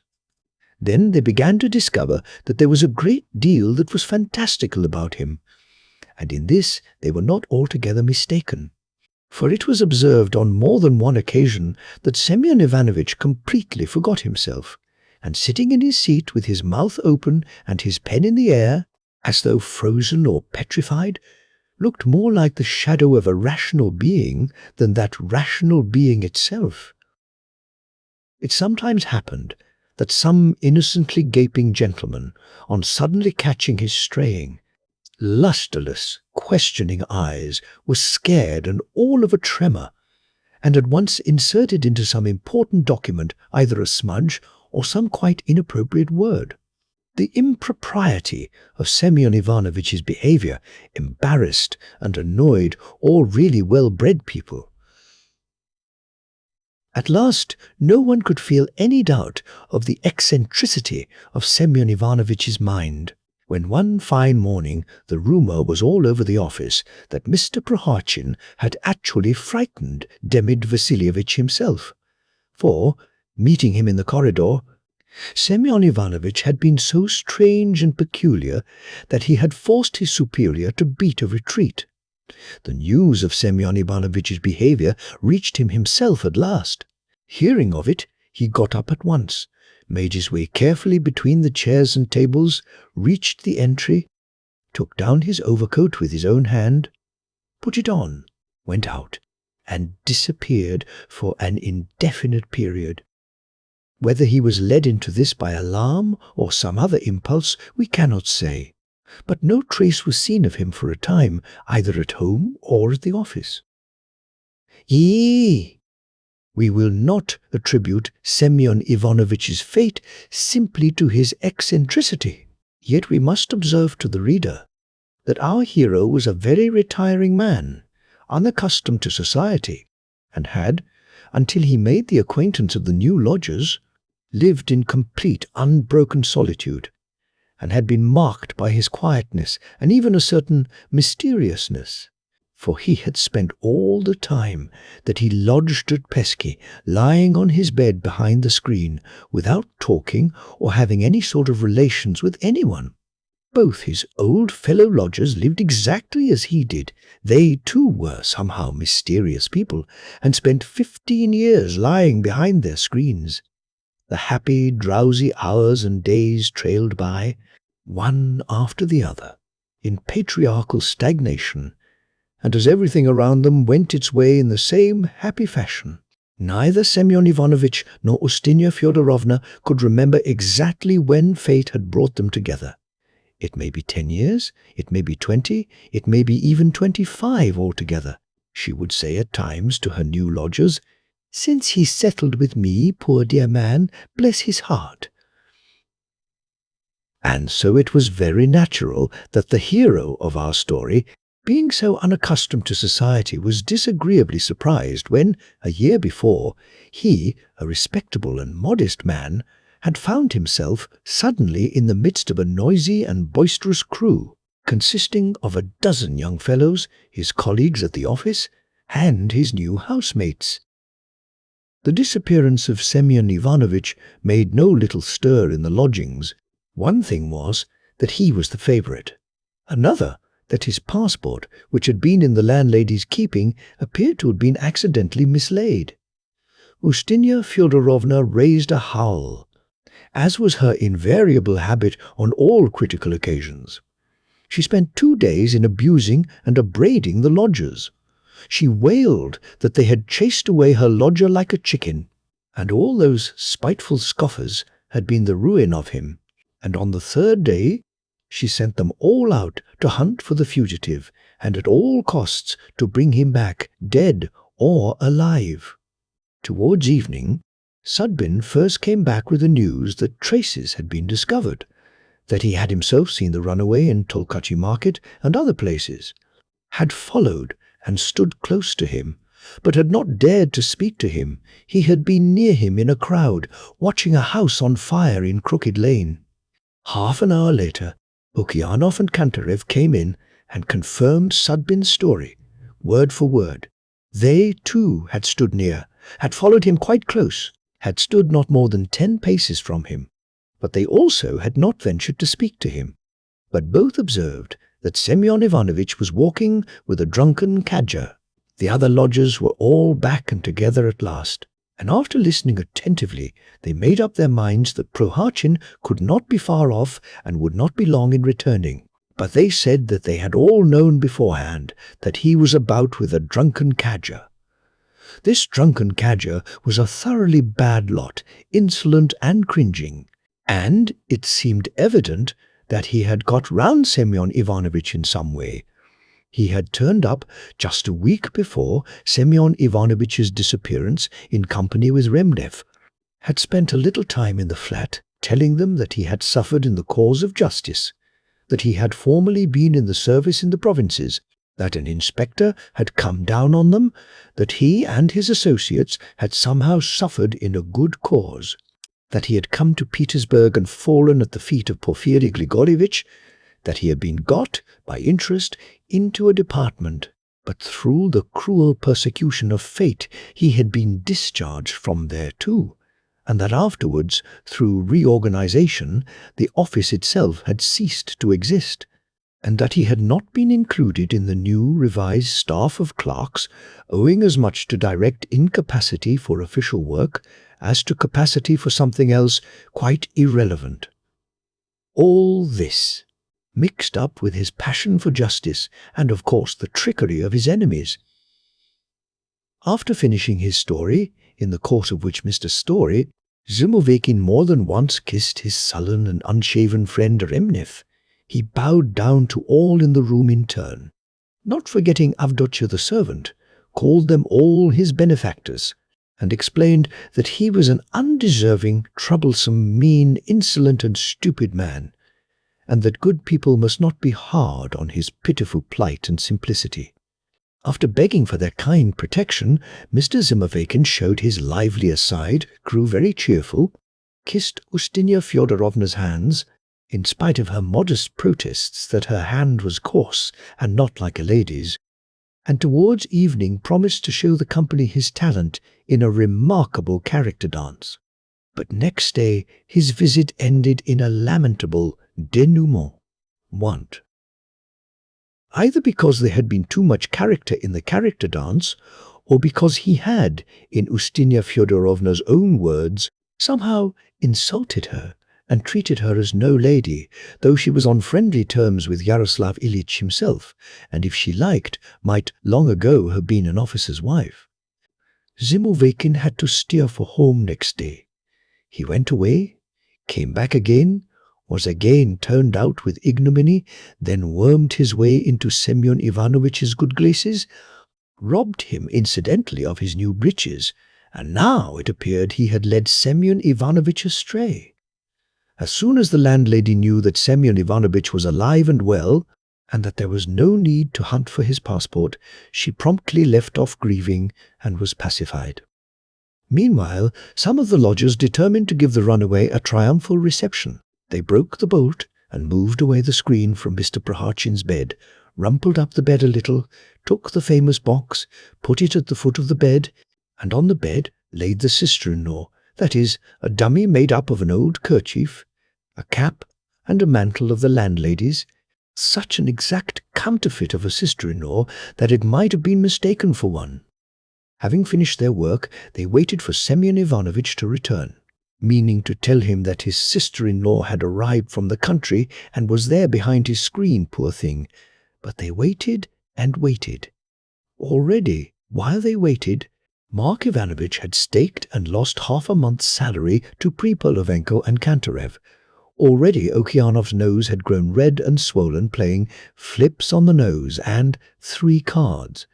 Already Avdotya, the servant, had almost had her sleep out, and had twice been on the point of getting up to fetch the wood and light the stove, and Zinovy Prokofyevitch, who kept running out every minute to see whether Semyon Ivanovitch were coming, was wet to the skin.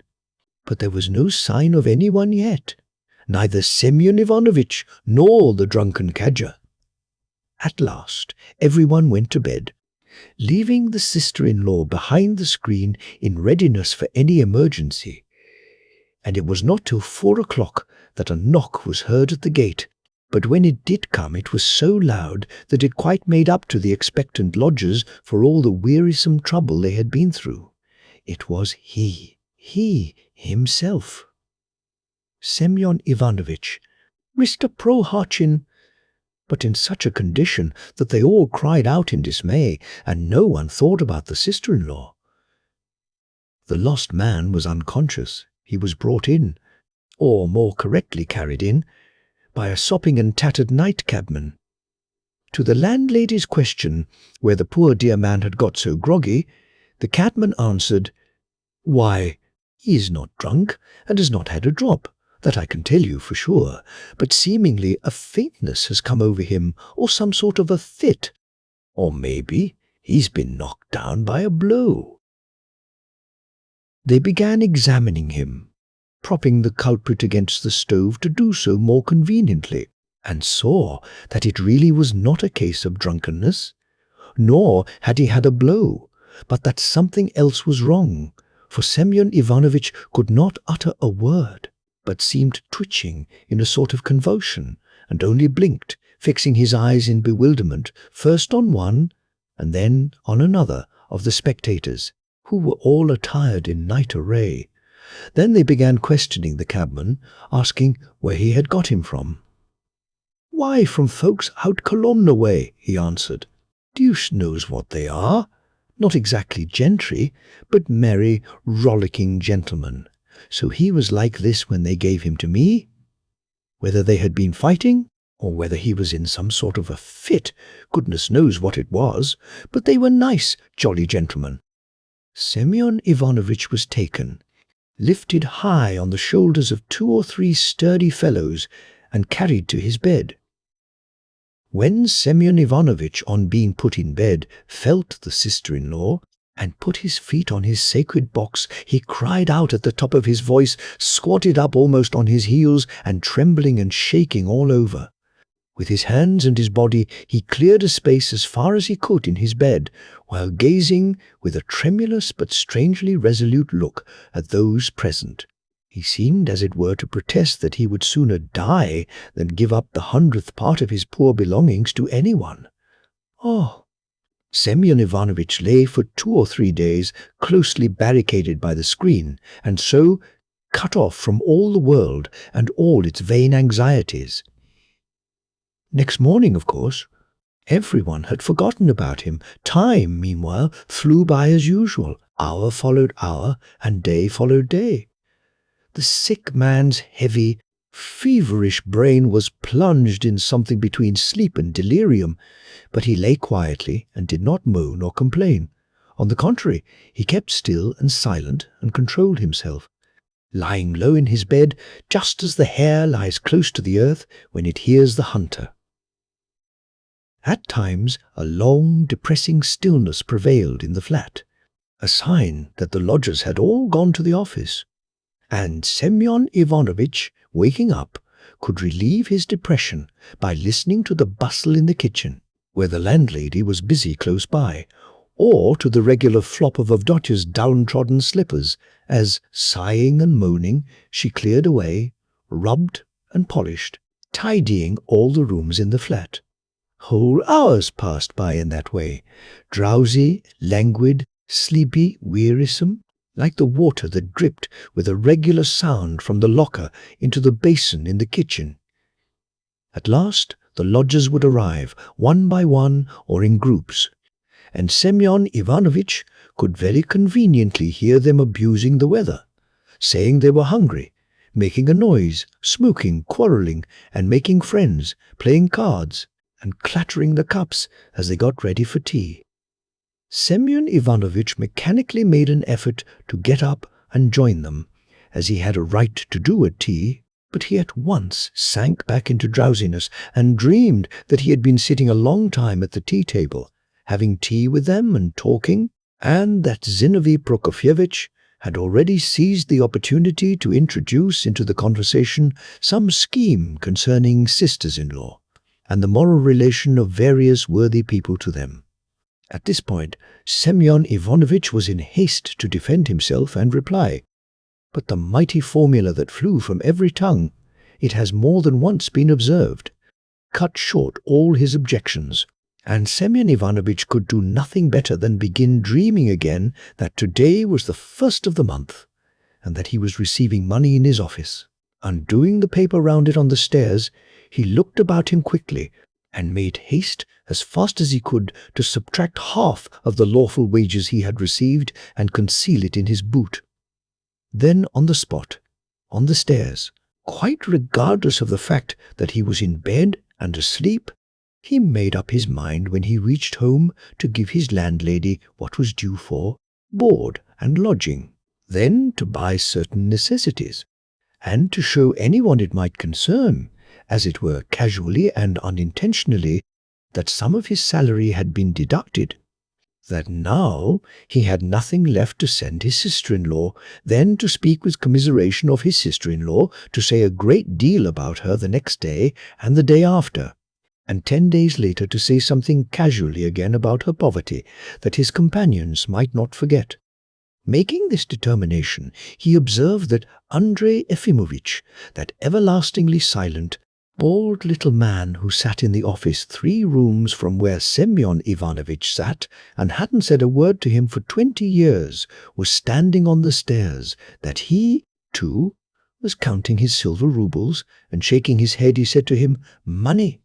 If there's no money, there will be no porridge," he added grimly as he went down the stairs, and just at the door he ended, "And I have 7 children, sir." Then the little bald man, probably equally unconscious that he was acting as a phantom and not as a substantial reality, held up his hand about 30 inches from the floor, and waving it vertically, muttered that the eldest was going to school, then glancing with indignation at Semyon Ivanovitch, as though it were Mr. Prohachin's fault that he was the father of 7, pulled his old hat down over his eyes, and with a whisk of his overcoat he turned to the left and disappeared. Semyon Ivanovitch was quite frightened, and though he was fully convinced of his own innocence in regard to the unpleasant accumulation of 7 under one roof, yet it seemed to appear that in fact no one else was to blame but Semyon Ivanovitch. Panic-stricken, he set off running, for it seemed to him that the bald gentleman had turned back, was running after him, and meant to search him and take away all his salary, insisting upon the indisputable number 7, and resolutely denying any possible claim of any sort of sisters-in-law upon Semyon Ivanovitch. Prohachin ran and ran, gasping for breath. Beside him was running too an immense number of people, and all of them were jingling their money in the tail pockets of their skimpy little dress coats. At last everyone ran up.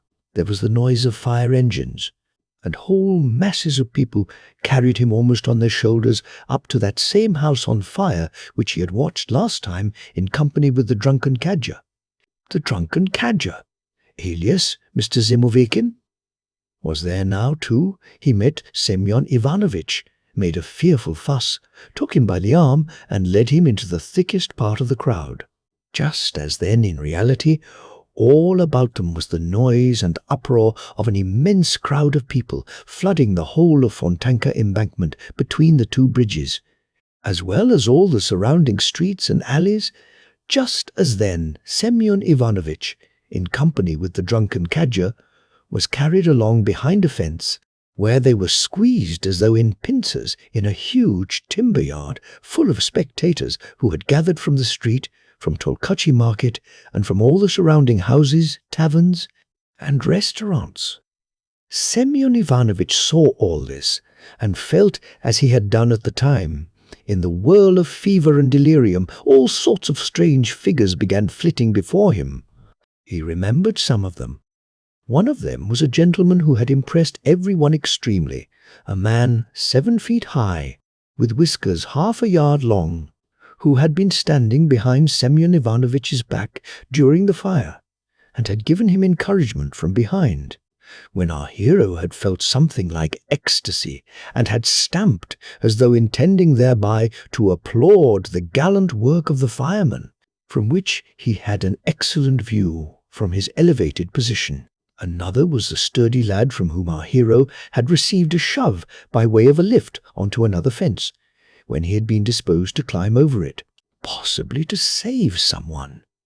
He had a glimpse, too, of the figure of the old man with a sickly face, in an old wadded dressing-gown tied round the waist, who had made his appearance before the fire in a little shop buying sugar and tobacco for his lodger, and who now, with a milk can and a quart pot in his hands, made his way through the crowd to the house in which his wife and daughter were burning together with 13.5 roubles in the corner under the bed. But most distinct of all was the poor, sinful woman of whom he had dreamed more than once during his illness. She stood before him now as she had done then, in wretched bark shoes and rags, with a crutch and a wicker basket on her back.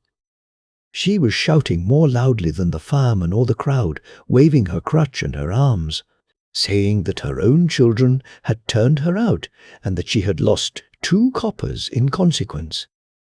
The children and the coppers and the children, were mingled together in an utterly incomprehensible muddle, from which everyone withdrew baffled, after vain efforts to understand.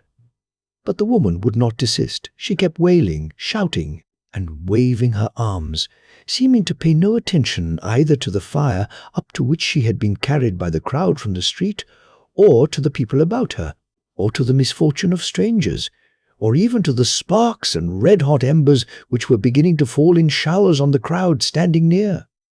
At last, Mr. Stachune Prohartchin felt that a feeling of terror was coming upon him, for he saw clearly that all this was not, so to say, an accident, and that he would not get off scot-free.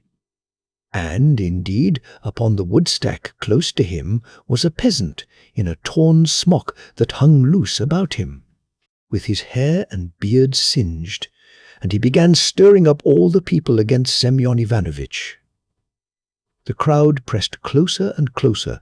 The peasant shouted, and, foaming at the mouth with horror, Mr. Prohartchin suddenly realized that this peasant was a cabman whom he had cheated 5 years before in the most inhuman way, slipping away from him without paying through a side gate and jerking up his heels as he ran as though he were barefoot on hot bricks.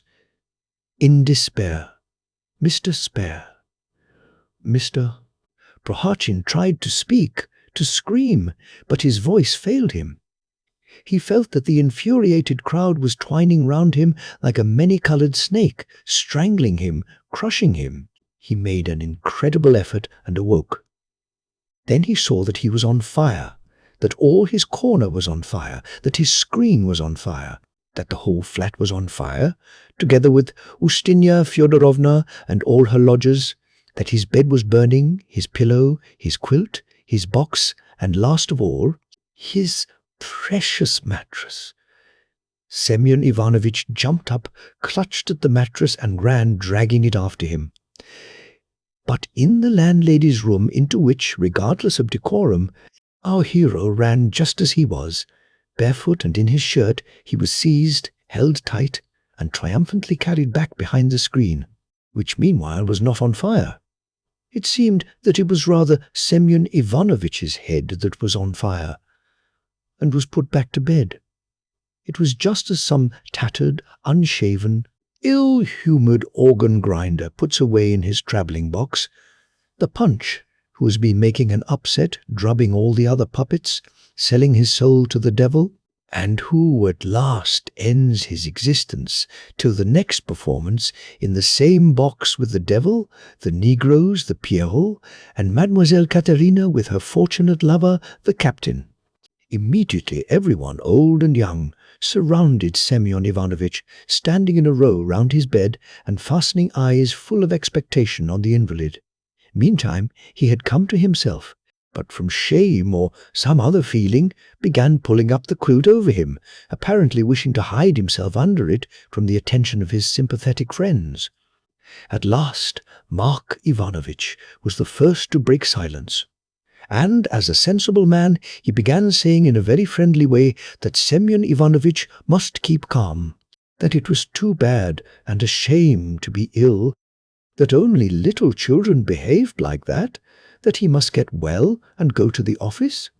Mark Ivanovitch ended by a little joke, saying that no regular salary had yet been fixed for invalids, and as he knew for a fact that their grade would be very low in the service, to his thinking anyway, their calling or condition did not promise great and substantial advantages. In fact, it was evident that they were all taking genuine interest in Semyon Ivanovitch's fate and were very sympathetic. But with incomprehensible rudeness, Semyon Ivanovitch persisted in lying in bed in silence and obstinately pulling the quilt higher and higher over his head.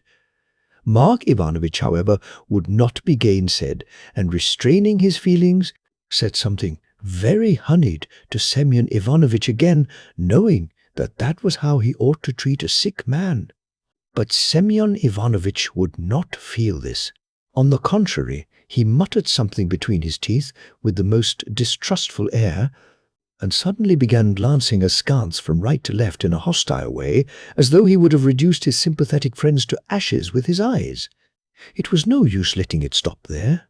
Mark Ivanovitch lost patience, and seeing that the man was offended and completely exasperated, and had simply made up his mind to be obstinate, told him straight out, without any softening suavity, that it was time to get up, that it was no use lying there, that shouting day and night about houses on fire, sisters-in-law, drunken cadgers, locks, boxes, and goodness knows what, was all stupid, improper, and degrading. For if Semyon Ivanovitch did not want to sleep himself, he should not hinder other people, and please would he bear it in mind. This speech produced its effects, for Semyon Ivanovitch, turning promptly to the orator, articulated firmly, though in a hoarse voice, "You hold your tongue, puppy, you idle speaker, you foul-mouthed man. Do you hear, young dandy? Are you a prince, eh? Do you understand what I say?" Hearing such insults, Mark Ivanovitch fired up, but realizing that he had to deal with a sick man, magnanimously overcame his resentment and tried to shame him out of his humor, but was cut short in that too. For Semyon Ivanovitch observed at once that he would not allow people to play with him for all that Mark Ivanovitch wrote poetry. Then followed a silence of 2 minutes. At last, recovering from his amazement, Mark Ivanovich, plainly, clearly, in well-chosen language, but with firmness, declared that Semyon Ivanovich ought to understand that he was among gentlemen, and you ought to understand, sir, how to behave with gentlemen. Mark Ivanovich could on occasion speak effectively and liked to impress his hearers, but, probably from the habit of years of silence, Semyon Ivanovich talked and acted somewhat abruptly, and, moreover, when he did on occasion begin a long sentence, as he got further into it, every word seemed to lead to another word, that other word to a third word, that third to a fourth, and so on, so that his mouth seemed brimming over. He began stuttering, and the crowding words took to flying out in picturesque disorder. That was why Semyon Ivanovich, who was a sensible man, sometimes talked terrible nonsense. "You are lying," he said now. "You booby, you loose fellow. You'll come to want. You'll go begging, you seditious fellow. You loafer. Take that, you poet. Why, you are still raving, aren't you, Semyon Ivanovich?" "I tell you what," answered Semyon Ivanovich, "fools rave, drunkards rave, dogs rave, but a wise man acts sensibly. I tell you, you don't know your own business, you loafer, you educated gentleman, you learned book. Here, you'll get on fire and not notice your heads burning off. What do you think of that?" "Why, you mean—" "How do you mean, burn my head off, Semyon Ivanovich?" Mark Ivanovich said no more, for everyone saw clearly that Semyon Ivanovich was not yet in his sober senses, but delirious. But the landlady could not resist remarking at this point that the house in Crooked Lane had been burnt owing to a bald wench, that there was a bald-headed wench living there, that she had lighted a candle and set fire to the lumber room, but nothing would happen in her place, and everything would be all right in the flats. "But look here, Semyon Ivanovich?" cried Zinovy Prokofyevitch, losing patience and interrupting the landlady. "You old fogey, you old crock, you silly fellow. Are they making jokes with you now about your sister-in-law, or examinations in dancing? Is that it? Is that what you think?" "Now, I tell you what," answered our hero, sitting up in bed and making a last effort in a paroxysm of fury with his sympathetic friends. "Who's the fool? You are the fool. A dog is a fool. You joking gentleman. But I am not going to make jokes to please you, sir. Do you hear, puppy? I am not your servant, sir." Semyon Ivanovich would have said something more, but he fell back in bed helpless. His sympathetic friends were left gaping in perplexity, for they understood now what was wrong with Semyon Ivanovich and did not know how to begin. Suddenly, the kitchen door creaked and opened, and the drunken cadger, alias Mr. Zimoveykin, timidly thrust in his head, cautiously sniffing round the place as his habit was. It seemed as though he had been expected. Everyone waved to him at once to come quickly, and Zimoveykin, highly delighted, with the utmost readiness and haste, jostled his way to Semyon Ivanovitch's bedside. It was evident that Zimoveykin had spent the whole night in vigil and in great exertions of some sort. The right side of his face was plastered up. His swollen eyelids were wet from his running eyes. His coat and all his clothes were torn, while the whole left side of his attire was bespattered with something extremely nasty, possibly mud from a puddle. Under his arm was somebody's violin, which he had been taking somewhere to sell.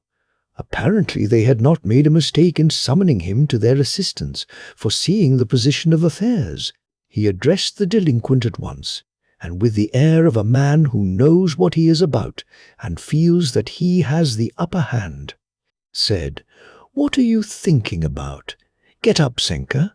What are you doing, a clever chap like you? Be sensible, or I shall pull you out of bed if you are obstreperous. Do be obstreperous." This brief but forcible speech surprised them all. Still more were they surprised when they noticed that Semyon Ivanovich, hearing all this and seeing this person before him, was so flustered and reduced to such confusion and dismay that he could scarcely mutter through his teeth in a whisper the inevitable protest. "Go away, you wretch," he said. "You are a wretched creature. You are a thief. Do you hear? Do you understand? You are a great swell, my fine gentleman, you regular swell." "No, my boy," Zimoveykin answered emphatically, retaining all his presence of mind. "You're wrong there, you wise fellow, you regular Prohachin," Zimoveykin went on, parodying Semyon Ivanovitch and looking round gleefully. "Don't be obstreperous. Behave yourself, Senka. Behave yourself, or I'll give you away. I'll tell them all about it, my lad. Do you understand?" Apparently, Semyon Ivanovitch did understand, for he started when he heard the conclusion of the speech and began looking rapidly about him with an utterly desperate air. Satisfied with the effect, Mr. Zimoveykin would have continued, but Mark Ivanovitch checked his zeal, and waiting till Semyon Ivanovitch was still and almost calm again, began judiciously impressing on the uneasy invalid at great length that to harbour ideas such as he now had in his head was, first, useless, and secondly, not only useless but harmful, and, in fact, not so much harmful as positively immoral. And the cause of it all was that Semyon Ivanovitch was not only a bad example, but led them all into temptation. Everyone expected satisfactory results from this speech. Moreover, by now, Semyon Ivanovitch was quite quiet and replied in measured terms. A quiet discussion followed. They appealed to him in a friendly way, inquiring what he was so frightened of. Semyon Ivanovitch answered, but his answers were irrelevant. They answered him, he answered them. There were one or two more observations on both sides, and then everyone rushed into discussion. For suddenly, such a strange and amazing subject cropped up that they did not know how to express themselves. The argument at last led to impatience. Impatience led to shouting, and shouting even to tears. And Mark Ivanovitch went away at last, foaming at the mouth, and declaring that he had never known such a blockhead. Oplovaniev spat in disgust. Okeanov was frightened. Zinovy Prokofyevitch became tearful, while Ustinya Fyodorovna positively howled, wailing that her lodger was leaving them and had gone off his head, that he would die, poor dear man, without a passport and without telling anyone, while she was a lone, lorn woman, and that she would be dragged from pillar to post. In fact, they all saw clearly at last that the seed they had sown had yielded 100-fold, that the soil had been too productive, and that in their company Semyon Ivanovitch had succeeded in overstraining his wits completely and in the most irrevocable manner. Everyone subsided into silence, for though they saw that Semyon Ivanovitch was frightened, the sympathetic friends were frightened too. "What?" cried Mark Ivanovitch. "But what are you afraid of? What have you gone off your head about? Who's thinking about you, my good sir? Have you the right to be afraid? Who are you? What are you?"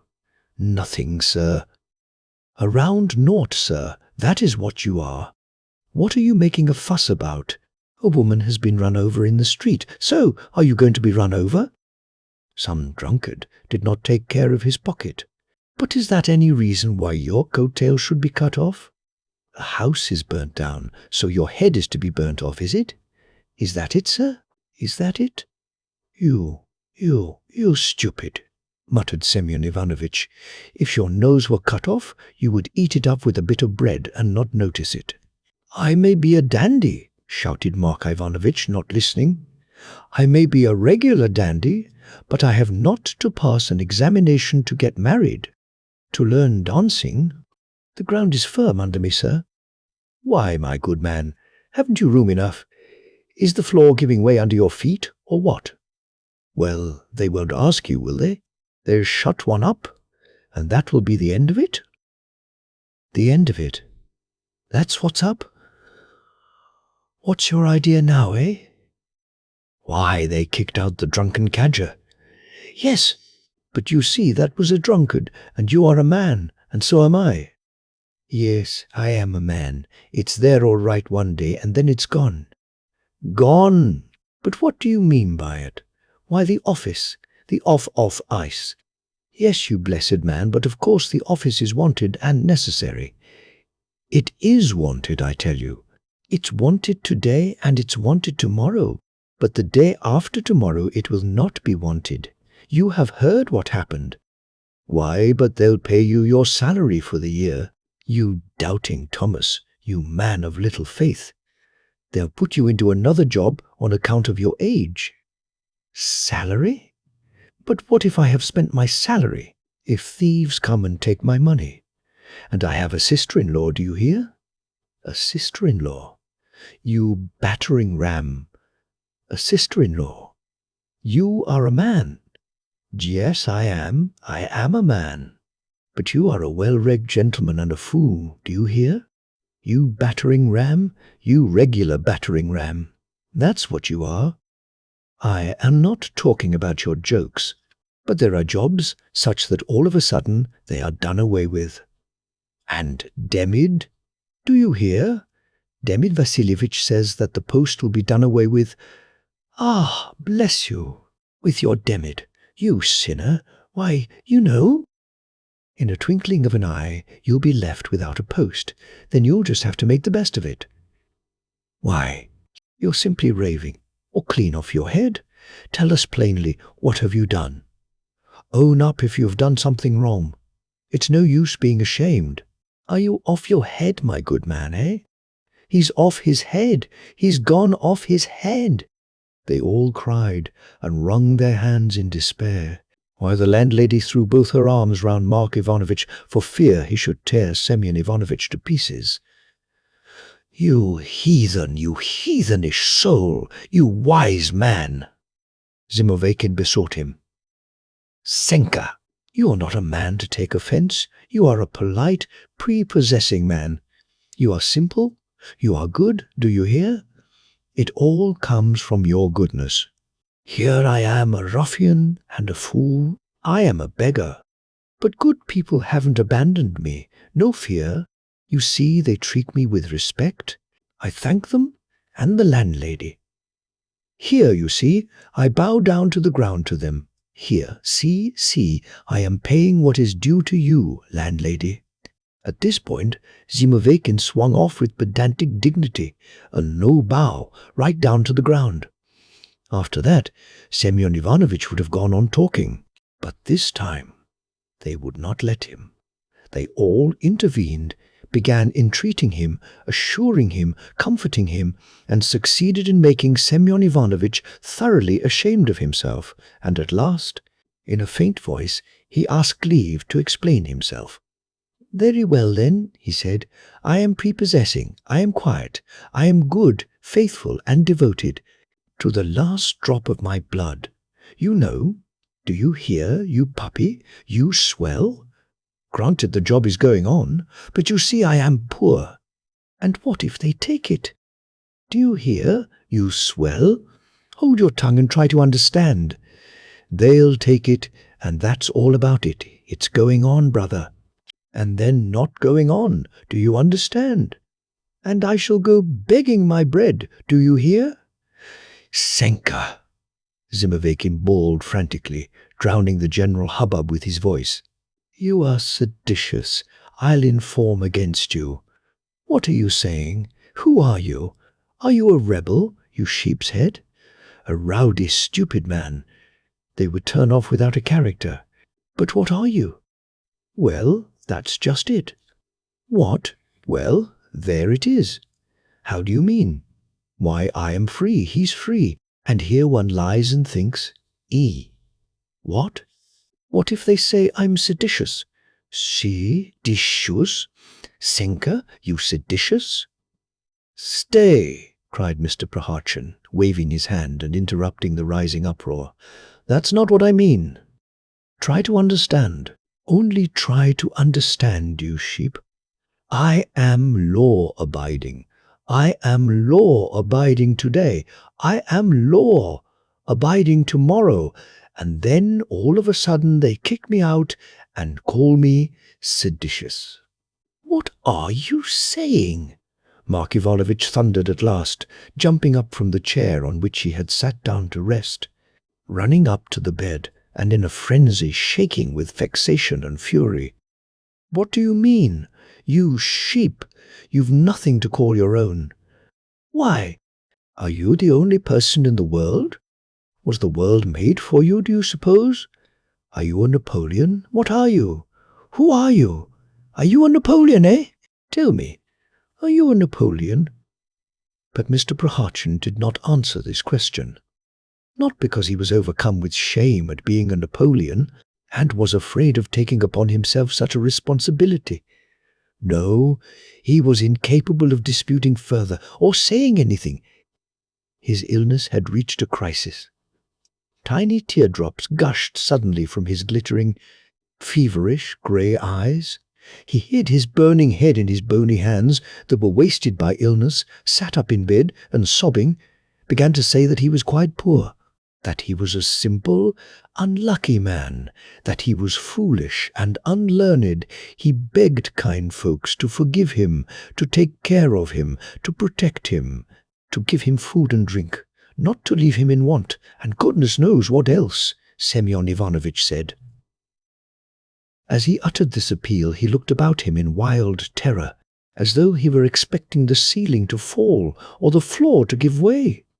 Everyone felt his heart soften and move to pity as he looked at the poor fellow.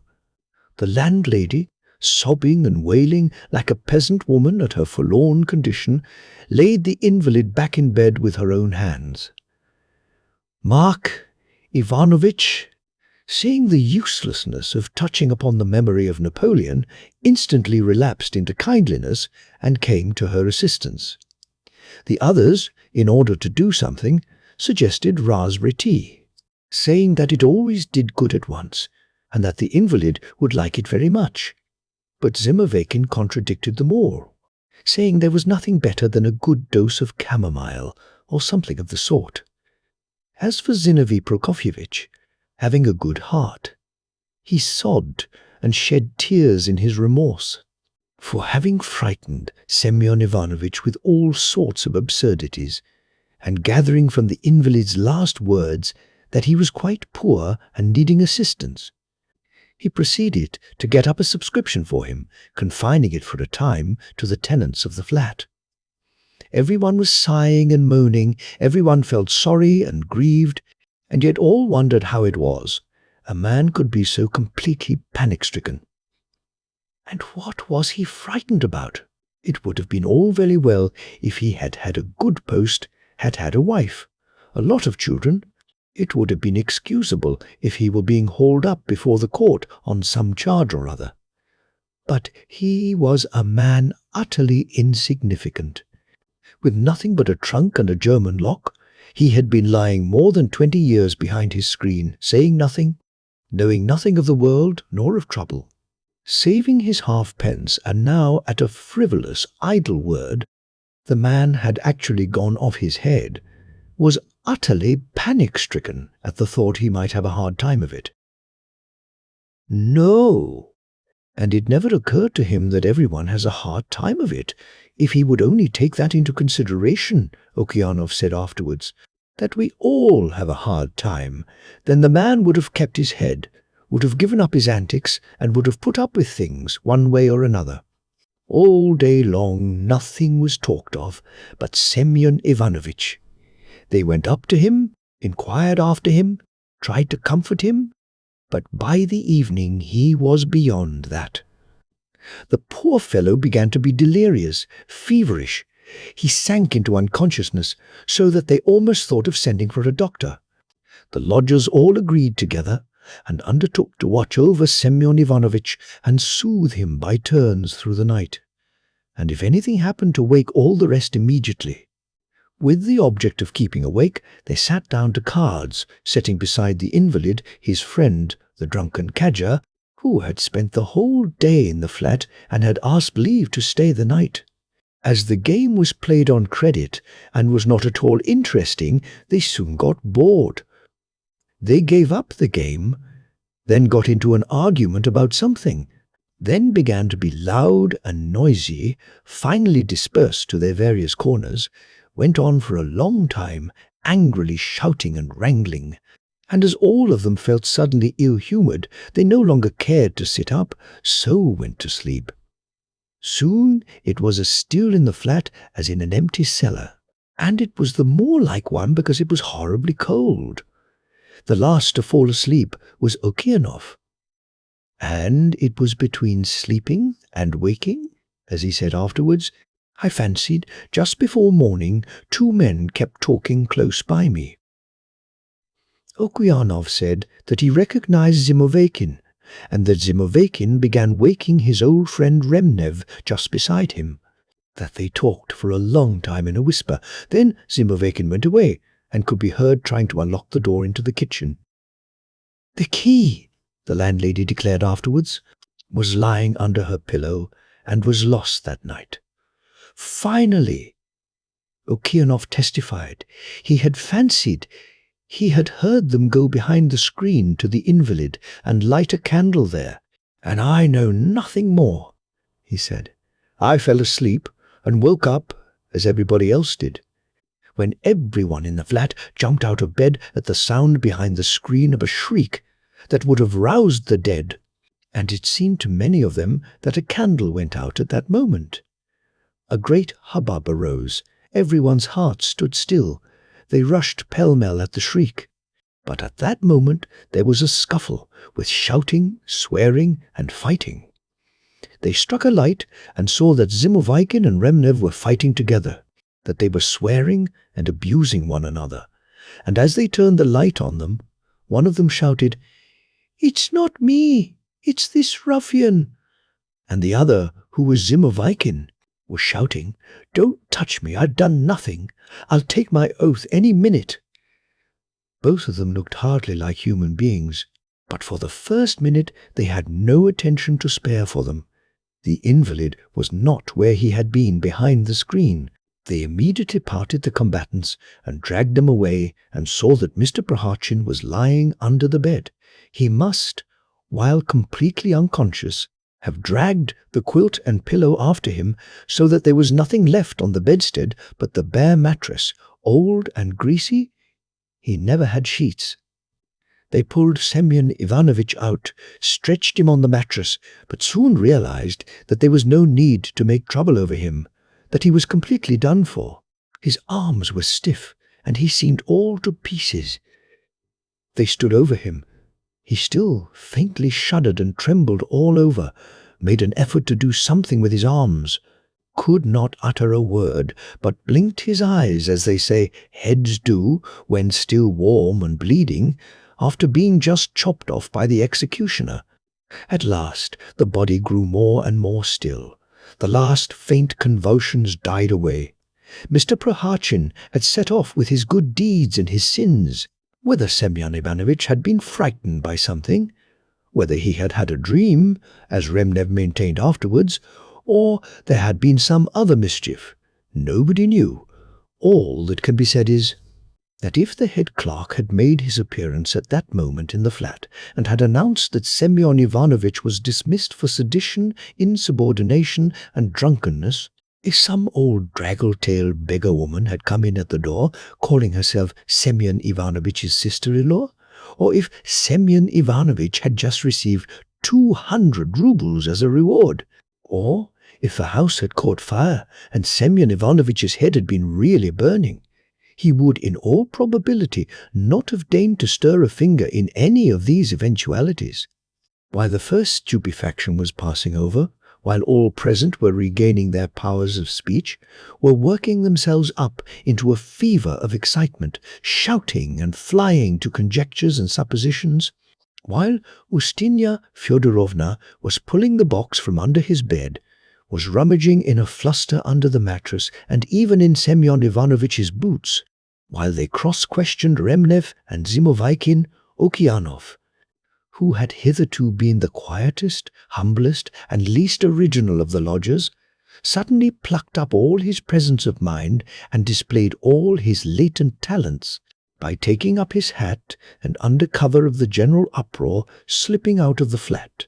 And just when the horrors of disorder and anarchy had reached their height in the agitated flat, till then so tranquil, the door opened, and suddenly there descended upon them, like snow upon their heads, a personage of gentlemanly appearance, with a severe and displeased-looking face. Behind him, Yaroslav Ilyitch. Behind Yaroslav Ilyitch his subordinates, and the functionaries whose duty it is to be present on such occasions, and behind them all, much embarrassed, Mr. Okeanov. The severe-looking personage of gentlemanly appearance went straight up to Semyon Ivanovitch, examined him, made a wry face, shrugged his shoulders, and announced what everybody knew. That is, that the dead man was dead. Only adding that the same thing had happened a day or two ago to a gentleman of consequence, highly respected, who had died suddenly in his sleep.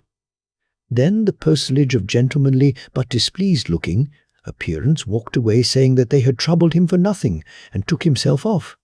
His place was at once filled, while Remnev and Zimoveykin were handed over to the custody of the proper functionaries by Yaroslav Ilyitch, who questioned someone, adroitly took possession of the box, which the landlady was already trying to open, put the boots back in their proper place, observing that they were all in holes and no use, asked for the pillow to be put back, called up Okeanov, asked for the key of the box which was found in the pocket of the drunken cadger, and solemnly, in the presence of the proper officials, unlocked Semyon Ivanovitch's property. Everything was displayed: 2 rags, a pair of socks, half a handkerchief, an old hat, several buttons, some old soles, and the uppers of a pair of boots, that is, all sorts of odds and ends, scraps, rubbish, trash, which had a stale smell. The only thing of any value was the German lock. They called up Okeanov and cross-questioned him sternly, but Okeanov was ready to take his oath. They asked for the pillow. They examined it. It was extremely dirty, but in other respects it was like all other pillows. They attacked the mattress. They were about to lift it up, but stopped for a moment's consideration, when suddenly, and quite unexpectedly, something heavy fell with a clink on the floor. They bent down and saw on the floor a screw of paper, and in the screw some dozen roubles. "Ahey!"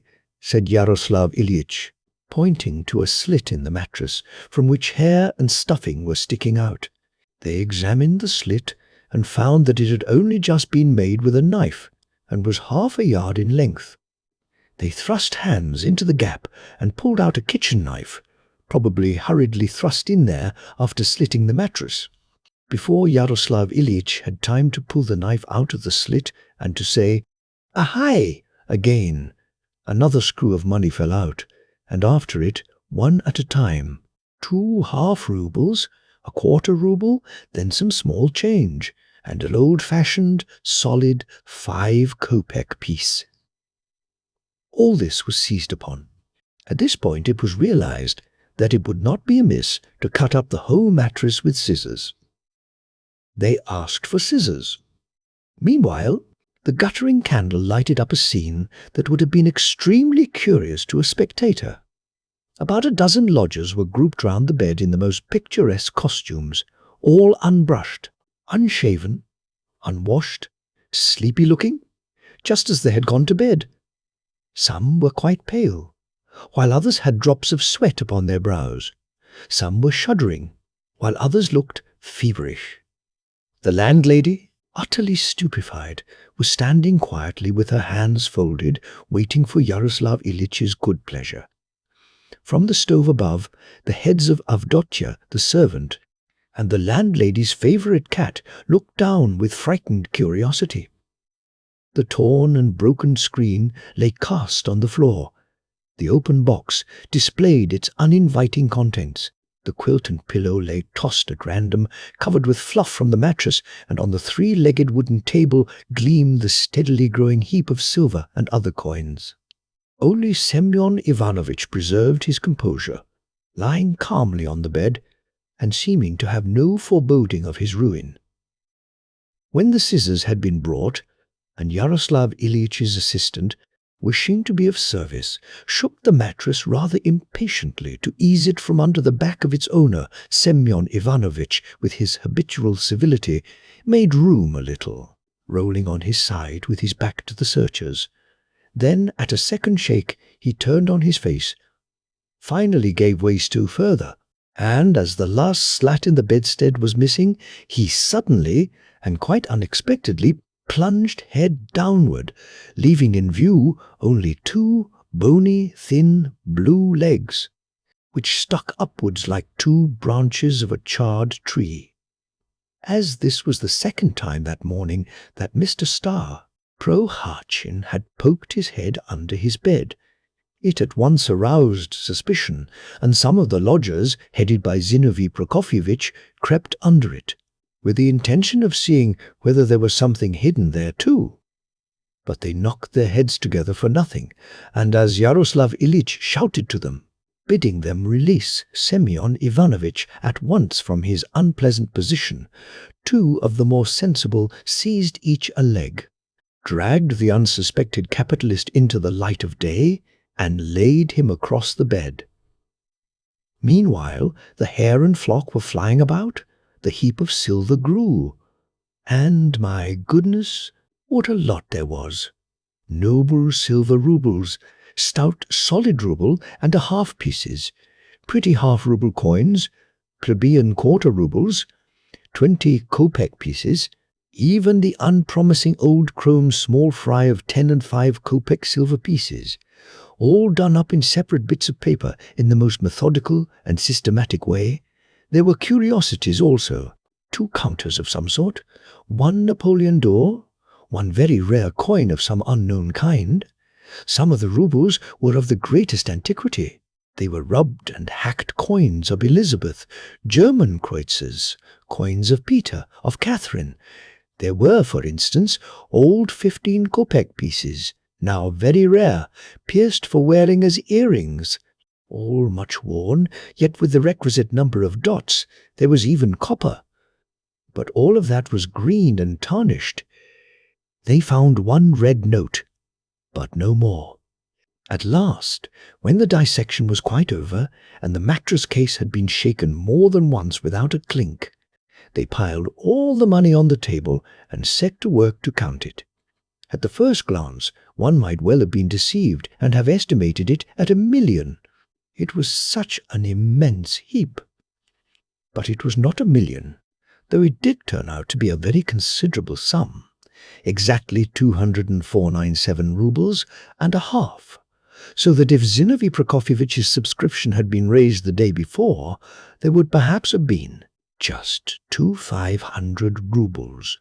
They took the money, they put a seal on the dead man's box, they listened to the landlady's complaints, and informed her when and where she ought to lodge information in regard to the dead man's little debt to her. A receipt was taken from the proper person. At that point, hints were dropped in regard to the sister-in-law, but being persuaded that in a certain sense the sister-in-law was a myth, that is, a product of the defective imagination with which they had more than once reproached Semyon Ivanovitch. They abandoned the idea as useless, mischievous, and disadvantageous to the good name of Mr. Prohartchin, and so the matter ended. When the first shock was over, when the lodgers had recovered themselves and realized the sort of person their late companion had been, they all subsided, relapsed into silence, and began looking distrustfully at one another. Some seemed to take Semyon Ivanovitch's behavior very much to heart, and even to feel affronted by it. What a fortune! So the man had saved up like this! Not losing his composure, Mark Ivanovitch proceeded to explain why Semyon Ivanovitch had been so suddenly panic-stricken. But they did not listen to him. Zinovy Prokofyevitch was very thoughtful. Okeanov had had a little to drink, the others seemed rather crestfallen, while a little man called Kantarev, with a nose like a sparrow's beak, left the flat that evening after very carefully packing up and cording all his boxes and bags, and coldly explaining to the curious that times were hard and that the terms here were beyond his means. The landlady wailed without ceasing, lamenting for Semyon Ivanovitch, and cursing him for having taken advantage of her lorn state. Mark Ivanovitch was asked why the dead man had not taken his money to the bank. He was too simple. My good soul, he hadn't enough imagination, answered Mark Ivanovitch. Yes, and you have been too simple too, my good woman, Okeanov put in. For 20 years the man kept himself close here in your flat, and here he's been knocked down by a feather, while you went on cooking cabbage soup and had no time to notice it. Ah, my good woman. Oh, the poor dear, the landlady went on. What need of a bank? If he'd brought me his pile and said to me, "Take it, Ustinyushka, poor dear, here is all I have. Keep and board me in my helplessness so long as I am on earth. Then, by the holy icon, I would have fed him, I would have given him drink, I would have looked after him. Ah, the sinner! Ah, the deceiver! He deceived me, he cheated me, a poor lone woman." They went up to the bed again. Semyon Ivanovitch was lying properly now, dressed in his best, though indeed it was his only suit, hiding his rigid chin behind a cravat which was tied rather awkwardly, washed, brushed, but not quite shaven, because there was no razor in the flat. The only one, which had belonged to Zinovy Prokofyevitch, had lost its edge a year ago and had been very profitably sold at Tolkachi market. The others used to go to the barber's. They had not yet had time to clear up the disorder. The broken screen lay as before, and exposing Semyon Ivanovitch's seclusion seemed like an emblem of the fact that death tears away the veil from all our secrets, our shifty dodges and intrigues. The stuffing from the mattress lay about in heaps. The whole room, suddenly so still, might well have been compared by a poet to the ruined nest of a swallow, broken down and torn to pieces by the storm, the nestlings and their mother killed, and their warm little bed of fluff, feather and flock scattered about them. Semyon Ivanovitch, however, looked more like a conceited, thievish old cock-sparrow. He kept quite quiet now, seemed to be lying low, as though he were not guilty, as though he had had nothing to do with the shameless, conscienceless, and unseemly duping and deception of all these good people. He did not heed now the sobs and wailing of his bereaved and wounded landlady. On the contrary, like a wary, callous capitalist, anxious not to waste a minute in idleness even in the coffin, he seemed to be wrapped up in some speculative calculation. There was a look of deep reflection in his face, while his lips were drawn together with a significant air, of which Semyon Ivanovitch during his lifetime had not been suspected of being capable. He seemed, as it were, to have grown shrewder. His right eye was, as it were, slyly screwed up. Semyon Ivanovitch seemed wanting to say something, to make some very important communication and explanation, and without loss of time, because things were complicated and there was not a minute to lose, and it seemed as though they could hear him. "What is it? Give over. Do you hear, you stupid woman? Don't whine. Go to bed and sleep it off, my good woman. Do you hear? I am dead. There's no need of a fuss now. What's the use of it, really? It's nice to lie here. Though I don't mean that. Do you hear? You are a fine lady. You are a regular fine lady. Understand that. Here I am, dead now. But look here. What if, that is, perhaps it can't be so. But I say, what if I'm not dead? What if I get up? Do you hear? What would happen then?